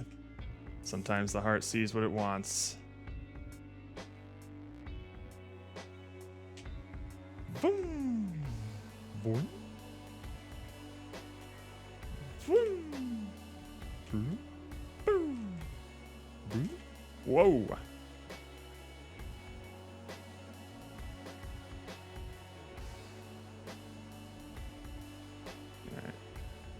High mass is too much. 75.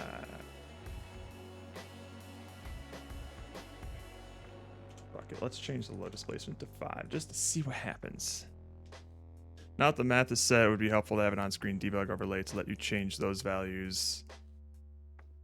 Add a reset button rather than recompiling repeated dial-in. Yeah, I should. I mean, I have those things already kind of set up. I'm not getting to use them. Because I already have a reset button. Boink. And then if I just go to these values here, I can change them. I just keep forgetting to. So let's see here.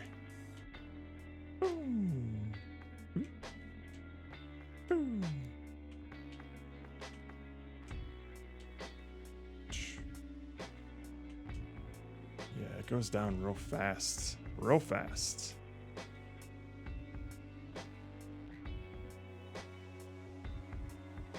Why does it do that?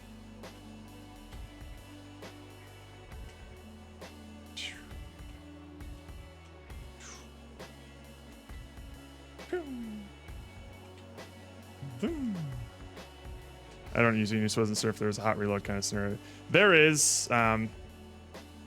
Yeah, so I can change these sorts of values on the fly. Like I can. Let's see what happens if I up this displacement size to like 100. Oops. Now this thing's really gonna rock it off when I. Oh wait, I hit reload. Shit, now I gotta reset it.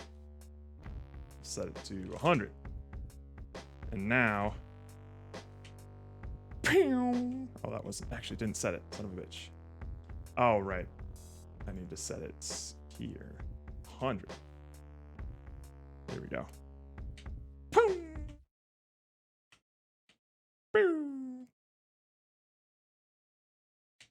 Boing. Well, I guess it's not going to get that fast because I set the max velocity here.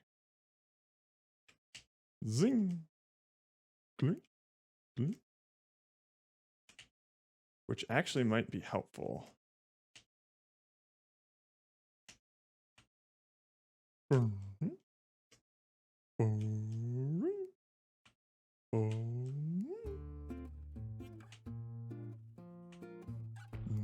Ah! I wonder if I just set like the... How do I want to do this?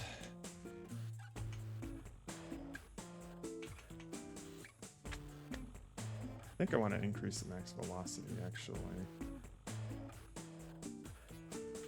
to 20.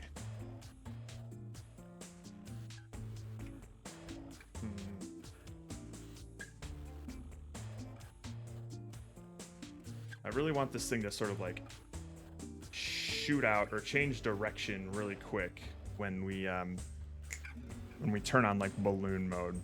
So even if we get really close to the bottom of the water, it should like skyrocket out of it if we hit the change key.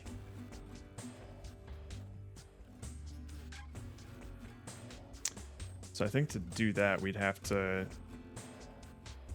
I think we just have to really expand its volume.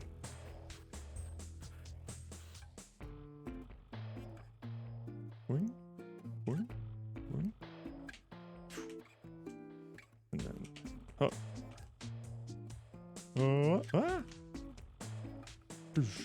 Boom. Zoom.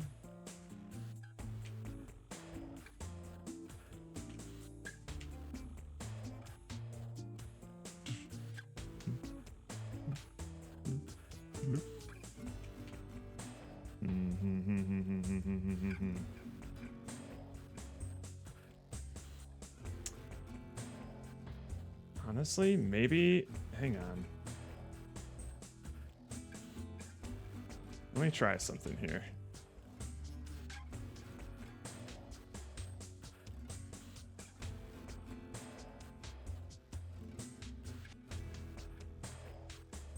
If I were to just do something like this.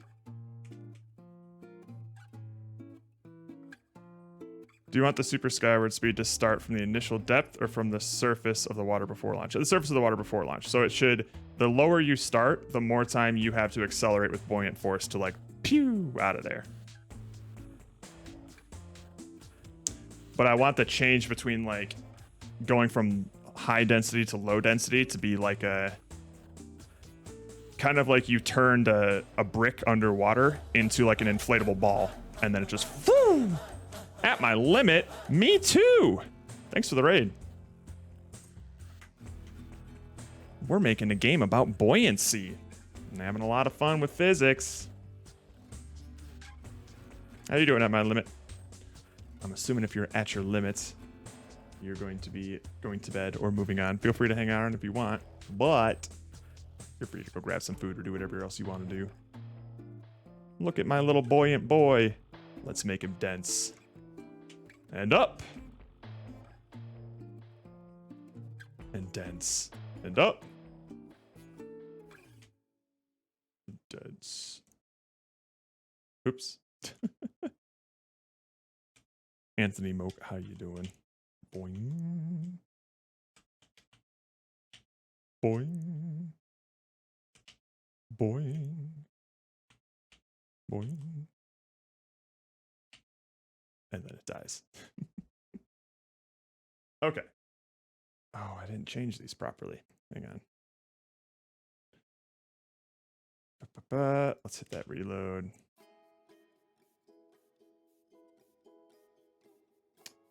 And then we'll do low displacement values 10. This is 20. This is 200. Okay. Let me do this. Whoa. Boy, does that sink fast.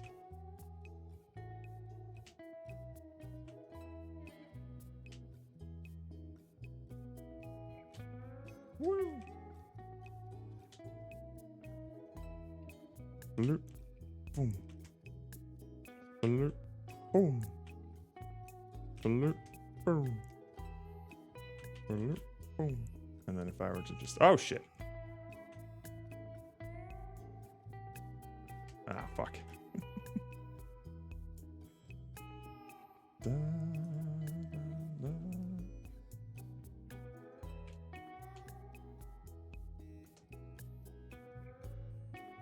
To zoom. Yeah, we sink pretty fast in that. I wonder if I just up the density of this.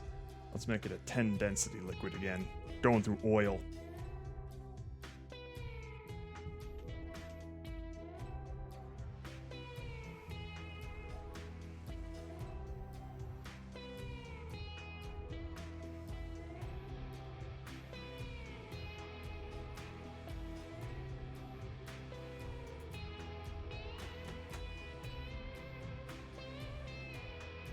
Oh, that's a high density liquid, all right. Alright. If we make that a high density liquid, then we need to change this. I really need to do this actually while I'm playing, so I don't have to keep reloading it. I need to remember the tools that I made. And I need to reopen Unity for sure.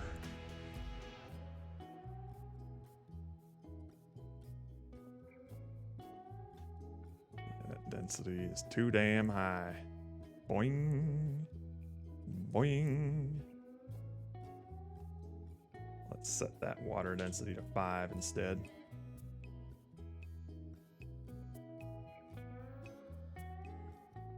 Back to 1. 0.5. There we go. That would just mean that our heavy boy is super heavy now. Mm-hmm.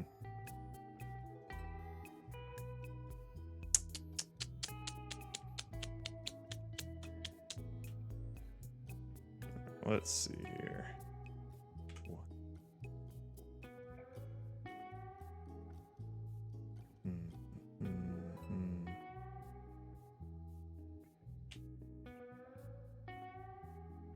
The hell did that change there?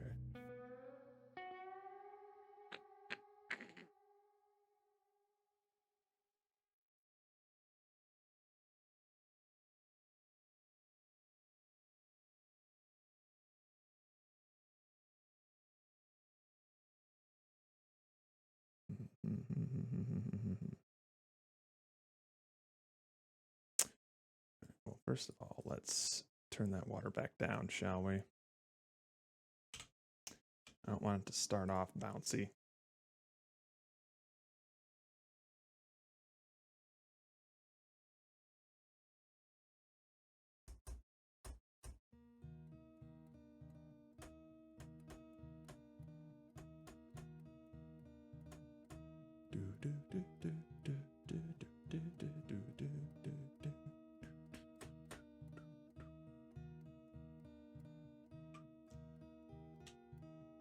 Oh, what did I do to that? What did I do to deserve that?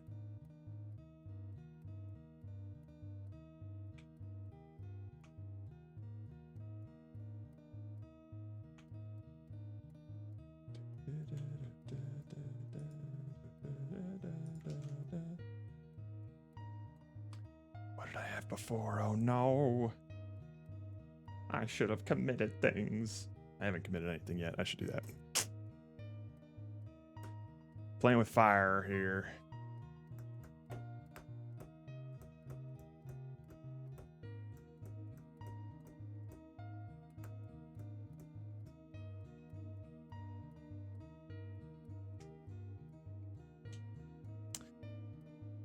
Something really important changed. Fuck.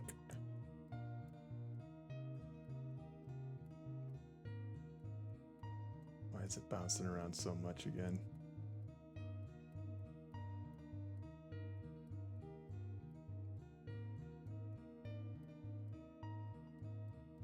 I think I changed it to this actually.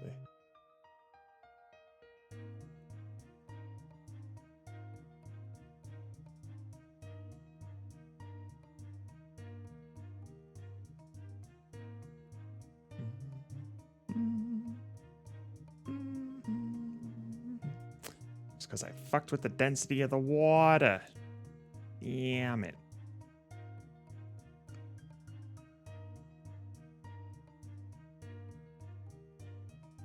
Woo!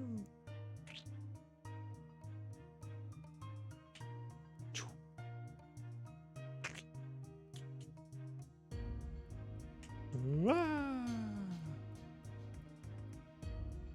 think I also increased the mass of it, which I don't want to do. Da-da. I think it was like what? 75 and like 10 or something. It was something like this. Because our light object can't be too light, otherwise it'll go deep into the water every time. Or our light object can't be too heavy, otherwise we'll get that little bounciness. I'm fine if it bobs a little bit above and below the water, but...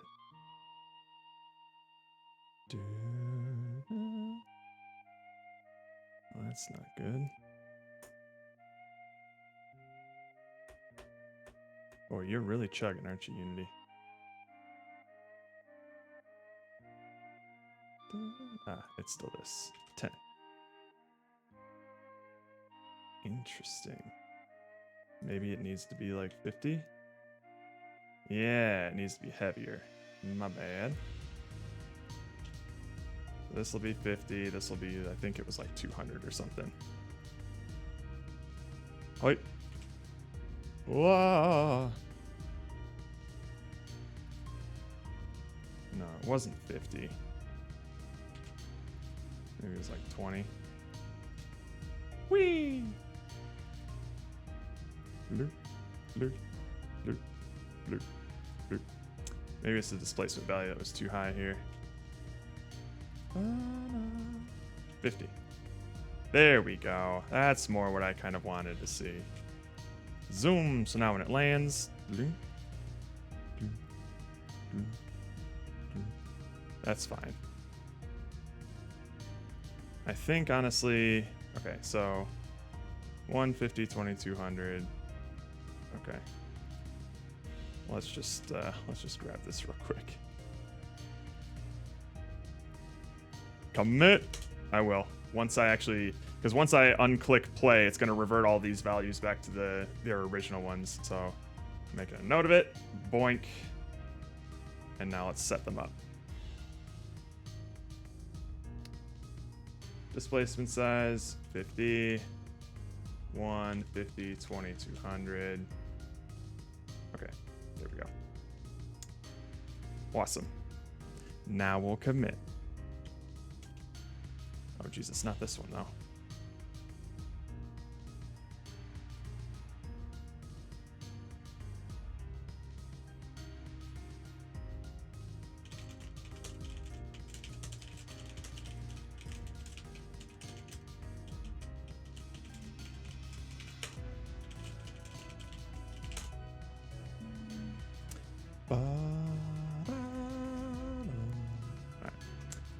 see if this works all right.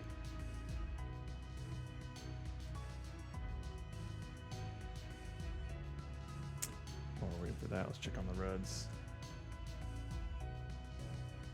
Oh man, yeah, doing a lot of stuff here.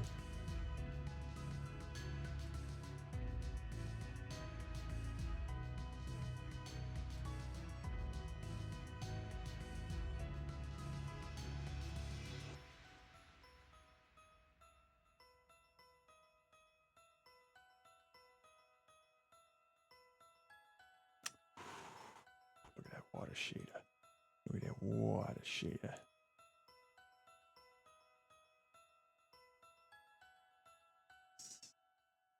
Nice.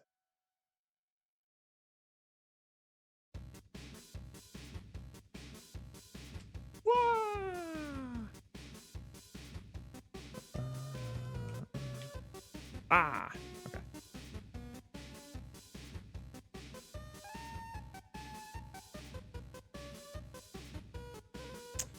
Alright. We can get rid of these now because I know I'm doing the deceleration thing properly, but what I think I'm gonna do is change that that curve to be more linear than exponential so that it applies more deceleration at lower velocities. Just a little bit more. And then we're going to close Unity, and I'm going to grab some lunch so that it can get its shit together and I don't have to compile domains for 30 seconds every time I change one little thing. Alright, so this curve here. Let's just make it linear. Or it could be this.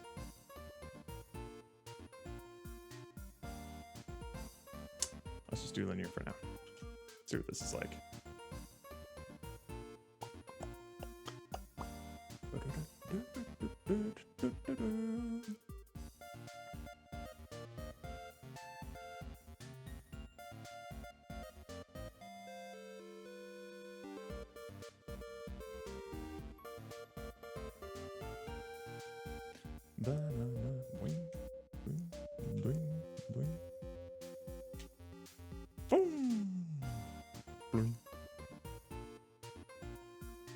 Okay.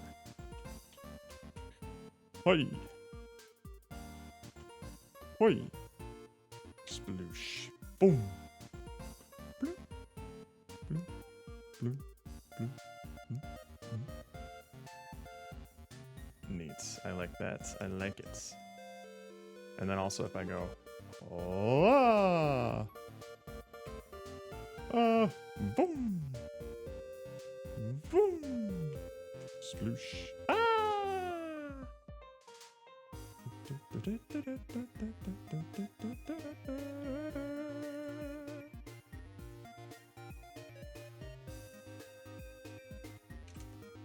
Let's set this low displacement value to 10 just to see what's up.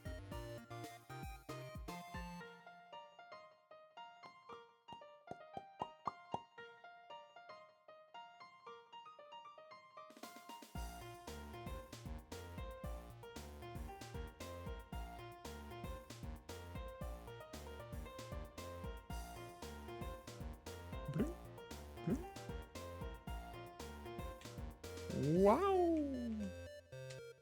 Wow. Alright, I'm gonna try something here. We're gonna set the displacement value to be the same, and then just see how it changes when we just like, whoa. Okay.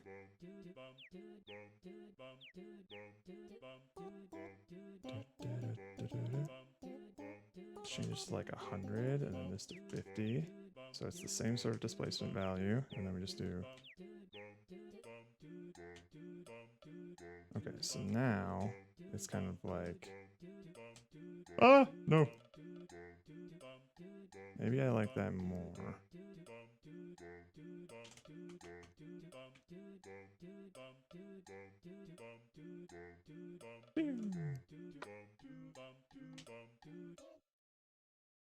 Ah. Boom. Oi. No!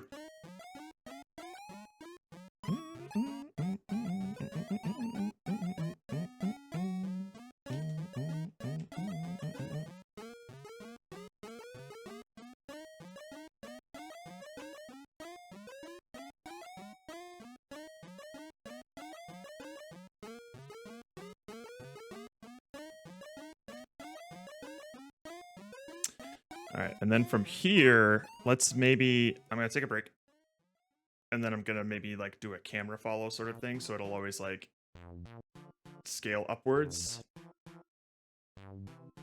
And then we can make like a tiny little level for the reds to fiddle around with.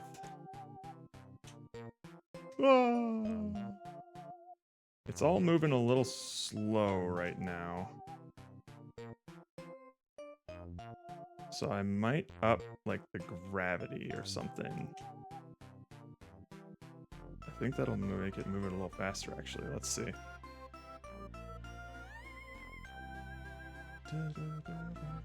Come on, project settings. Let's do -50 gravity. There we go. Ha! Yeah! Huh! Ah! Zoom! Zoom! Zoom! Boom! Boom!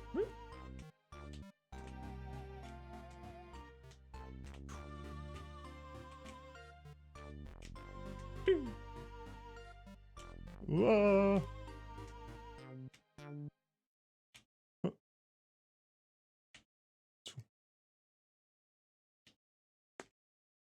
What I kind of want. I'm gonna kind of want like maybe a bit of an extra like impulse force for when we leave the water, so it kind of like launches itself out a little bit.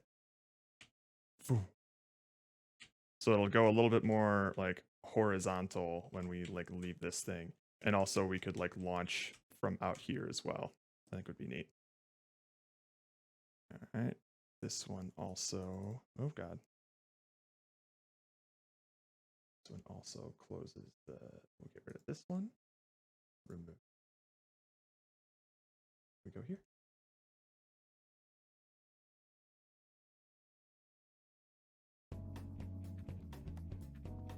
Okay.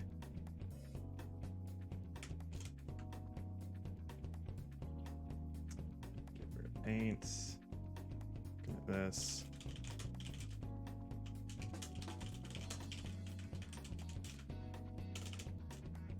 Increased gravity. All right. I am probably going to grab some lunch and go to the bathroom and do all that fun stuff.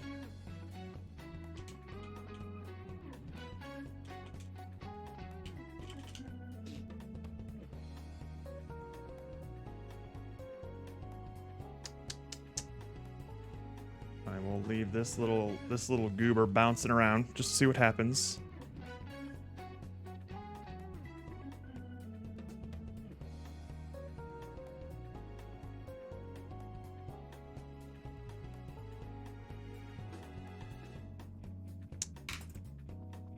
Lunch run, got to get real world stuff done. I feel that.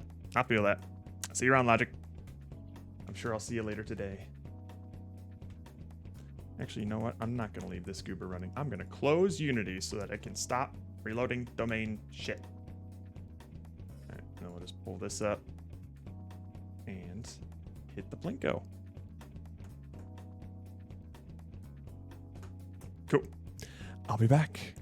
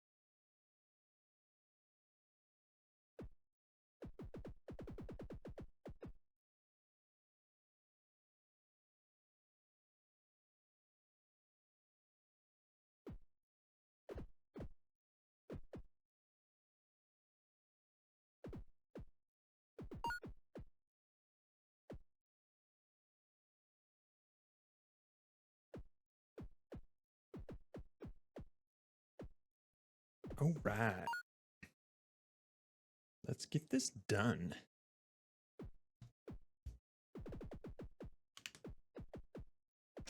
Ugh.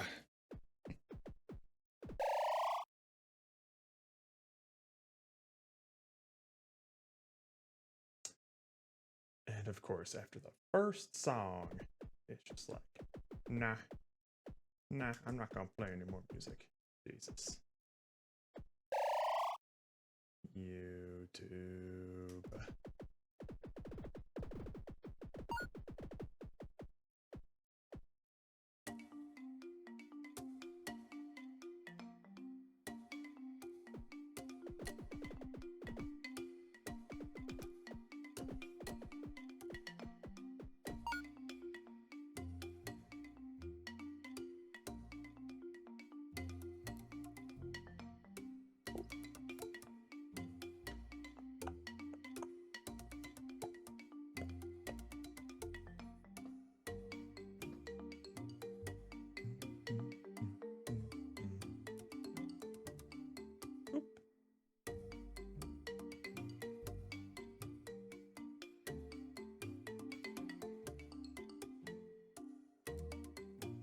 What does this heat thing do? Oh,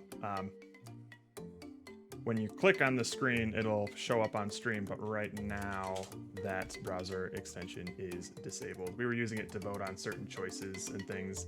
Let me actually turn that off so it doesn't distract.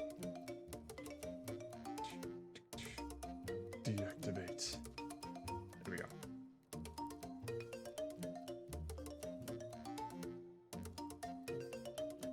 Next thing, click around. Nah, no worries. It wouldn't have done anything.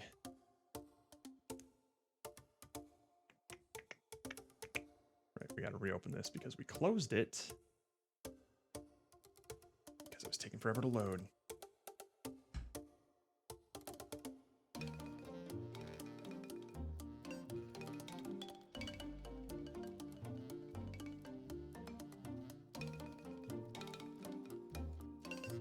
Actually, I got some messages from the Reds. Whoa.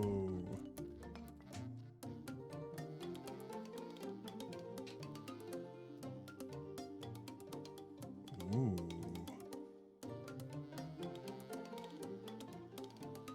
Once inflatable stays around the center of mass, if something else tethered to him on a rope.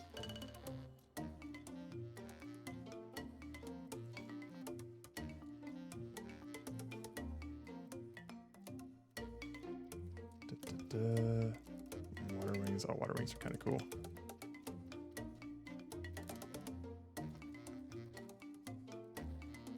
Buoyant this fun. Kobe Buoyant. Oh my god. They're already pitching names. Bioshock meat inflation fetish. You know, I'm not going to type Bioshock inflation into Google. I am.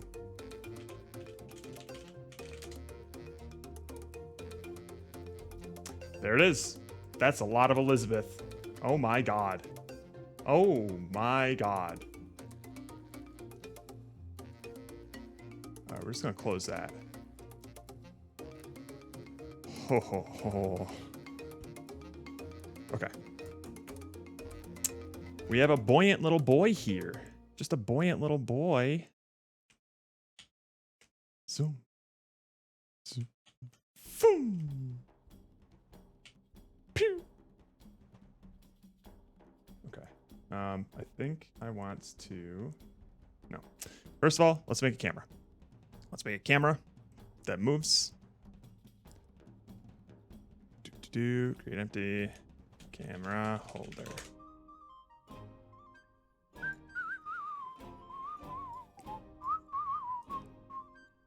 Gonna get rid of this light. Gotta change the side box to a color. We'll make it to navy blue.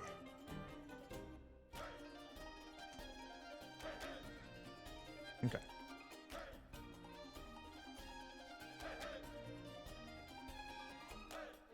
And now what we're gonna do,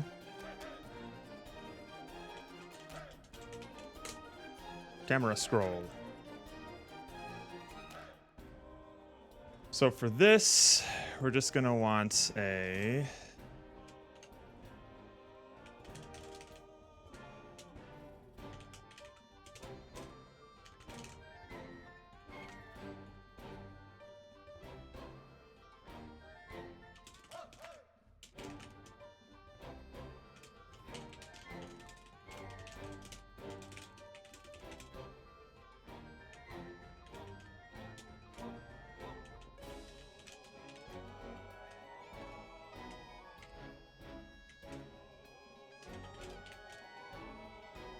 Nah, we don't need to see that.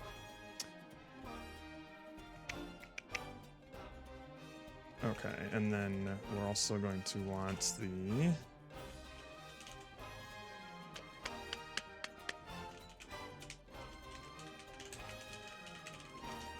camera holder transform, and then we're also going to have like the main camera as well. But we can just do this.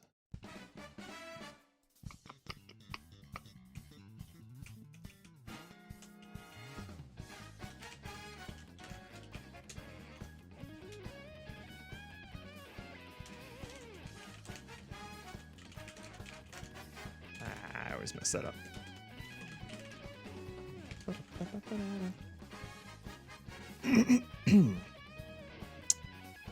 And then here, it'll just be...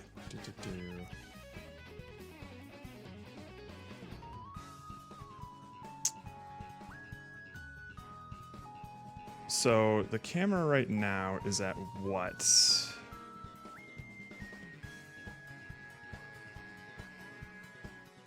This sort of... That's a weird position to be in. Wait, hang on. Let's just set all these to 0, 0, 0, shall we? 0, 0, and then that should be 0. That should be like -10. Actually, that can be fine there. This can be -10.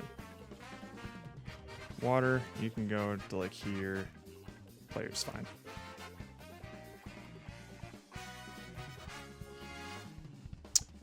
So, the camera holder is always going to go towards...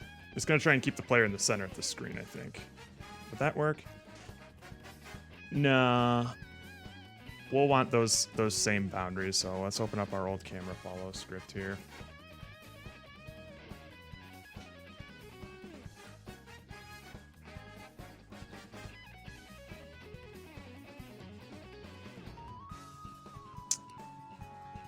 This might actually work.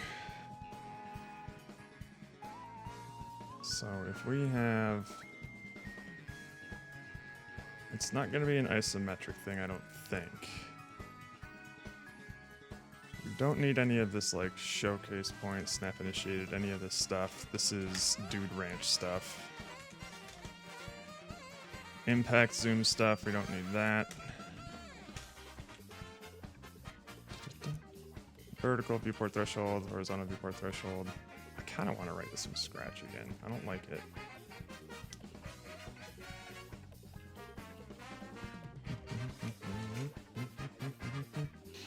Okay, so then...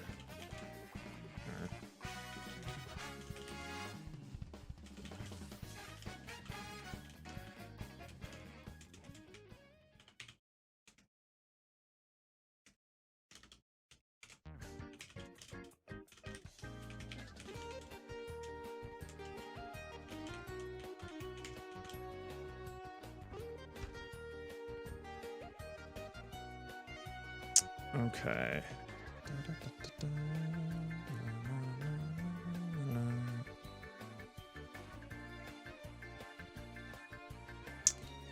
Yeah, we're doing some random get distance shit in here. No. We have this.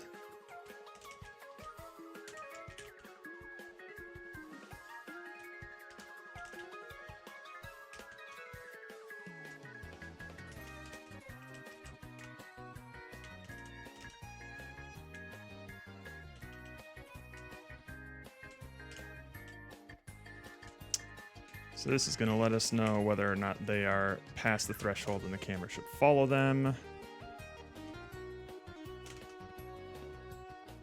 fine.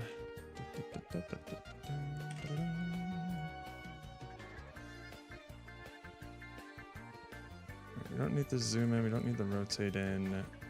Follow coroutine. This does this on fixed update. Okay.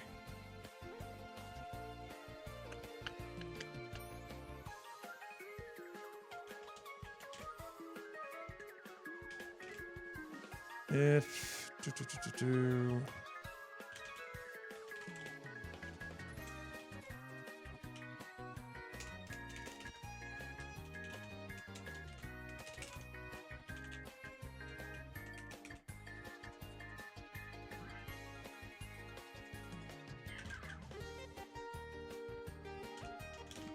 transfer position.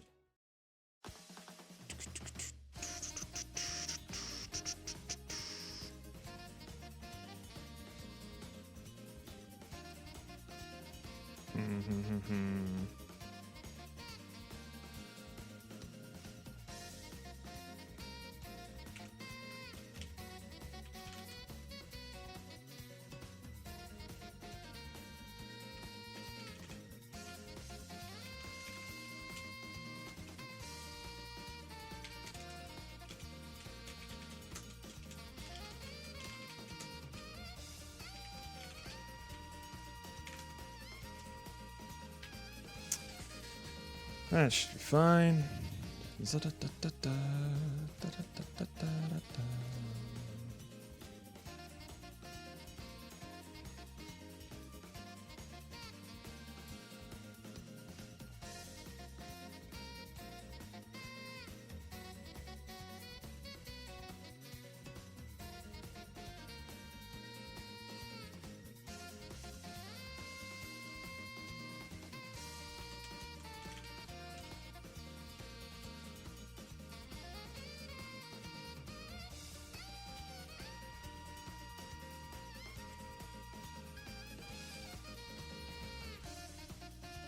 That's interesting.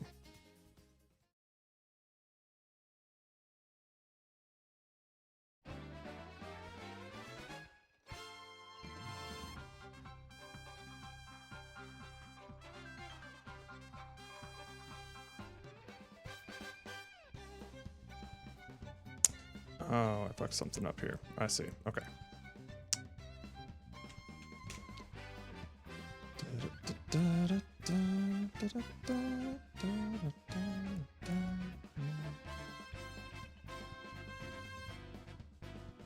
Okay.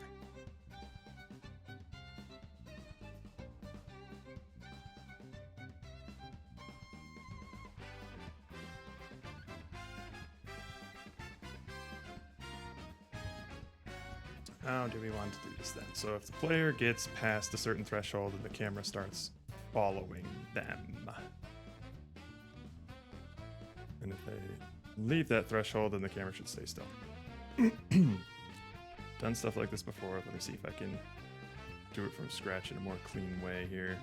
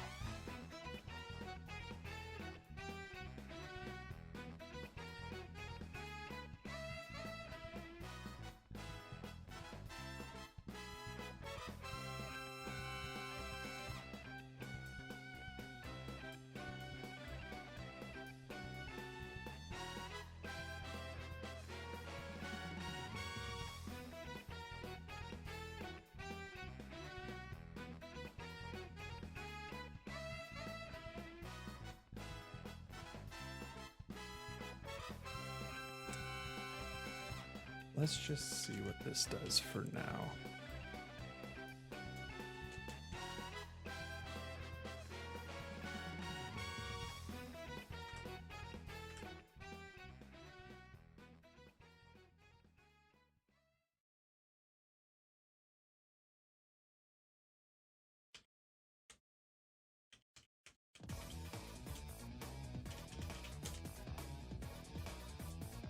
See what that does. If we keep the it in the center of the screen. Let's get rid of this here. That. Hello. Hey. Okay.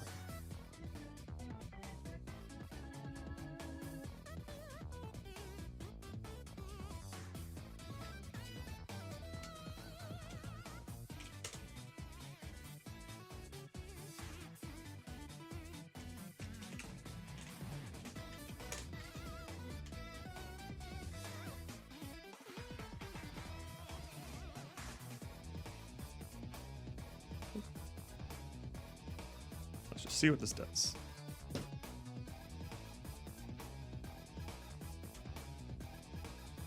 It doesn't do anything. Why?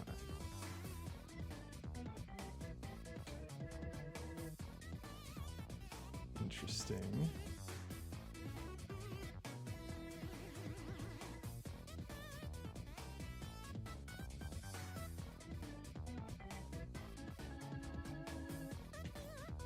Why not?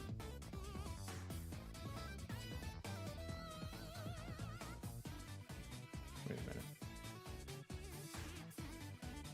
Yeah, it's the choppy variety, and I don't like that. Okay. Yeah, and it's going to be bouncing around, so we do need to have that little threshold thing. So we don't want this.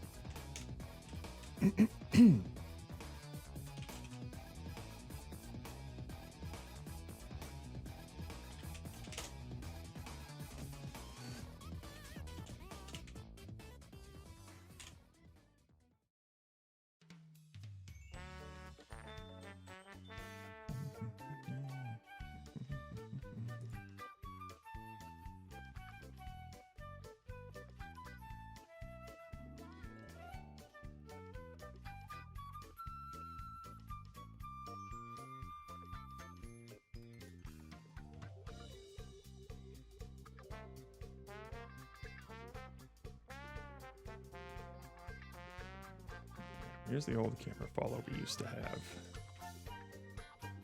Let's just grab this, throw it into Notepad.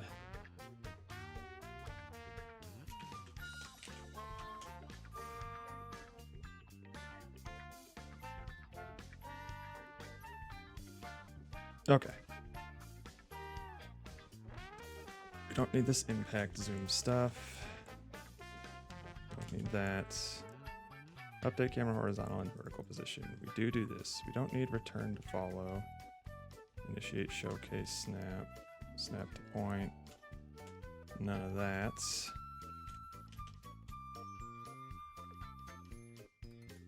Normally follow the player. Okay. Get rid of this.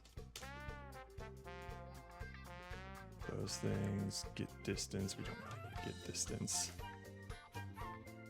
Oh god.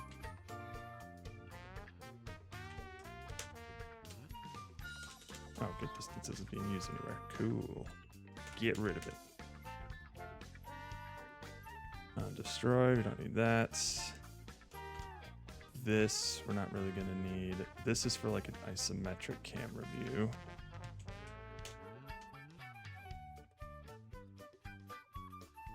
Alright, so let's just take a peek at this here. How do we handle this? Gotcha, okay. So in fixed update, if this, that is blah,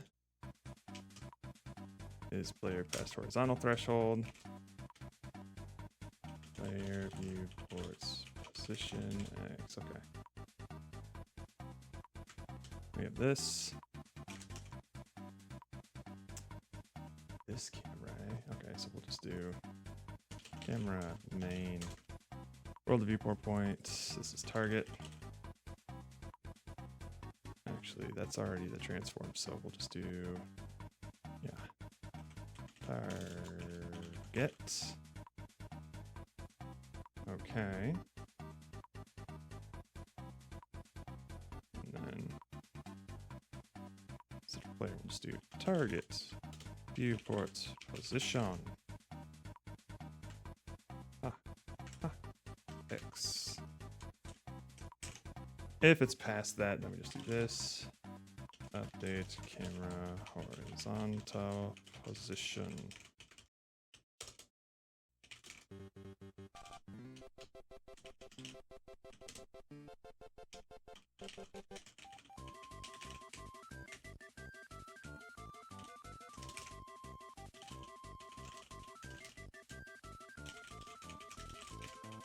Oops.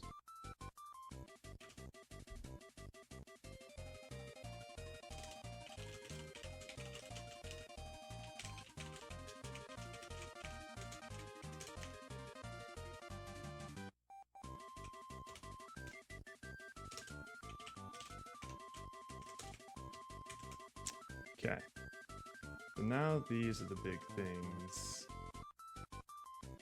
that we want to do. Update the vertical and horizontal position. So let's see what we did here.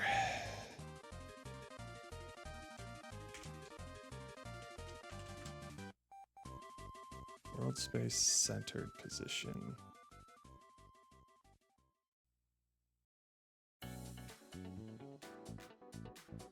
Camera distance. What's camera distance?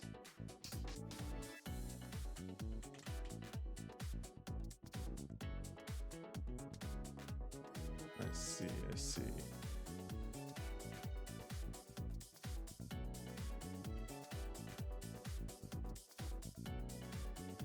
So that, I think, is actually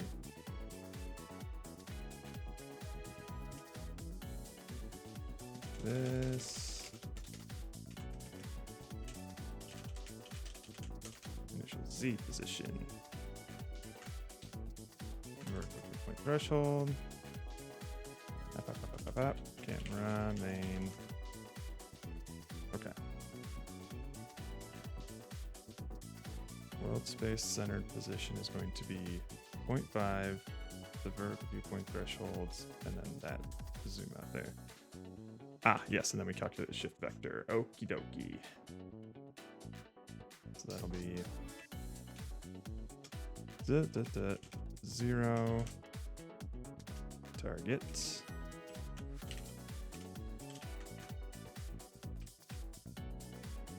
Y minus world space center position dot Y, and then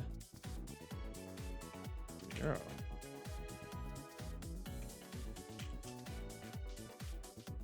Okie dokes.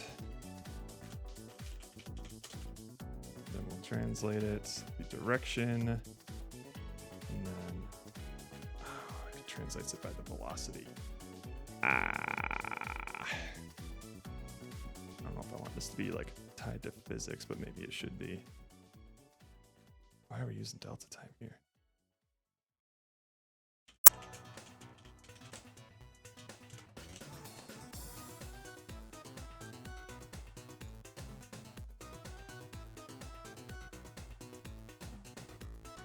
I guess that's the only way that we know how much to move it, right?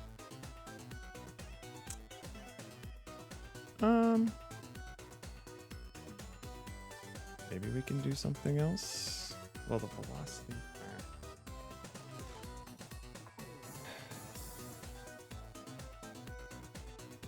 Yeah, we'll probably want to move it at that velocity because we don't want to just move it to where its current position is, because that'll always just be changing.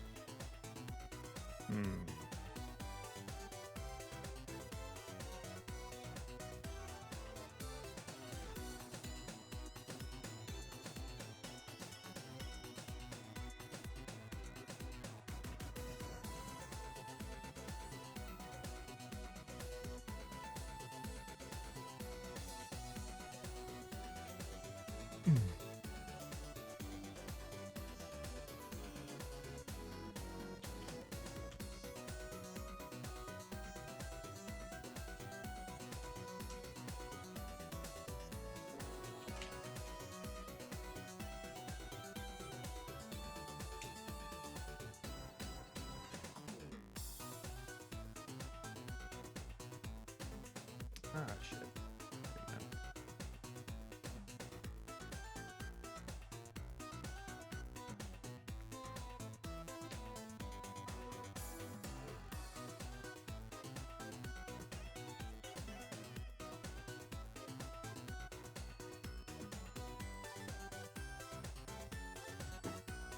What is this?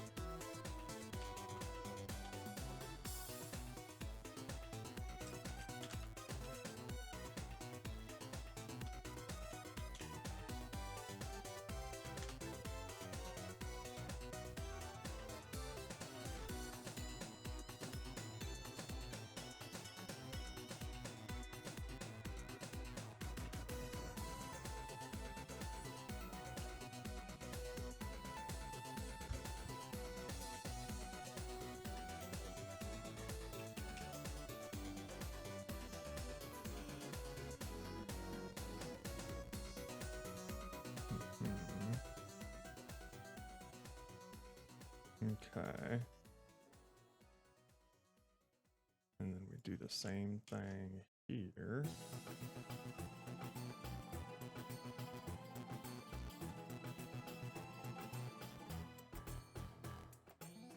This is weird. World space centered position.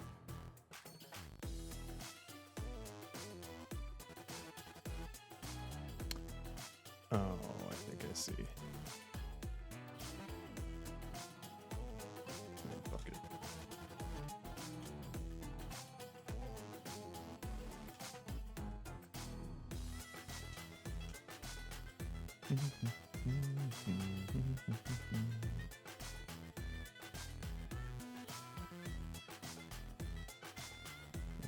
This shift vector is 0.0. And this will also be 0.0.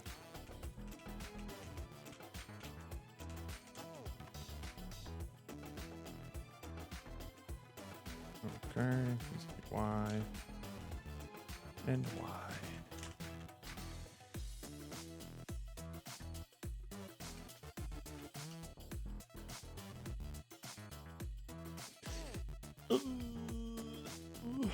That should work.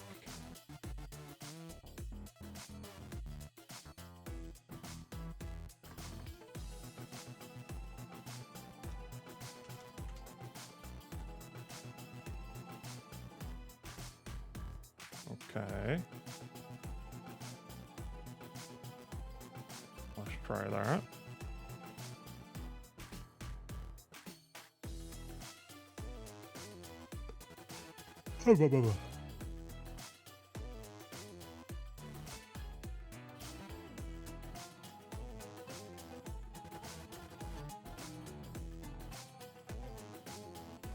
Okay. Oh. Oh shit.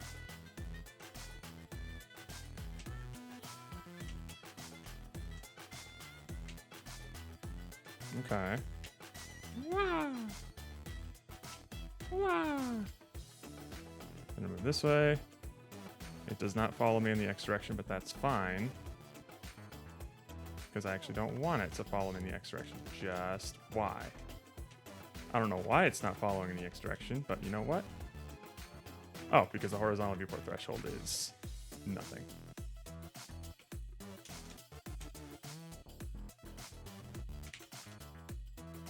That works, actually.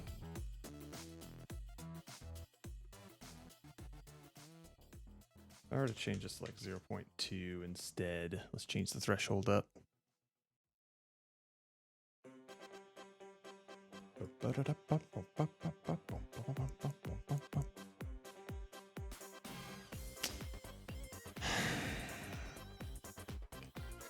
God damn it, Pierre.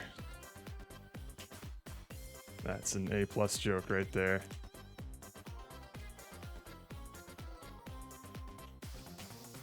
Pew! Ah!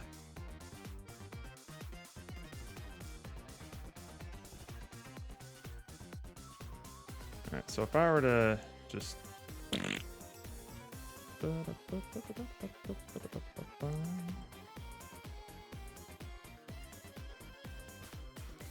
Down we go. Oops. Down we go. Ups-a-daisy. Huh. Alright. We're not jumping that high. So let's up the max velocity.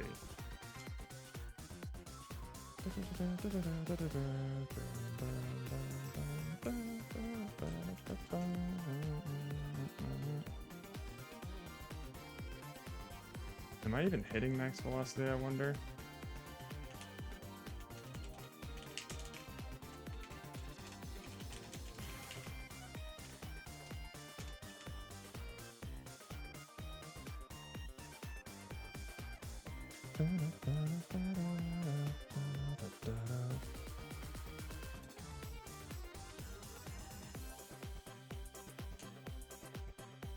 Woo!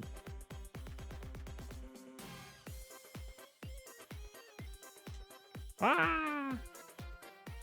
Alright, how about we do this?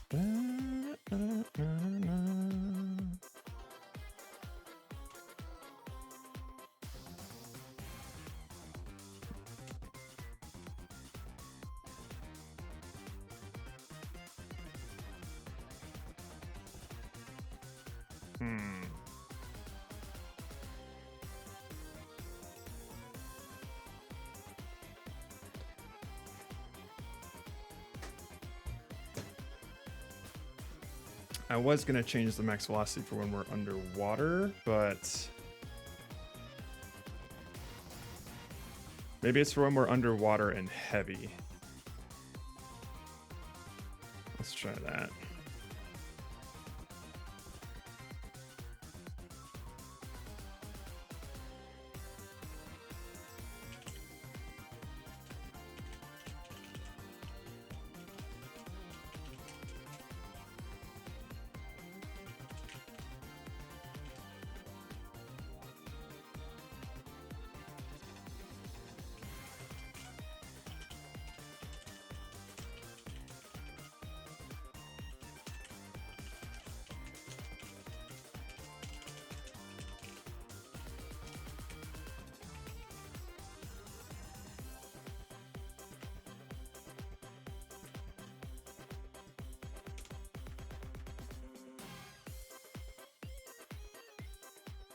Okay, so we'll just do if this, that is submerged.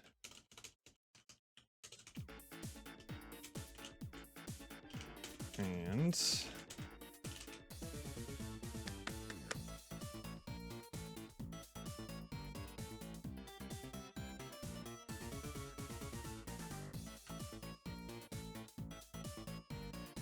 this dot displacement size is this is that low displacement value.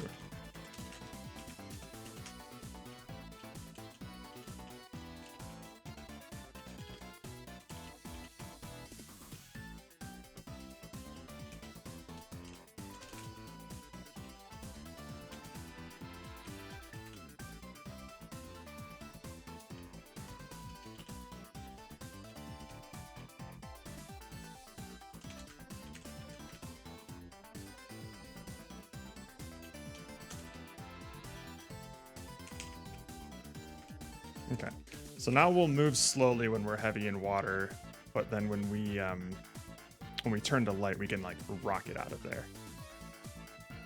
Let's see if that works.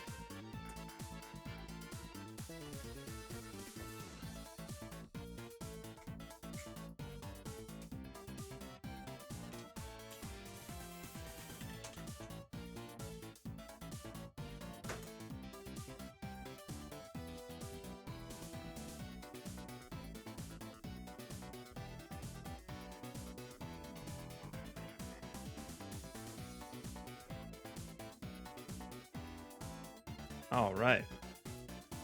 What happened there?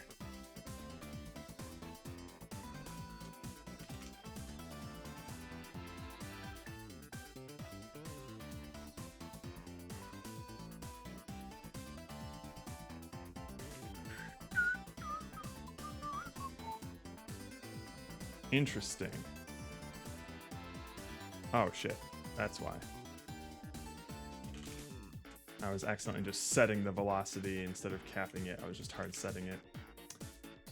Else if there's that velocity is greater than select velocity.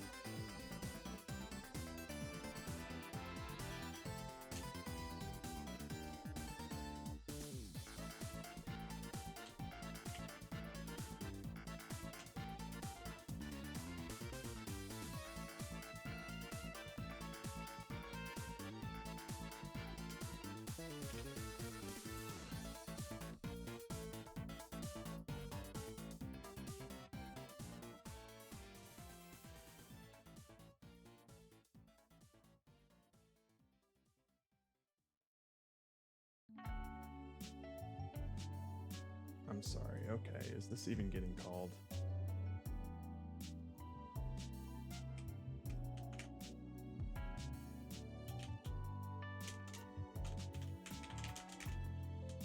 Oh, it's not. Son of a bitch.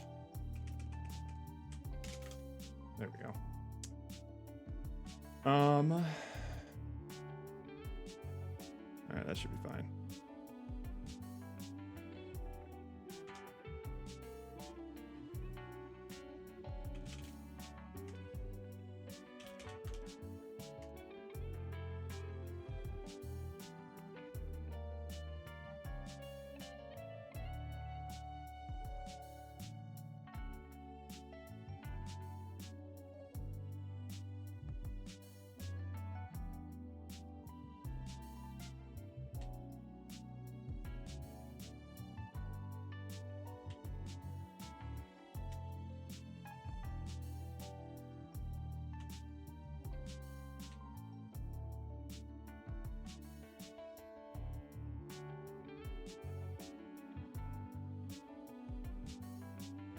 I gotcha. Okay. Okay.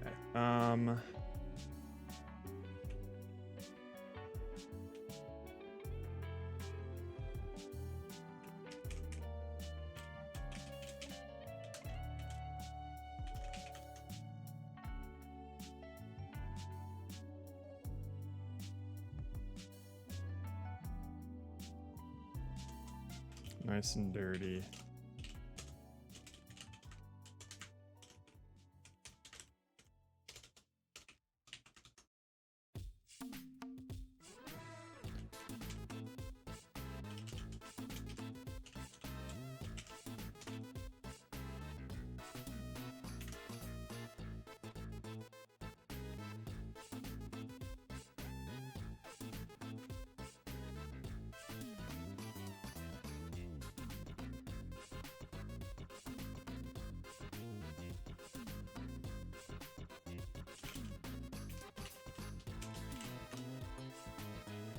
There we go.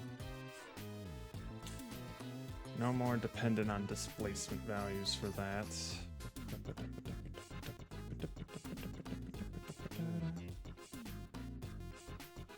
Wow. Right, let's up the max speed on that, eh? Let's make it 30. And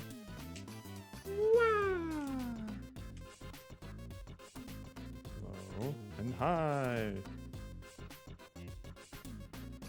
Ooh, wah. I go like 2. Wait.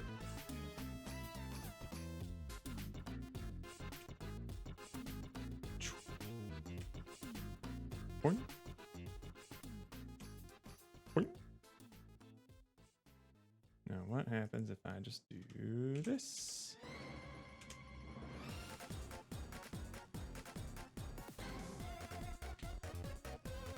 Boing, boing, boing, boing. Wow. Boom. Boom. Boom. Boom.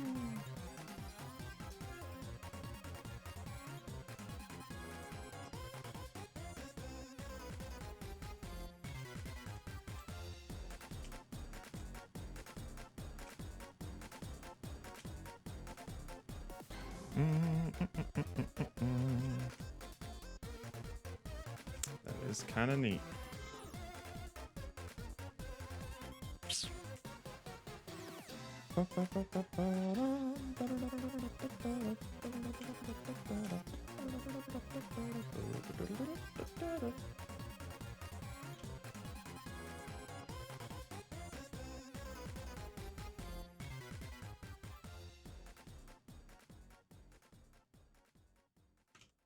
Okay.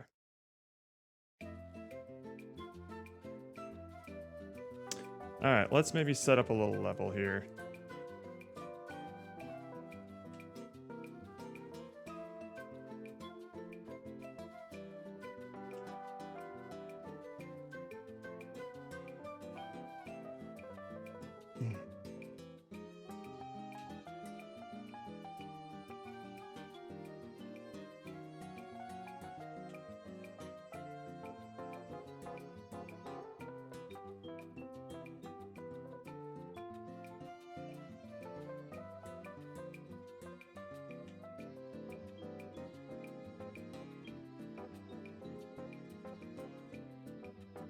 What's up?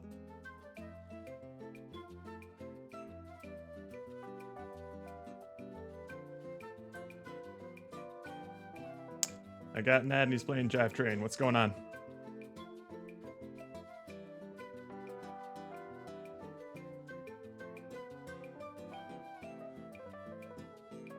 Yeah, he is. I'm busy right now, unfortunately. I don't know why either. Maybe they're playing some Down to Jam games. I thought they already played it. I'll have to take a look at it later.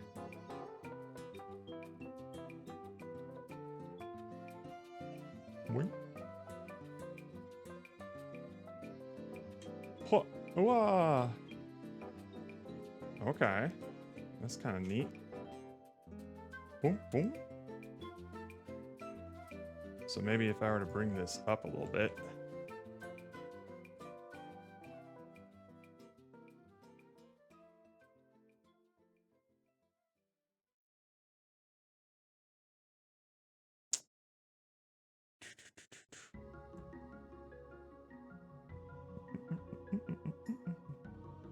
Bloop, bloop, bloop. Hoi. Aw. Hua. Oof. Yeah. Huh?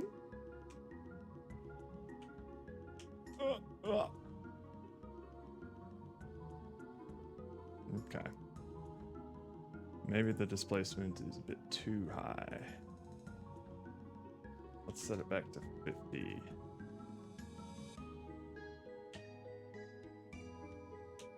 Huh, huh.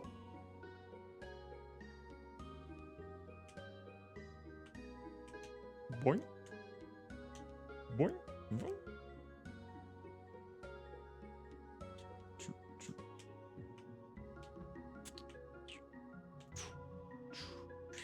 Boom, boom. Okay. Now let's see here. I wonder what happens if I do this.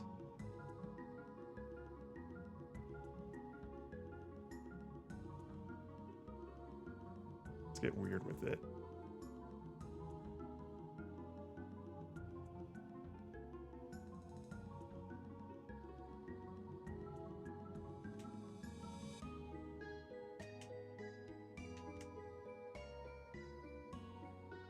Okay. That's weird. Boom. Boom. Boom. Boom. Boom. Hey. Zoom. Zoom. Boom. Wah. That's interesting. Oh.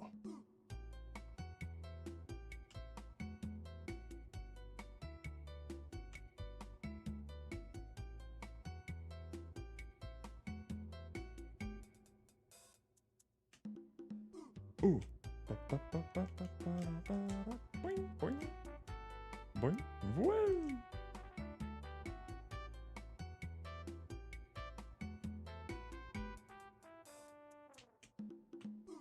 Boom. Boom. Boom. Wow.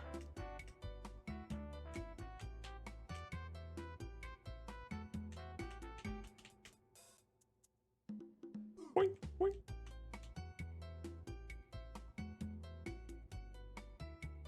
Okay, yeah, so diagonals are kind of weird. Interesting, okay. Yeah, diagonals are weird.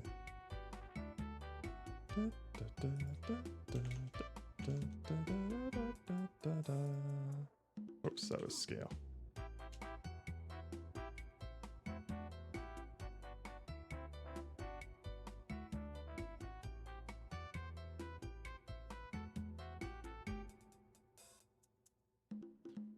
Ooh.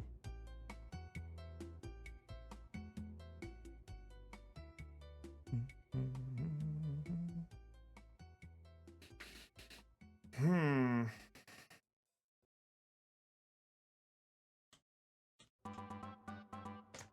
That's too high.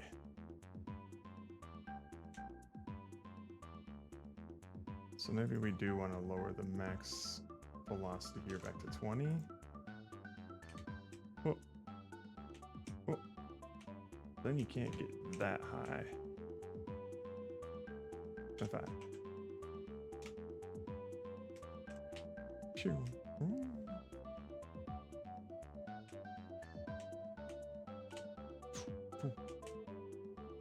What? What?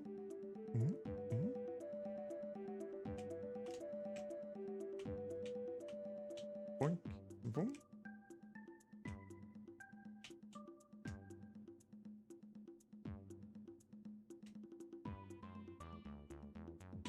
Boom. Boom. I would kind of like some sort of like when you breach, it'll do like a what do I want here?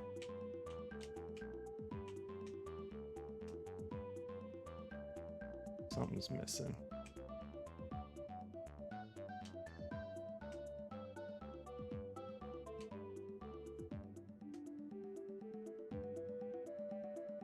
Sure thing. We'll cross that bridge once we make it fun.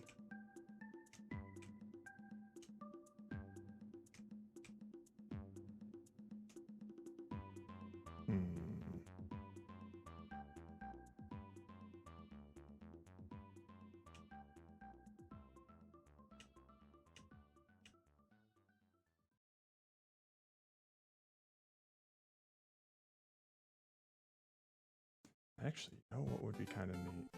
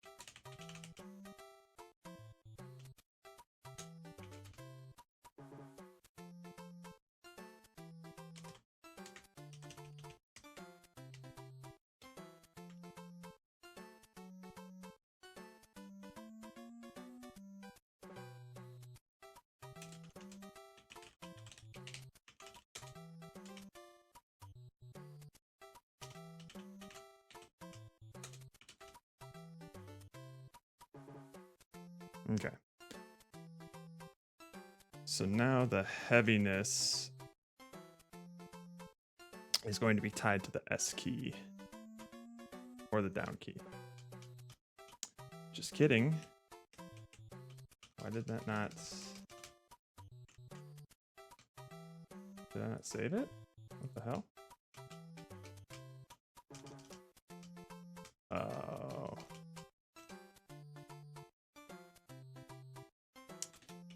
Get key, not get key down. Ba-ba-da.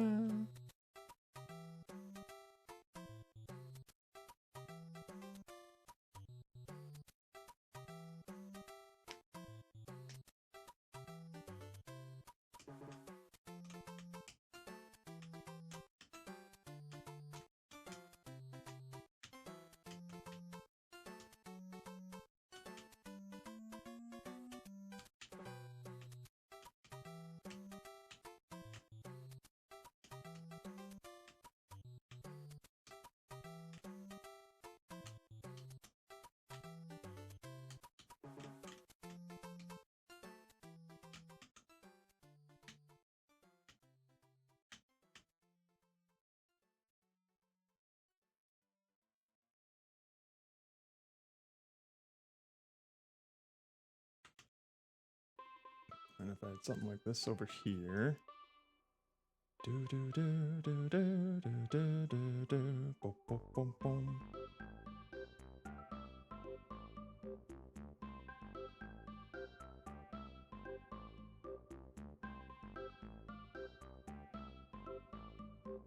So we have a little water shoot up here. And then maybe we'll put some like 3D object cube. Just a nasty little red cube here. Yar.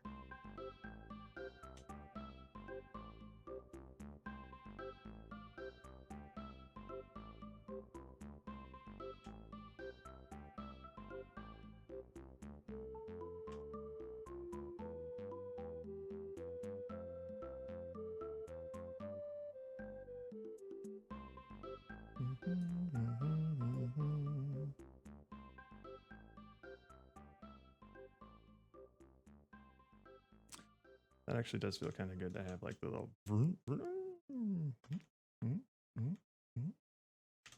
shit.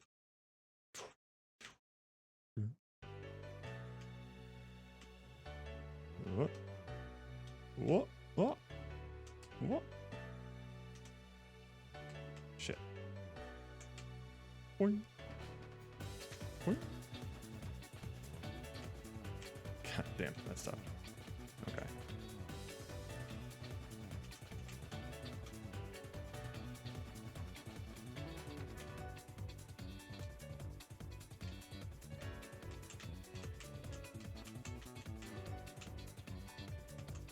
All right. That's two off camera.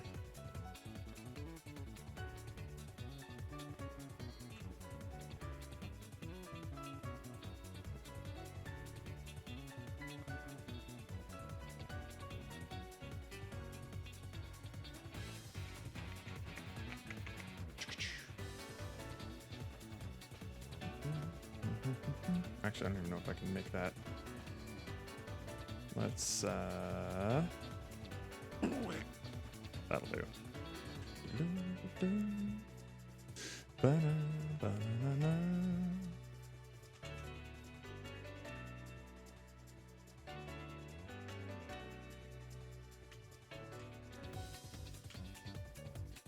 Alright, that's a problem. What is this doing?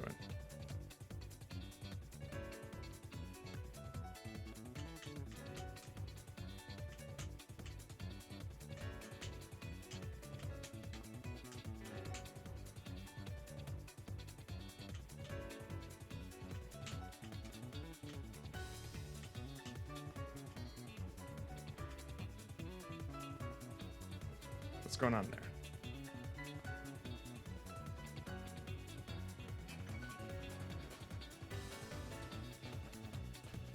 The displacement factor is being set to 0. Let's see why.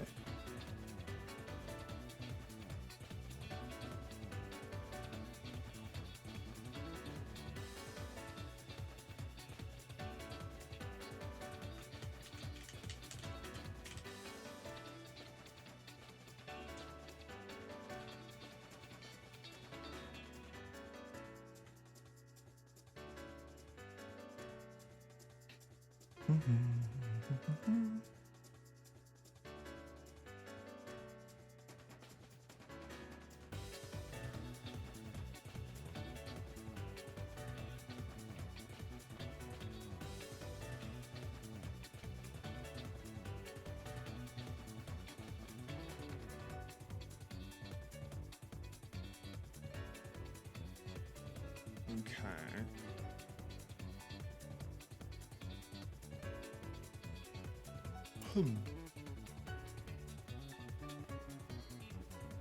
What is going on here?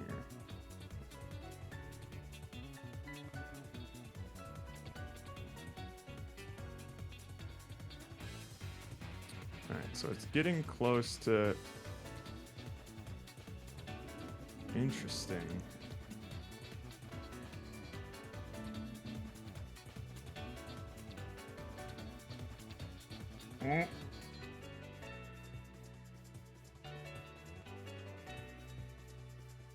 There it is, rearing its ugly head again.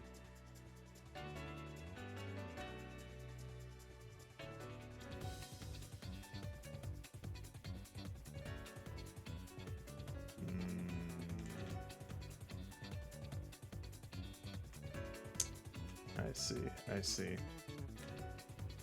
So the Z collider has to be like the largest dimension of all of them so that the penetration vector gets calculated properly.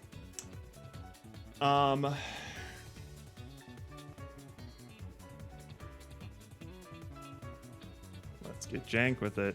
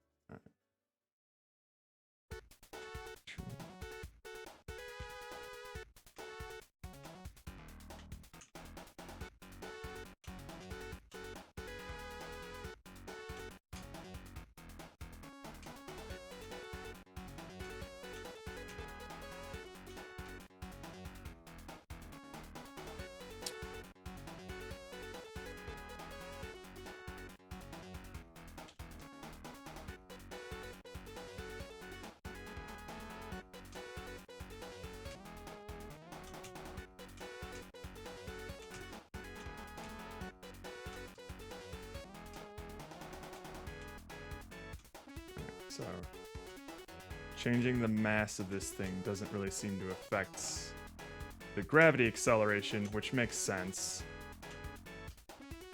All it does is make it be able to fall faster, I'm assuming. So I think I might even want to change the gravity here. I don't even think we need low and high mass. Like, if I were to just change this to 20, would it work the same? Probably, right?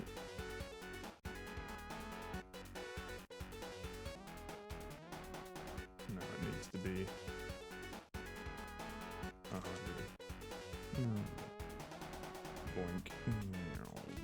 Boing, boing.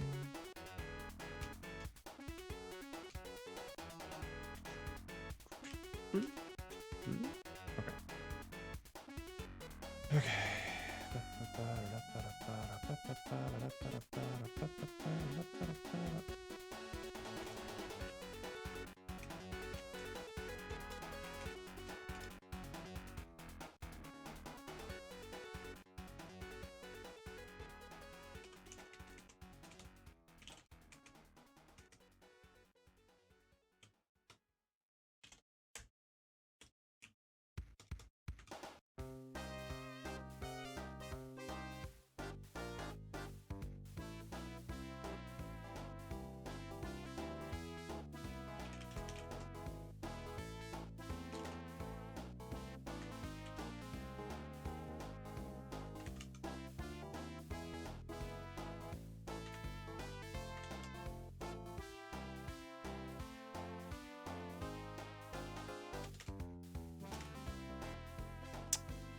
Okay.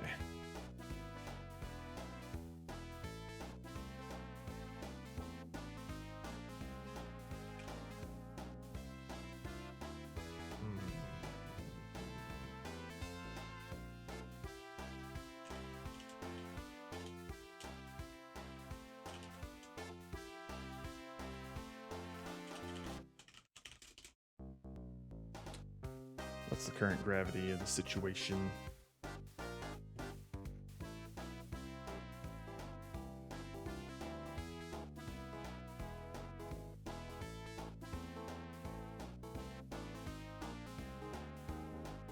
-50. All right.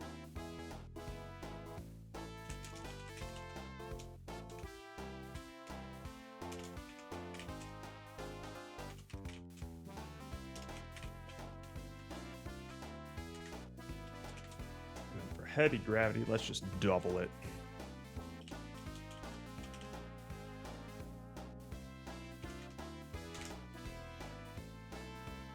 Then we change to light objects.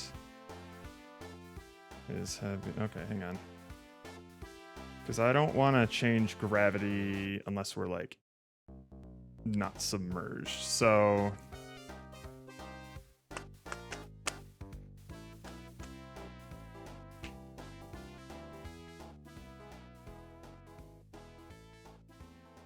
maybe let's do it here. If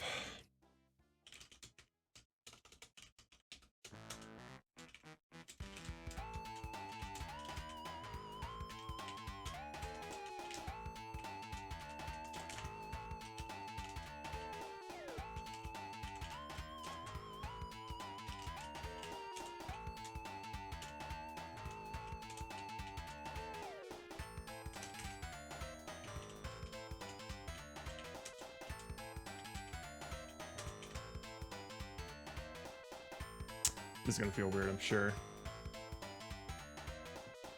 But the important thing is I want the heavy object to kind of just like sink fast in midair. Yeah. Boom. Boom. Boom. Boom. Boom. Boom. Boom. Boom. Boom. Boom. Boom. Boom. So this is interesting though. Like, it looks like the camera follow is not quite working in the vertical direction. It does when I scroll up, but not down. Let's take a look at that real quick. Is past vertical threshold. 0.2. So if it's less than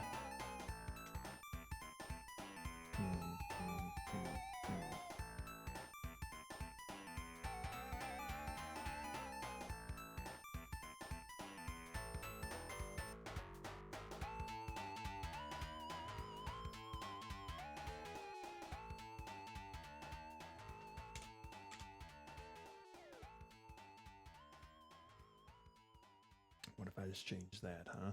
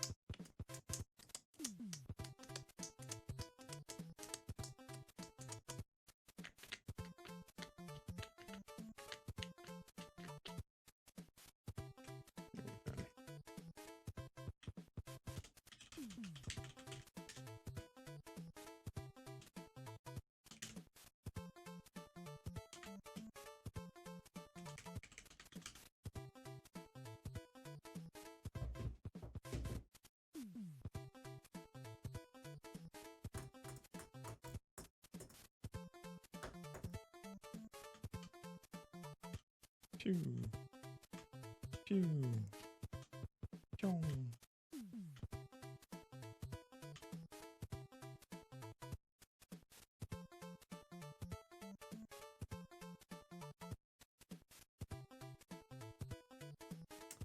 Let's see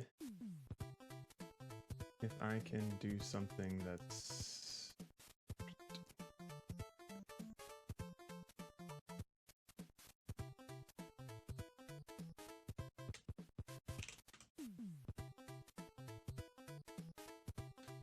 set the max velocity to that, and then I kind of want to have like a shoot off sort of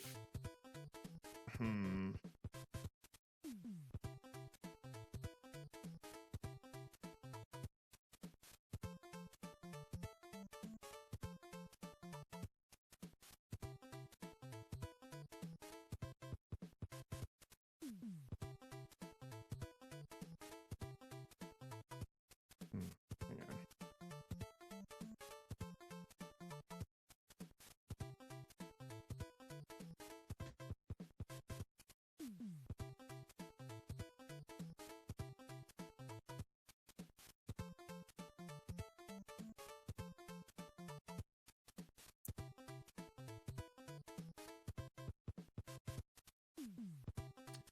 Would it feel weird to have some sort of like horizontal to it?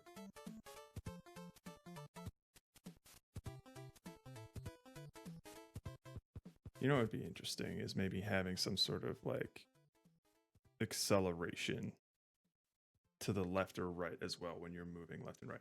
Because right now I just have some debug controls to like go left and right or whatever. But if we can get some speed going in either of those directions, that would be neat.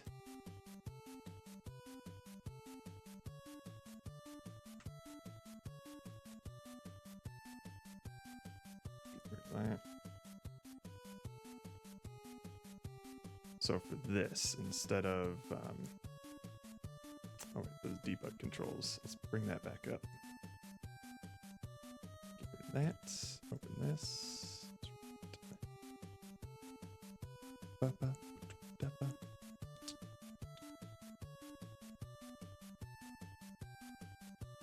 Okay. So now we're not going to do translate. We're going to do acceleration. Acceleration.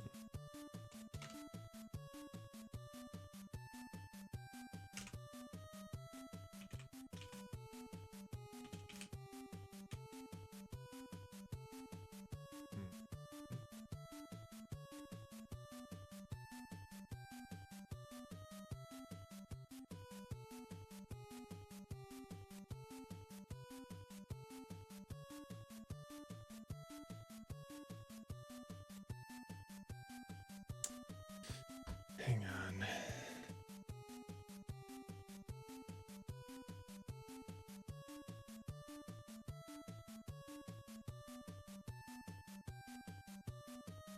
actually don't want it in here. Player controller.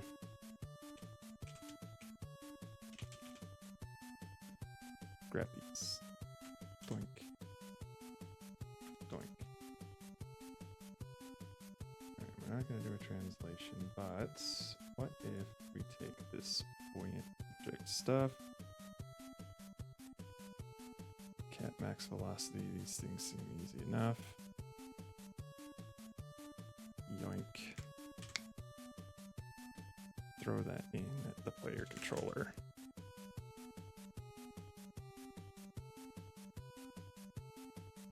We won't call this here. We'll call it in this fixed update.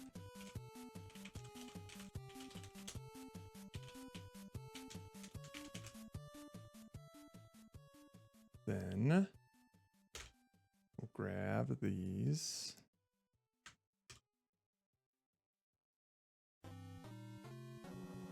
That layer.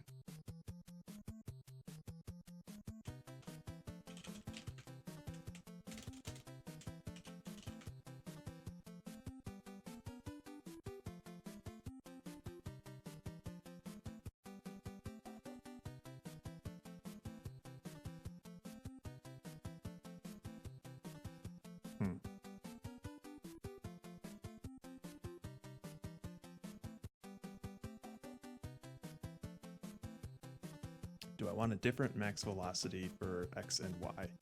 So that way we can sort of pick up some speed in the X direction and fly off with Y.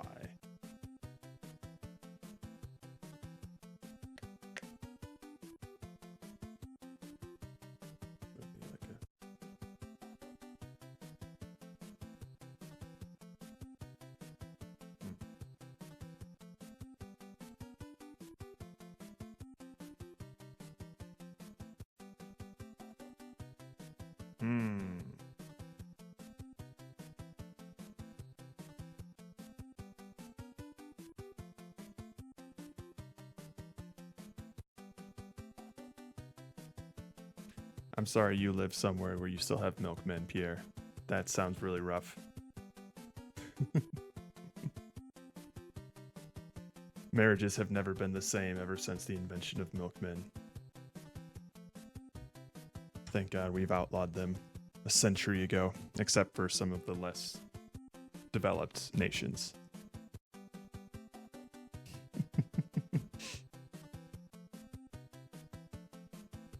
Okay, let's see. And then if we're moving left and right.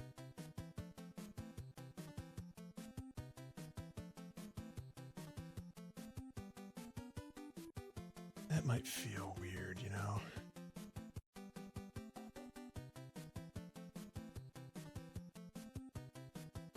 If it was just so underwater, we should probably have like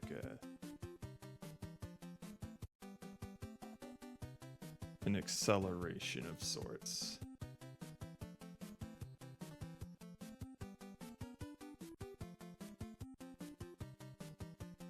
But when we're topside, we don't want that.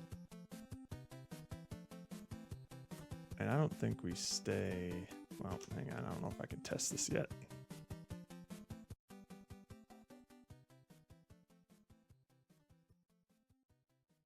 Fuck it. We're doing it live here. Player controller, buoyant object, yay.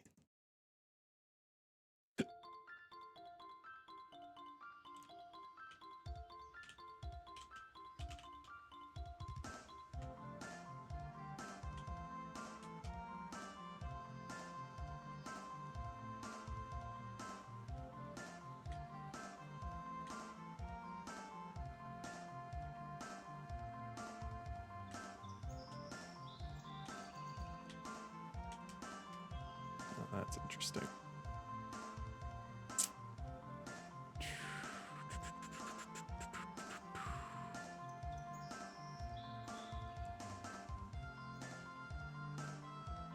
That's going to be a problem.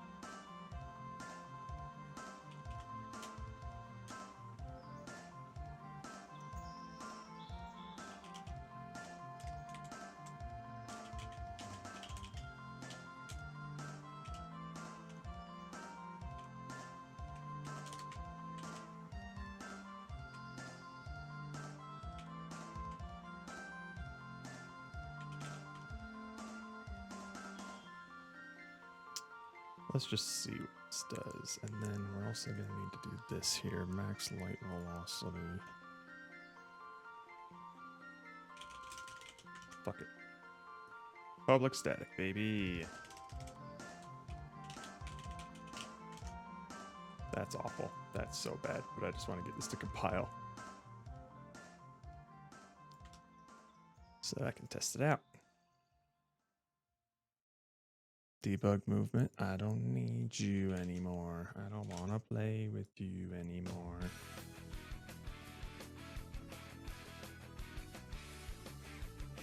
Some of these projects files for big guys changed. What the fuck? Hmm?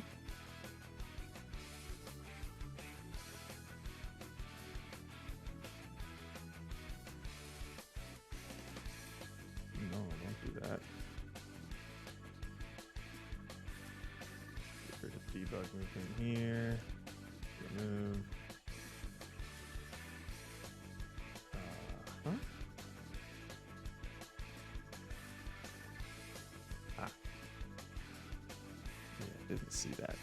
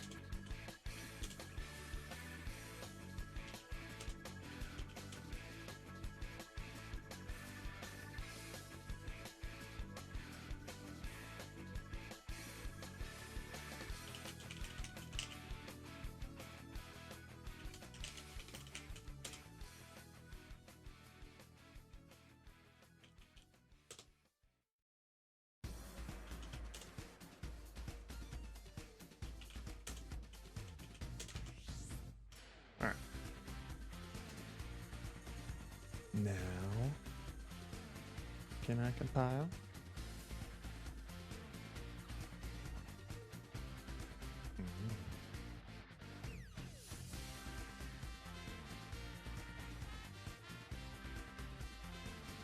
Oh, gorgeous. Oh, gorgeous. Steven, you wizard. You wizard.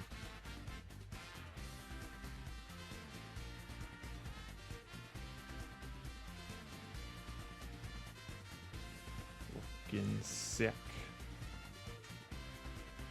Alright. Let's see what this acceleration does, hey? I am why... Huh? Hit me with that 16 by 9. Come on now.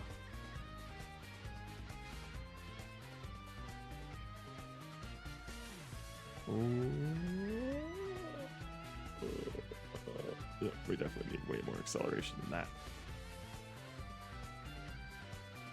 I'm a sucker for shit of math magic. Yeah, Steven's a wizard at that shit. It's what he best at. Good stuff.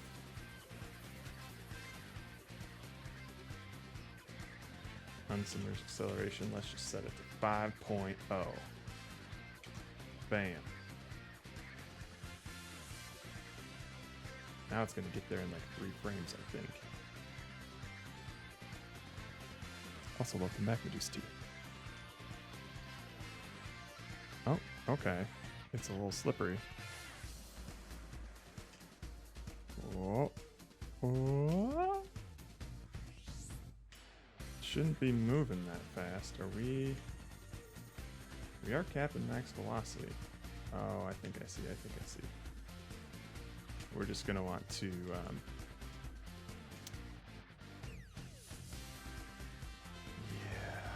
fuck. We're gonna want to cap max velocity in like the vertical and horizontal separately.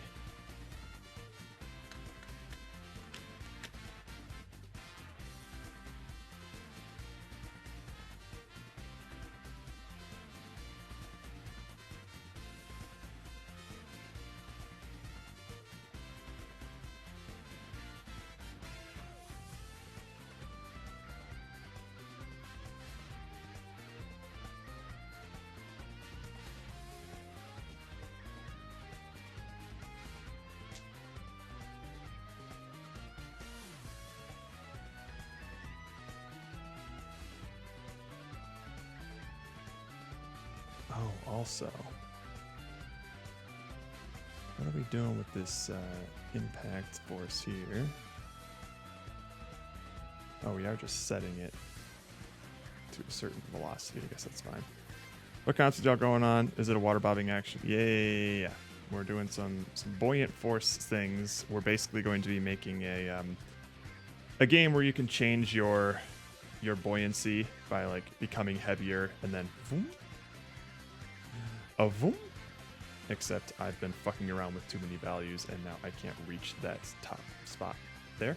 So let's change our max light velocity there.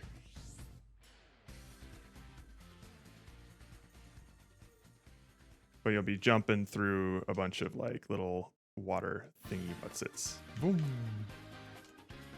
Hoi. Oh. Zoom. Zoom. Zoom. This sort of thing. So that's kind of gonna be the idea. Boom, boom. Wow. Wow. Yeah, that's what we're looking at right now. I need to change these velocities. So, hey.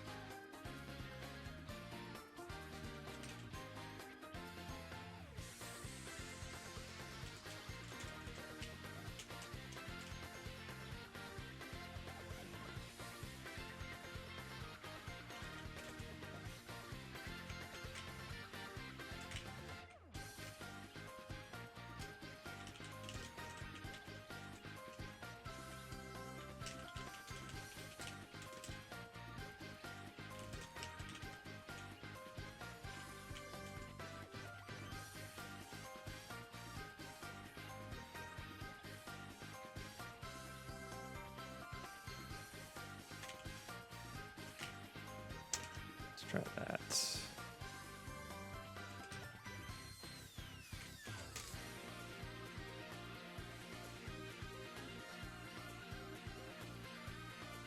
Heavy submerged. Alright, so this cat max velocity is gonna have to change.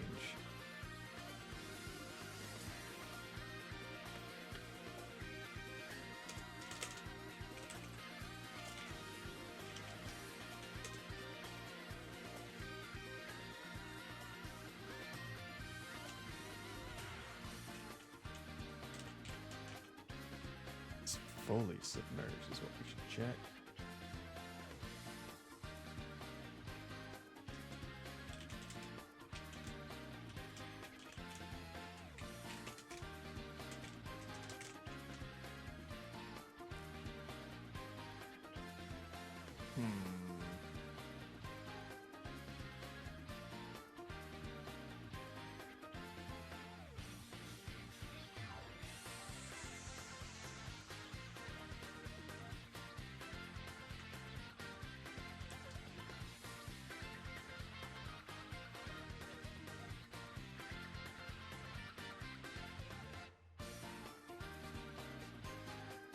Where is my thing? What's it?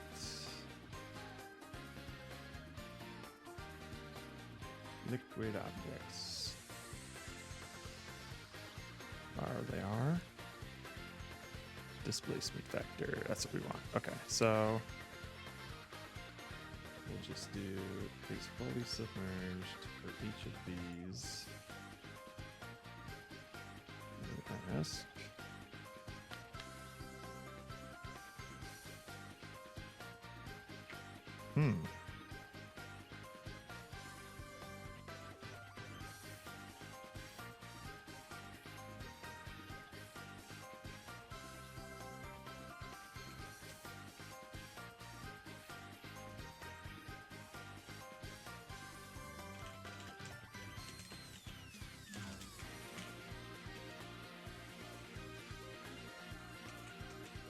Don't need to compute any penetration here. We'll just do...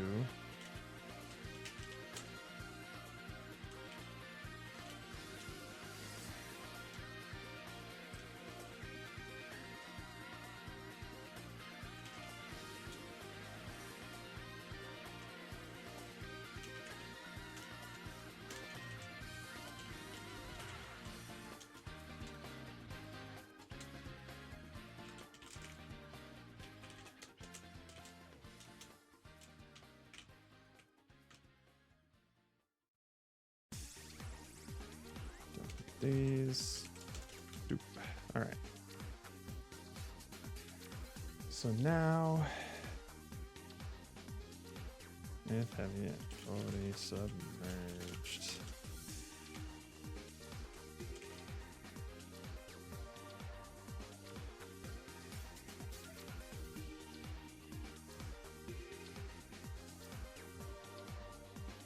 Actually, I think if it's just fully submerged.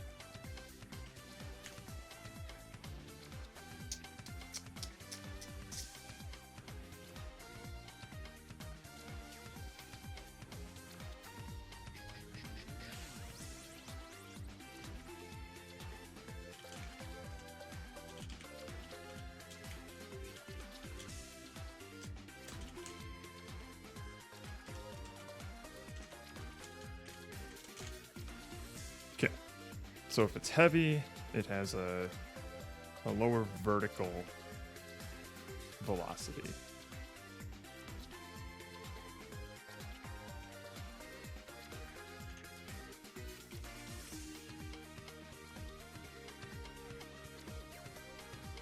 Actually, first of all, let's just do this. If... well, hang on. They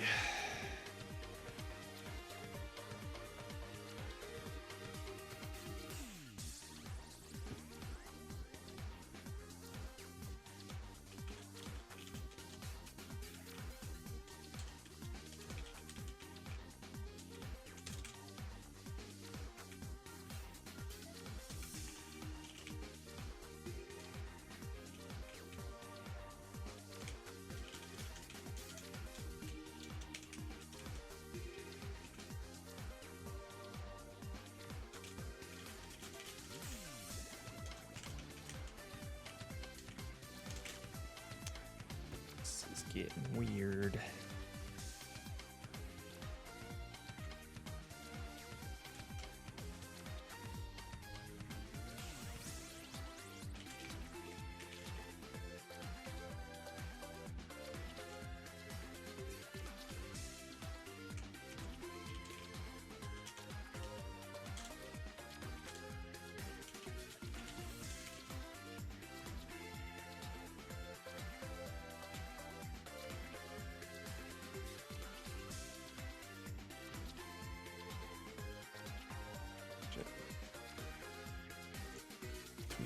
Conditions here.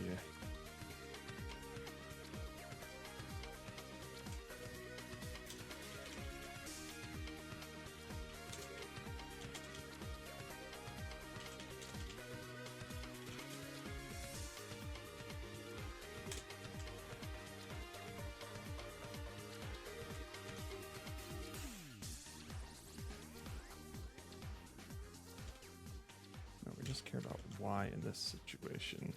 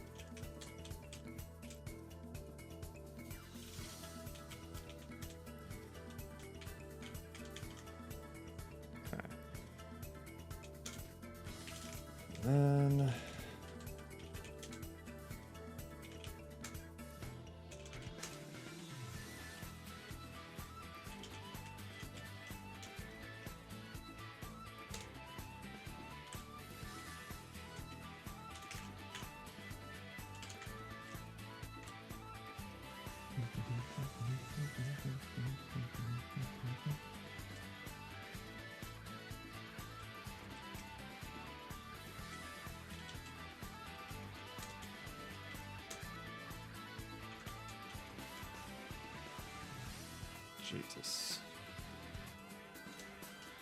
Else.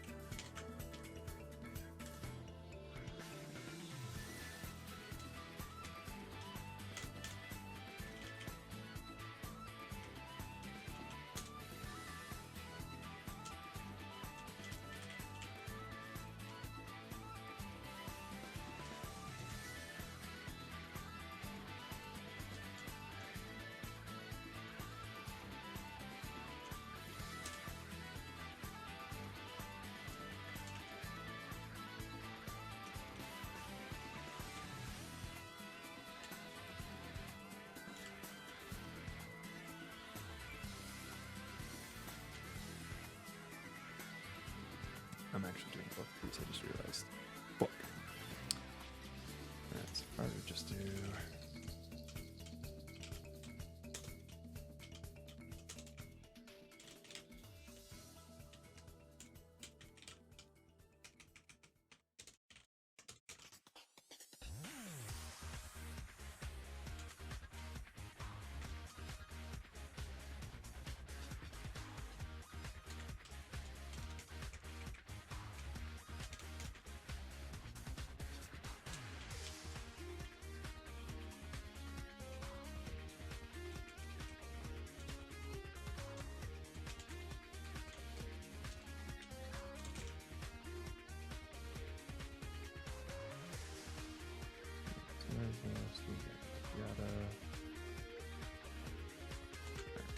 This. Oops.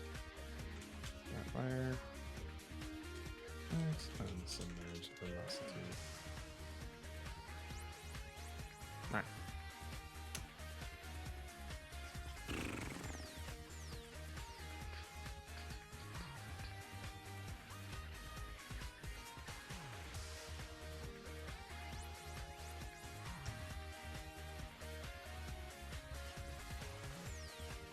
Something's missing. If it's fully submerged and heavy, then we have a max Y velocity. Oops, submergedness. Whoops.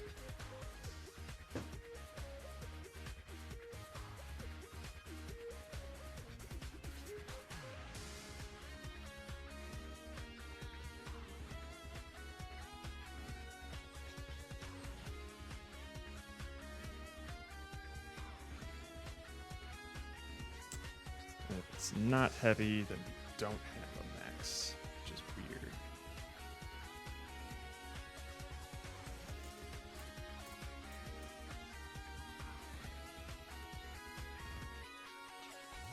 Man, what a mess. What a mess.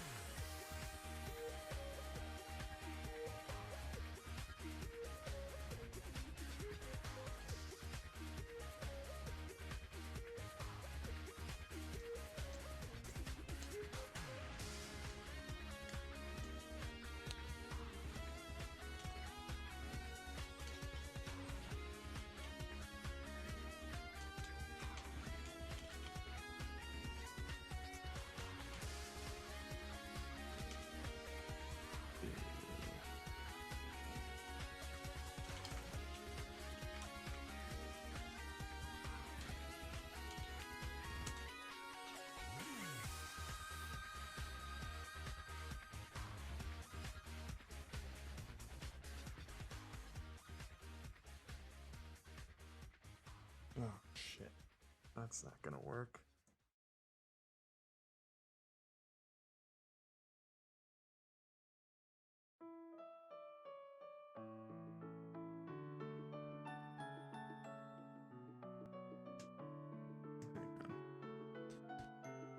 Oh boy.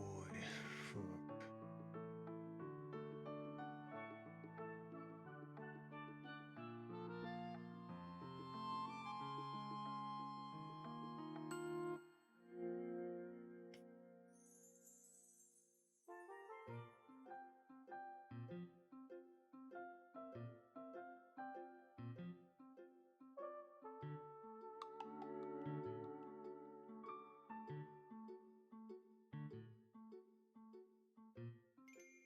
Hmm.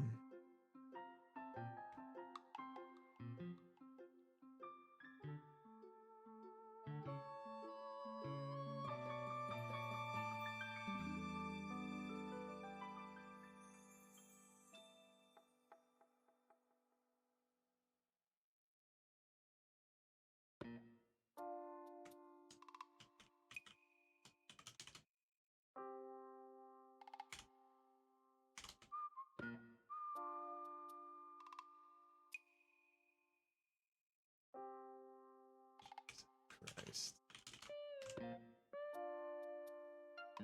Alright, you know what? How about this? Hey.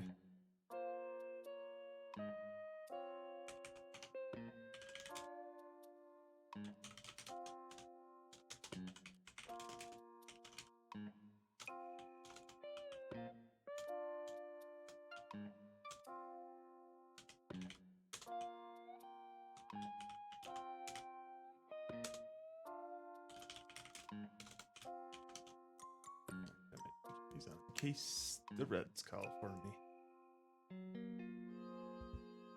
All right.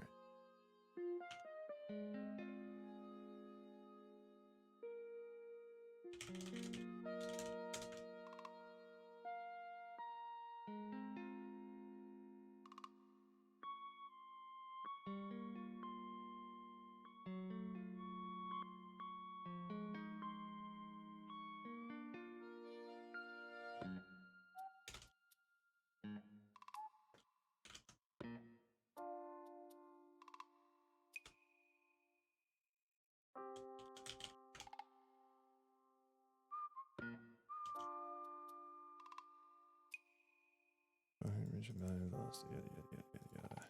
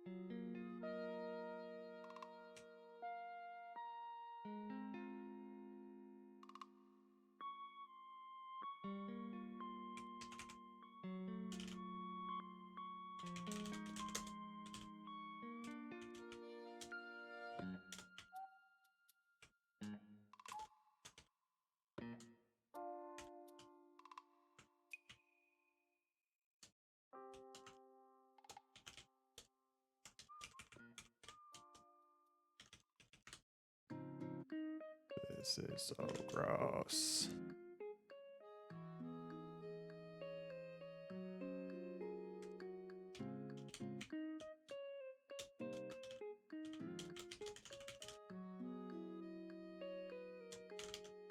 Ah.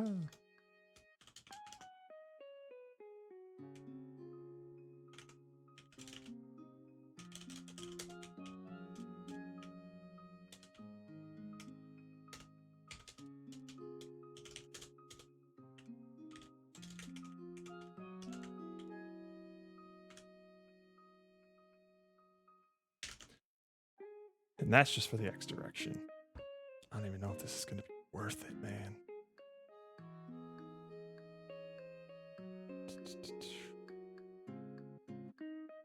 gonna grab this, paste it into Notepad. Point. And we're just gonna do a find and replace. .x, .y, replace all.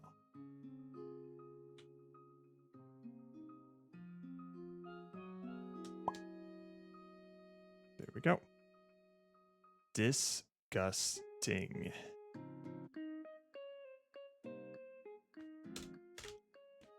But now we have different caps on velocity in the X direction, velocity in the Y direction, both when it's submerged and unsubmerged. And we'll see if that's even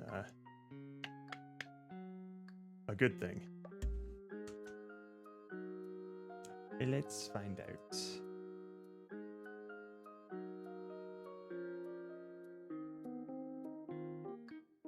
And this is fucked up. Right.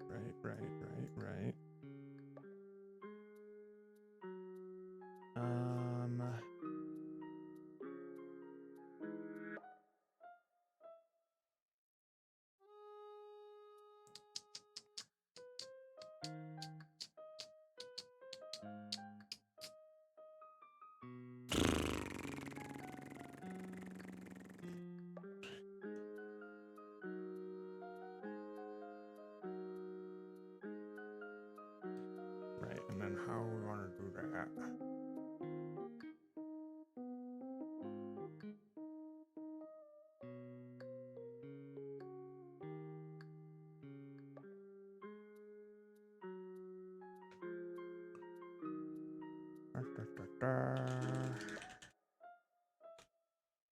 Or do that, okay?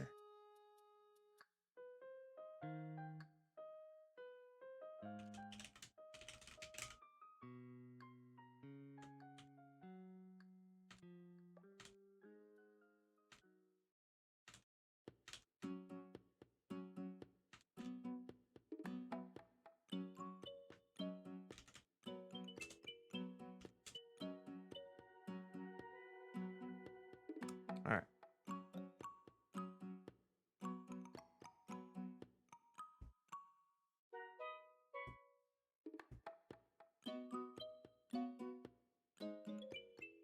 Boing.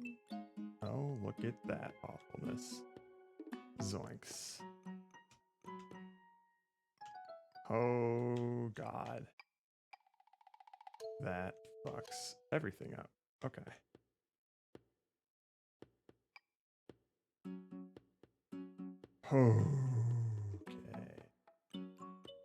Okay. Let's basically undo all of that.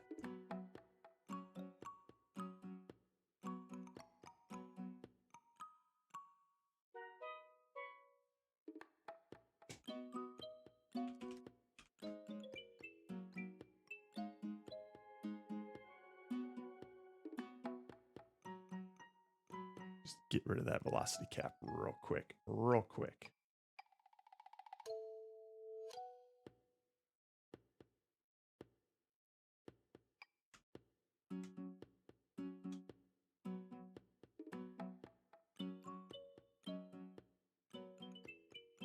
Okay. Something is going hinky here.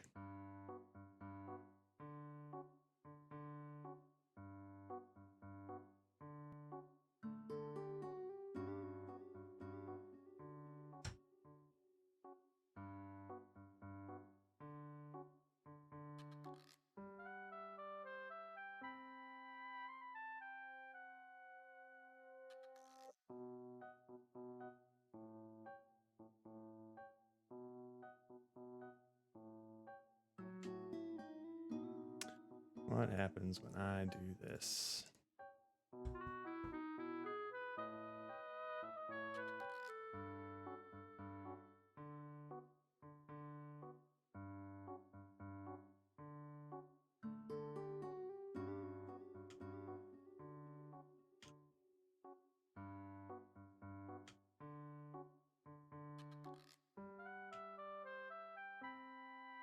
Nothing that bad.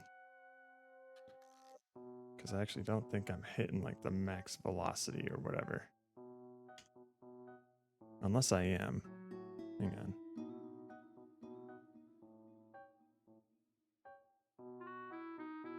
Oh, that's why. Oh shit, I couldn't just do a find and replace. Fuck. Fuck. Fuck. Oops. Throw this in here.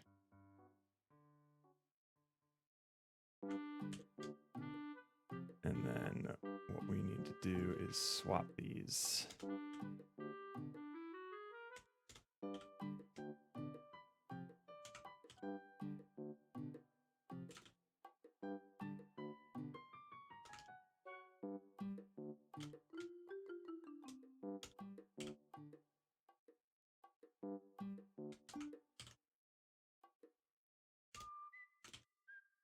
Whoop.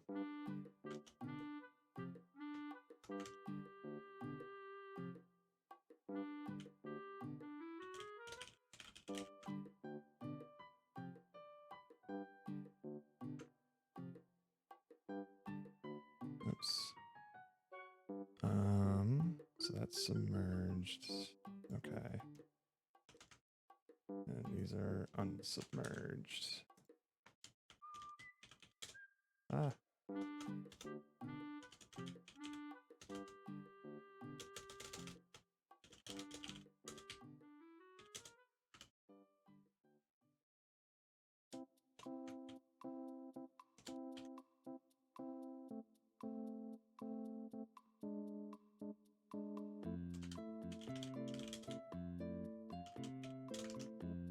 Okay. Well, that'll actually fix everything, I think.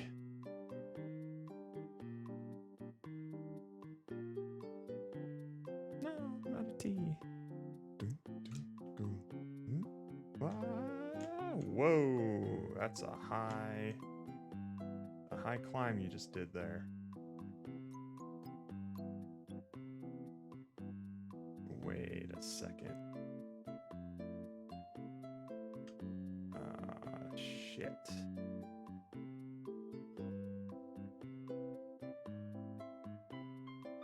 Fuck.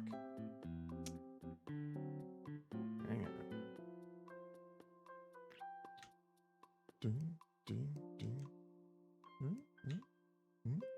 Alright. Set this 20 for the unsubmerged velocity. And then we forgot to do... Wait, no. Max submerged velocity. In the Y direction. It's fully submerged. Oh shit, these are still... the X ones. Why? Why? Why?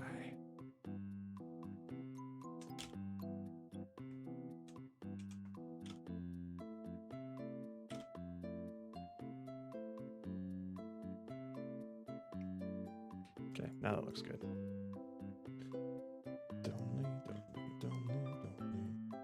Although, for this,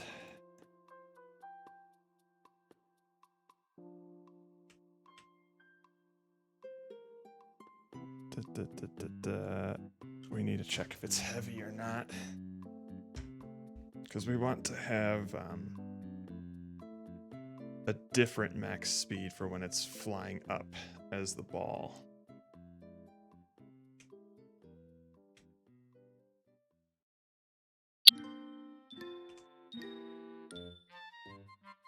Oh, Jesus. It's gonna get even bigger. God damn. I don't like this function at all. It's terrible.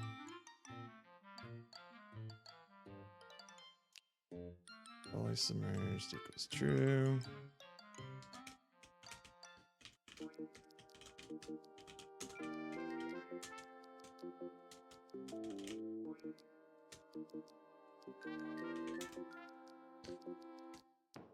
And this.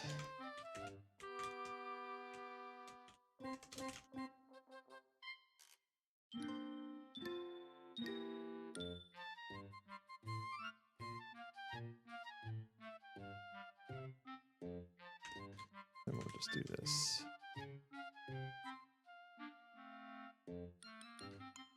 Otherwise it's going to be this again.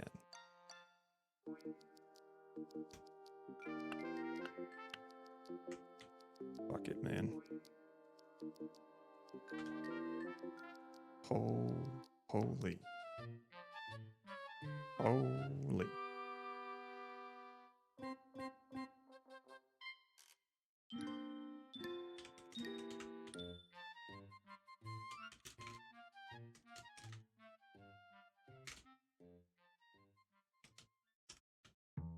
It's probably the ugliest thing I've written in a very long time. Goddamn. All to see if I can get different max speeds for X and Y and submerged and unsubmerged separately. Gah. Alright. Hoi. Hoi. Hoi.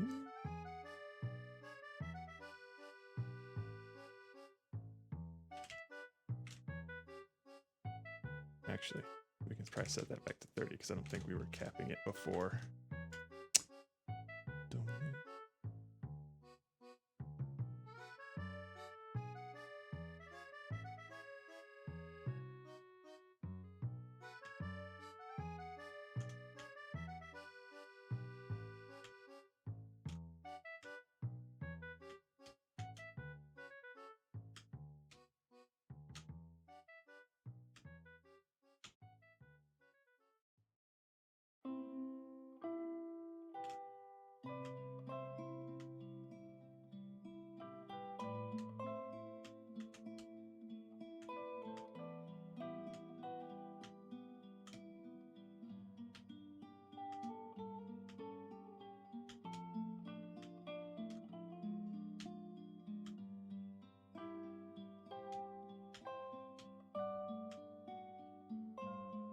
Ooh.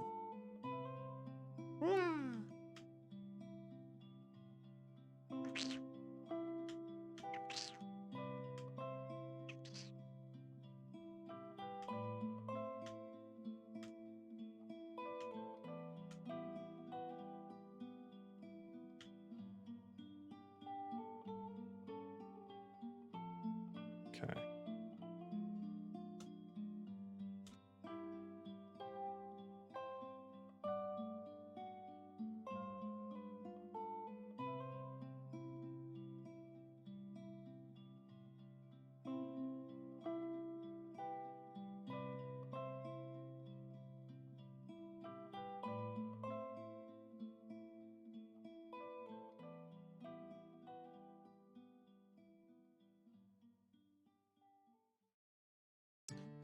How does this feel?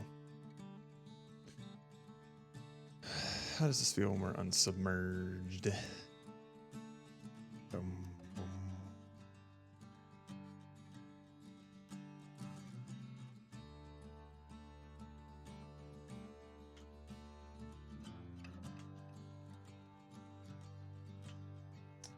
Feels pretty all right.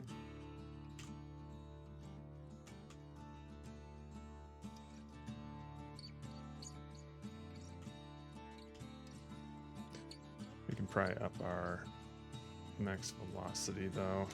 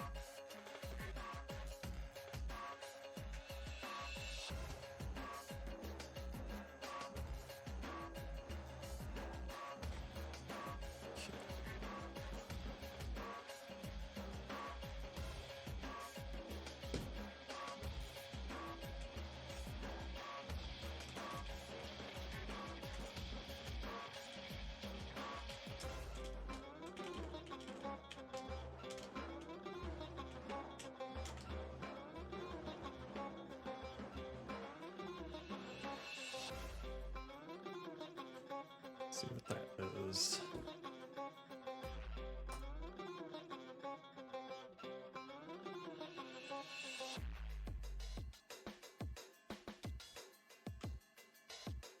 Oh, nothing. Okay.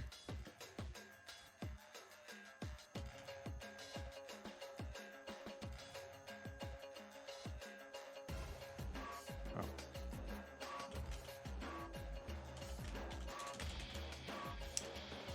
There we go. Forgot to call the process inputs function an update, so it wasn't processing any of my inputs. How about that?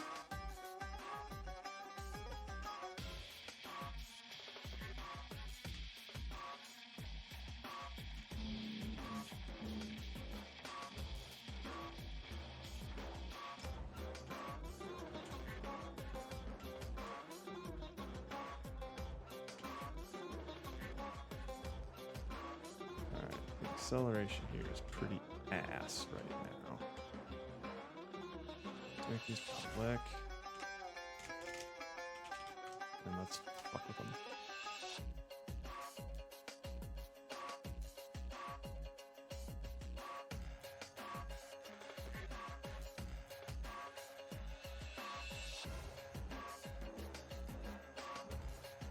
Fifth.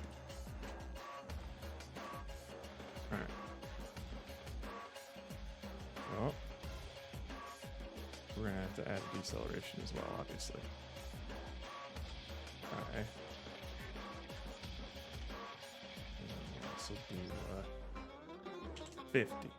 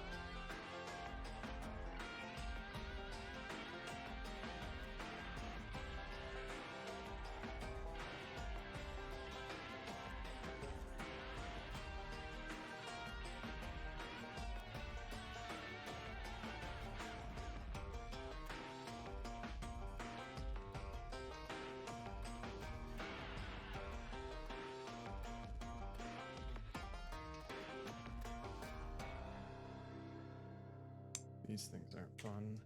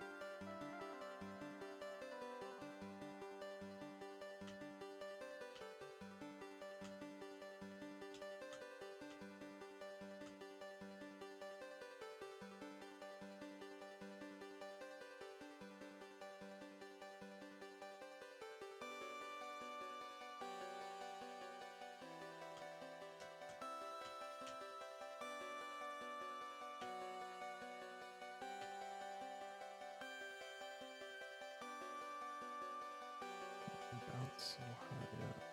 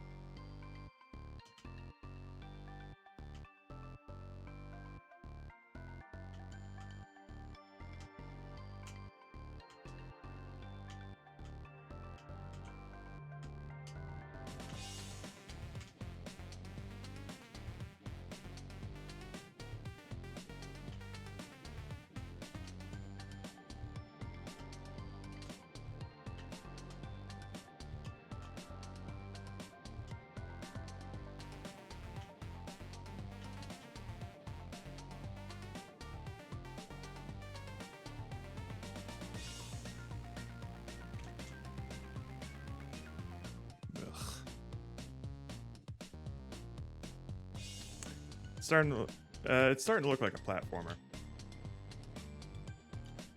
I'm not feeling the fun yet.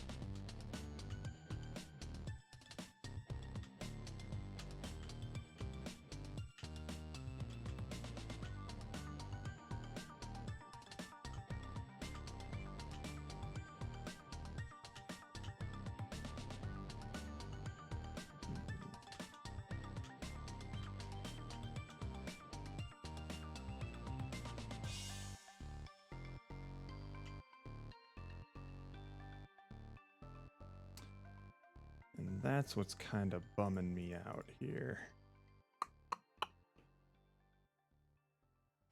Maybe I'll end up throwing a build to the Ruds to see what they think.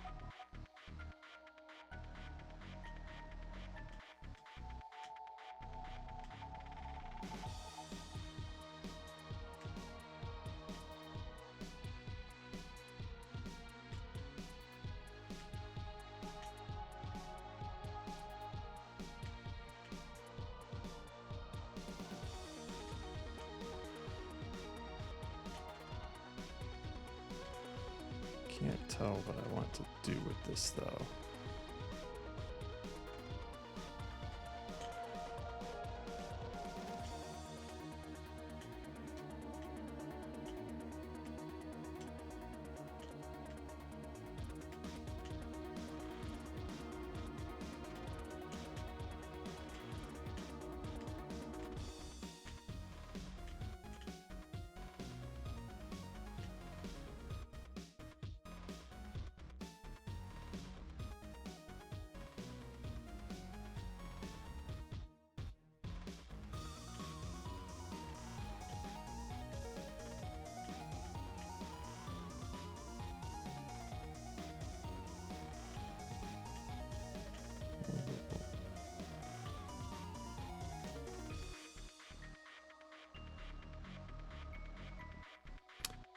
I wonder what happens if I throw a sphere in here.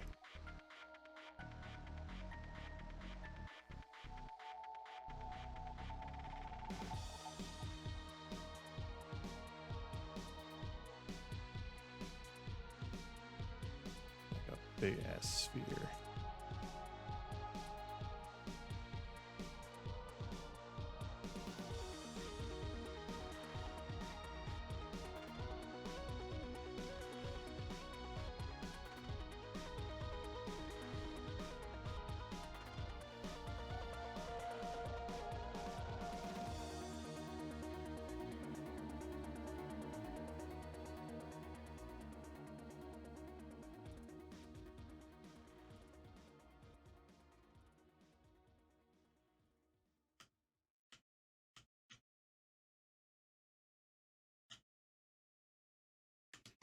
It doesn't have a liquid object on it.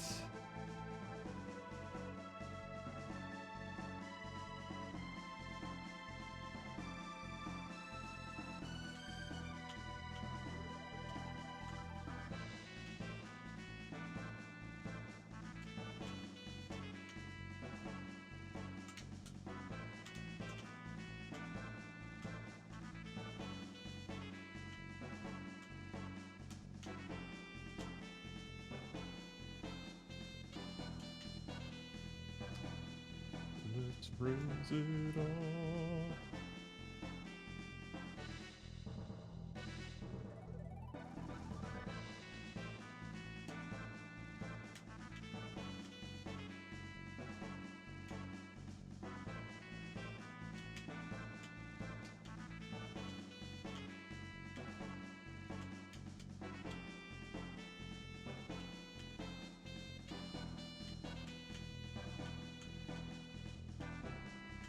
that high up though.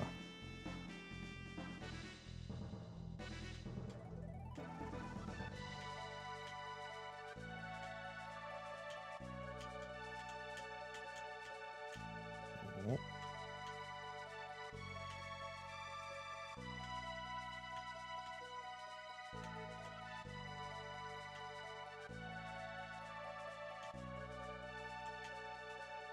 Whee! Alright, so we'll set it at like 30 and then just increase to like 7. That should be fine. So we have a camera, we have buoyancy, we have some values that are kind of fun to play around with. Maybe I'll package this up into a build and send it off to the Reds.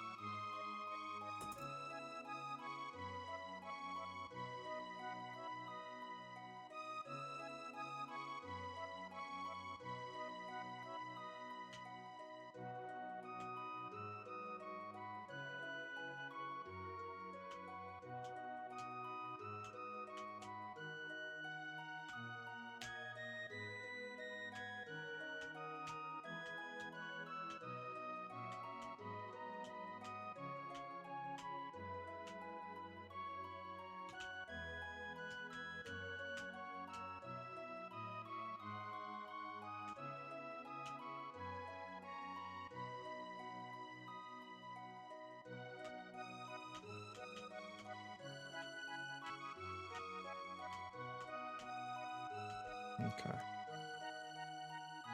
Set that at 8, and let's put it both together.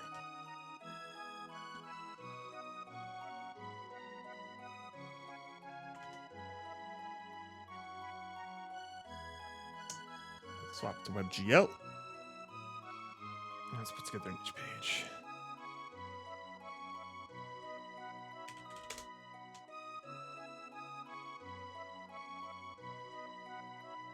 Who downloaded Orbitunes? Love you if you did. That's one of my favorites. Okay, new game.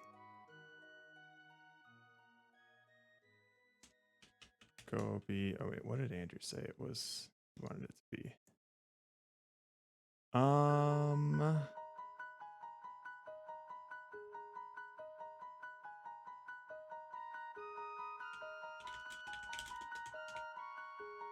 Printed air should work. That should be the only thing that works right now. Yeah.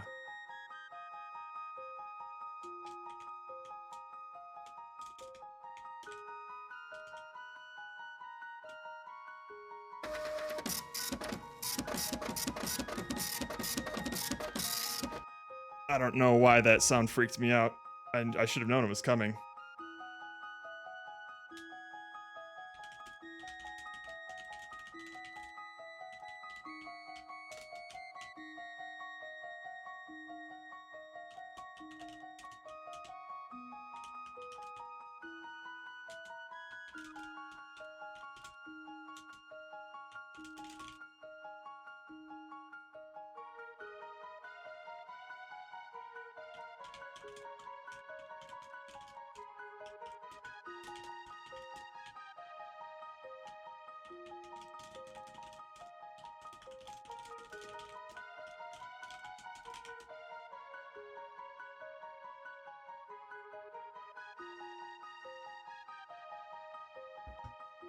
What did that one look like?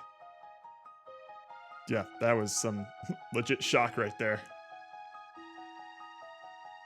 Wait, hang on. Let me see what Andrew said the name could be.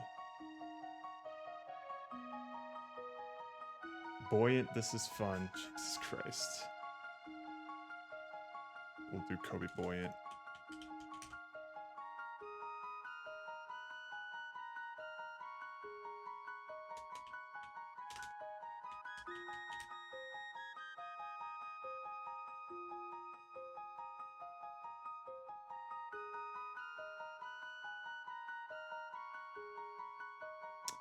We switch that over. Let's go to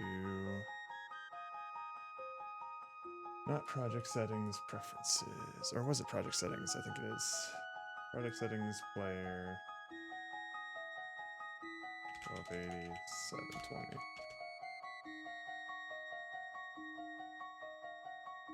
Okay. Let's build it up.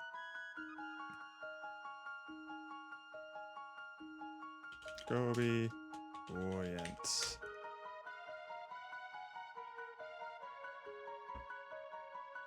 Nah, you're good. That's what it's there for.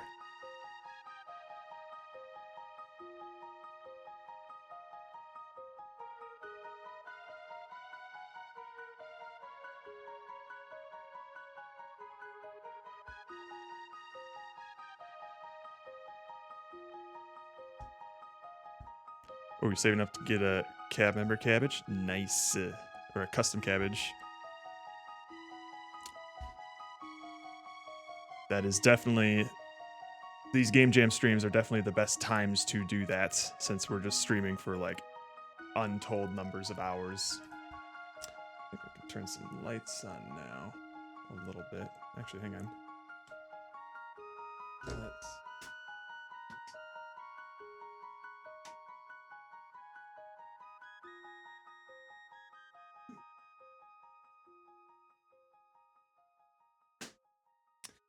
It is prime time, one might say. Okay. Just a humble J-Kun farmer putting in the hours. It ain't much, but it's honest work.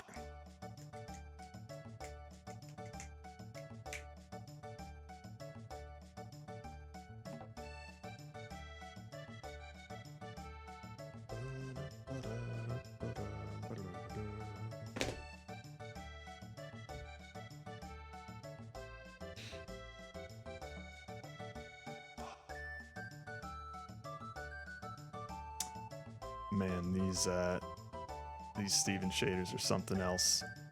So good. So good, man. He's even got like the distortions behind. Oh. Oh. Oh, stupid. Pretty indeed.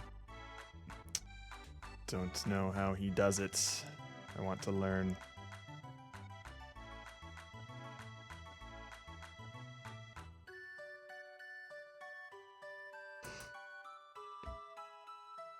I should the bathroom while this is building. I'll be back.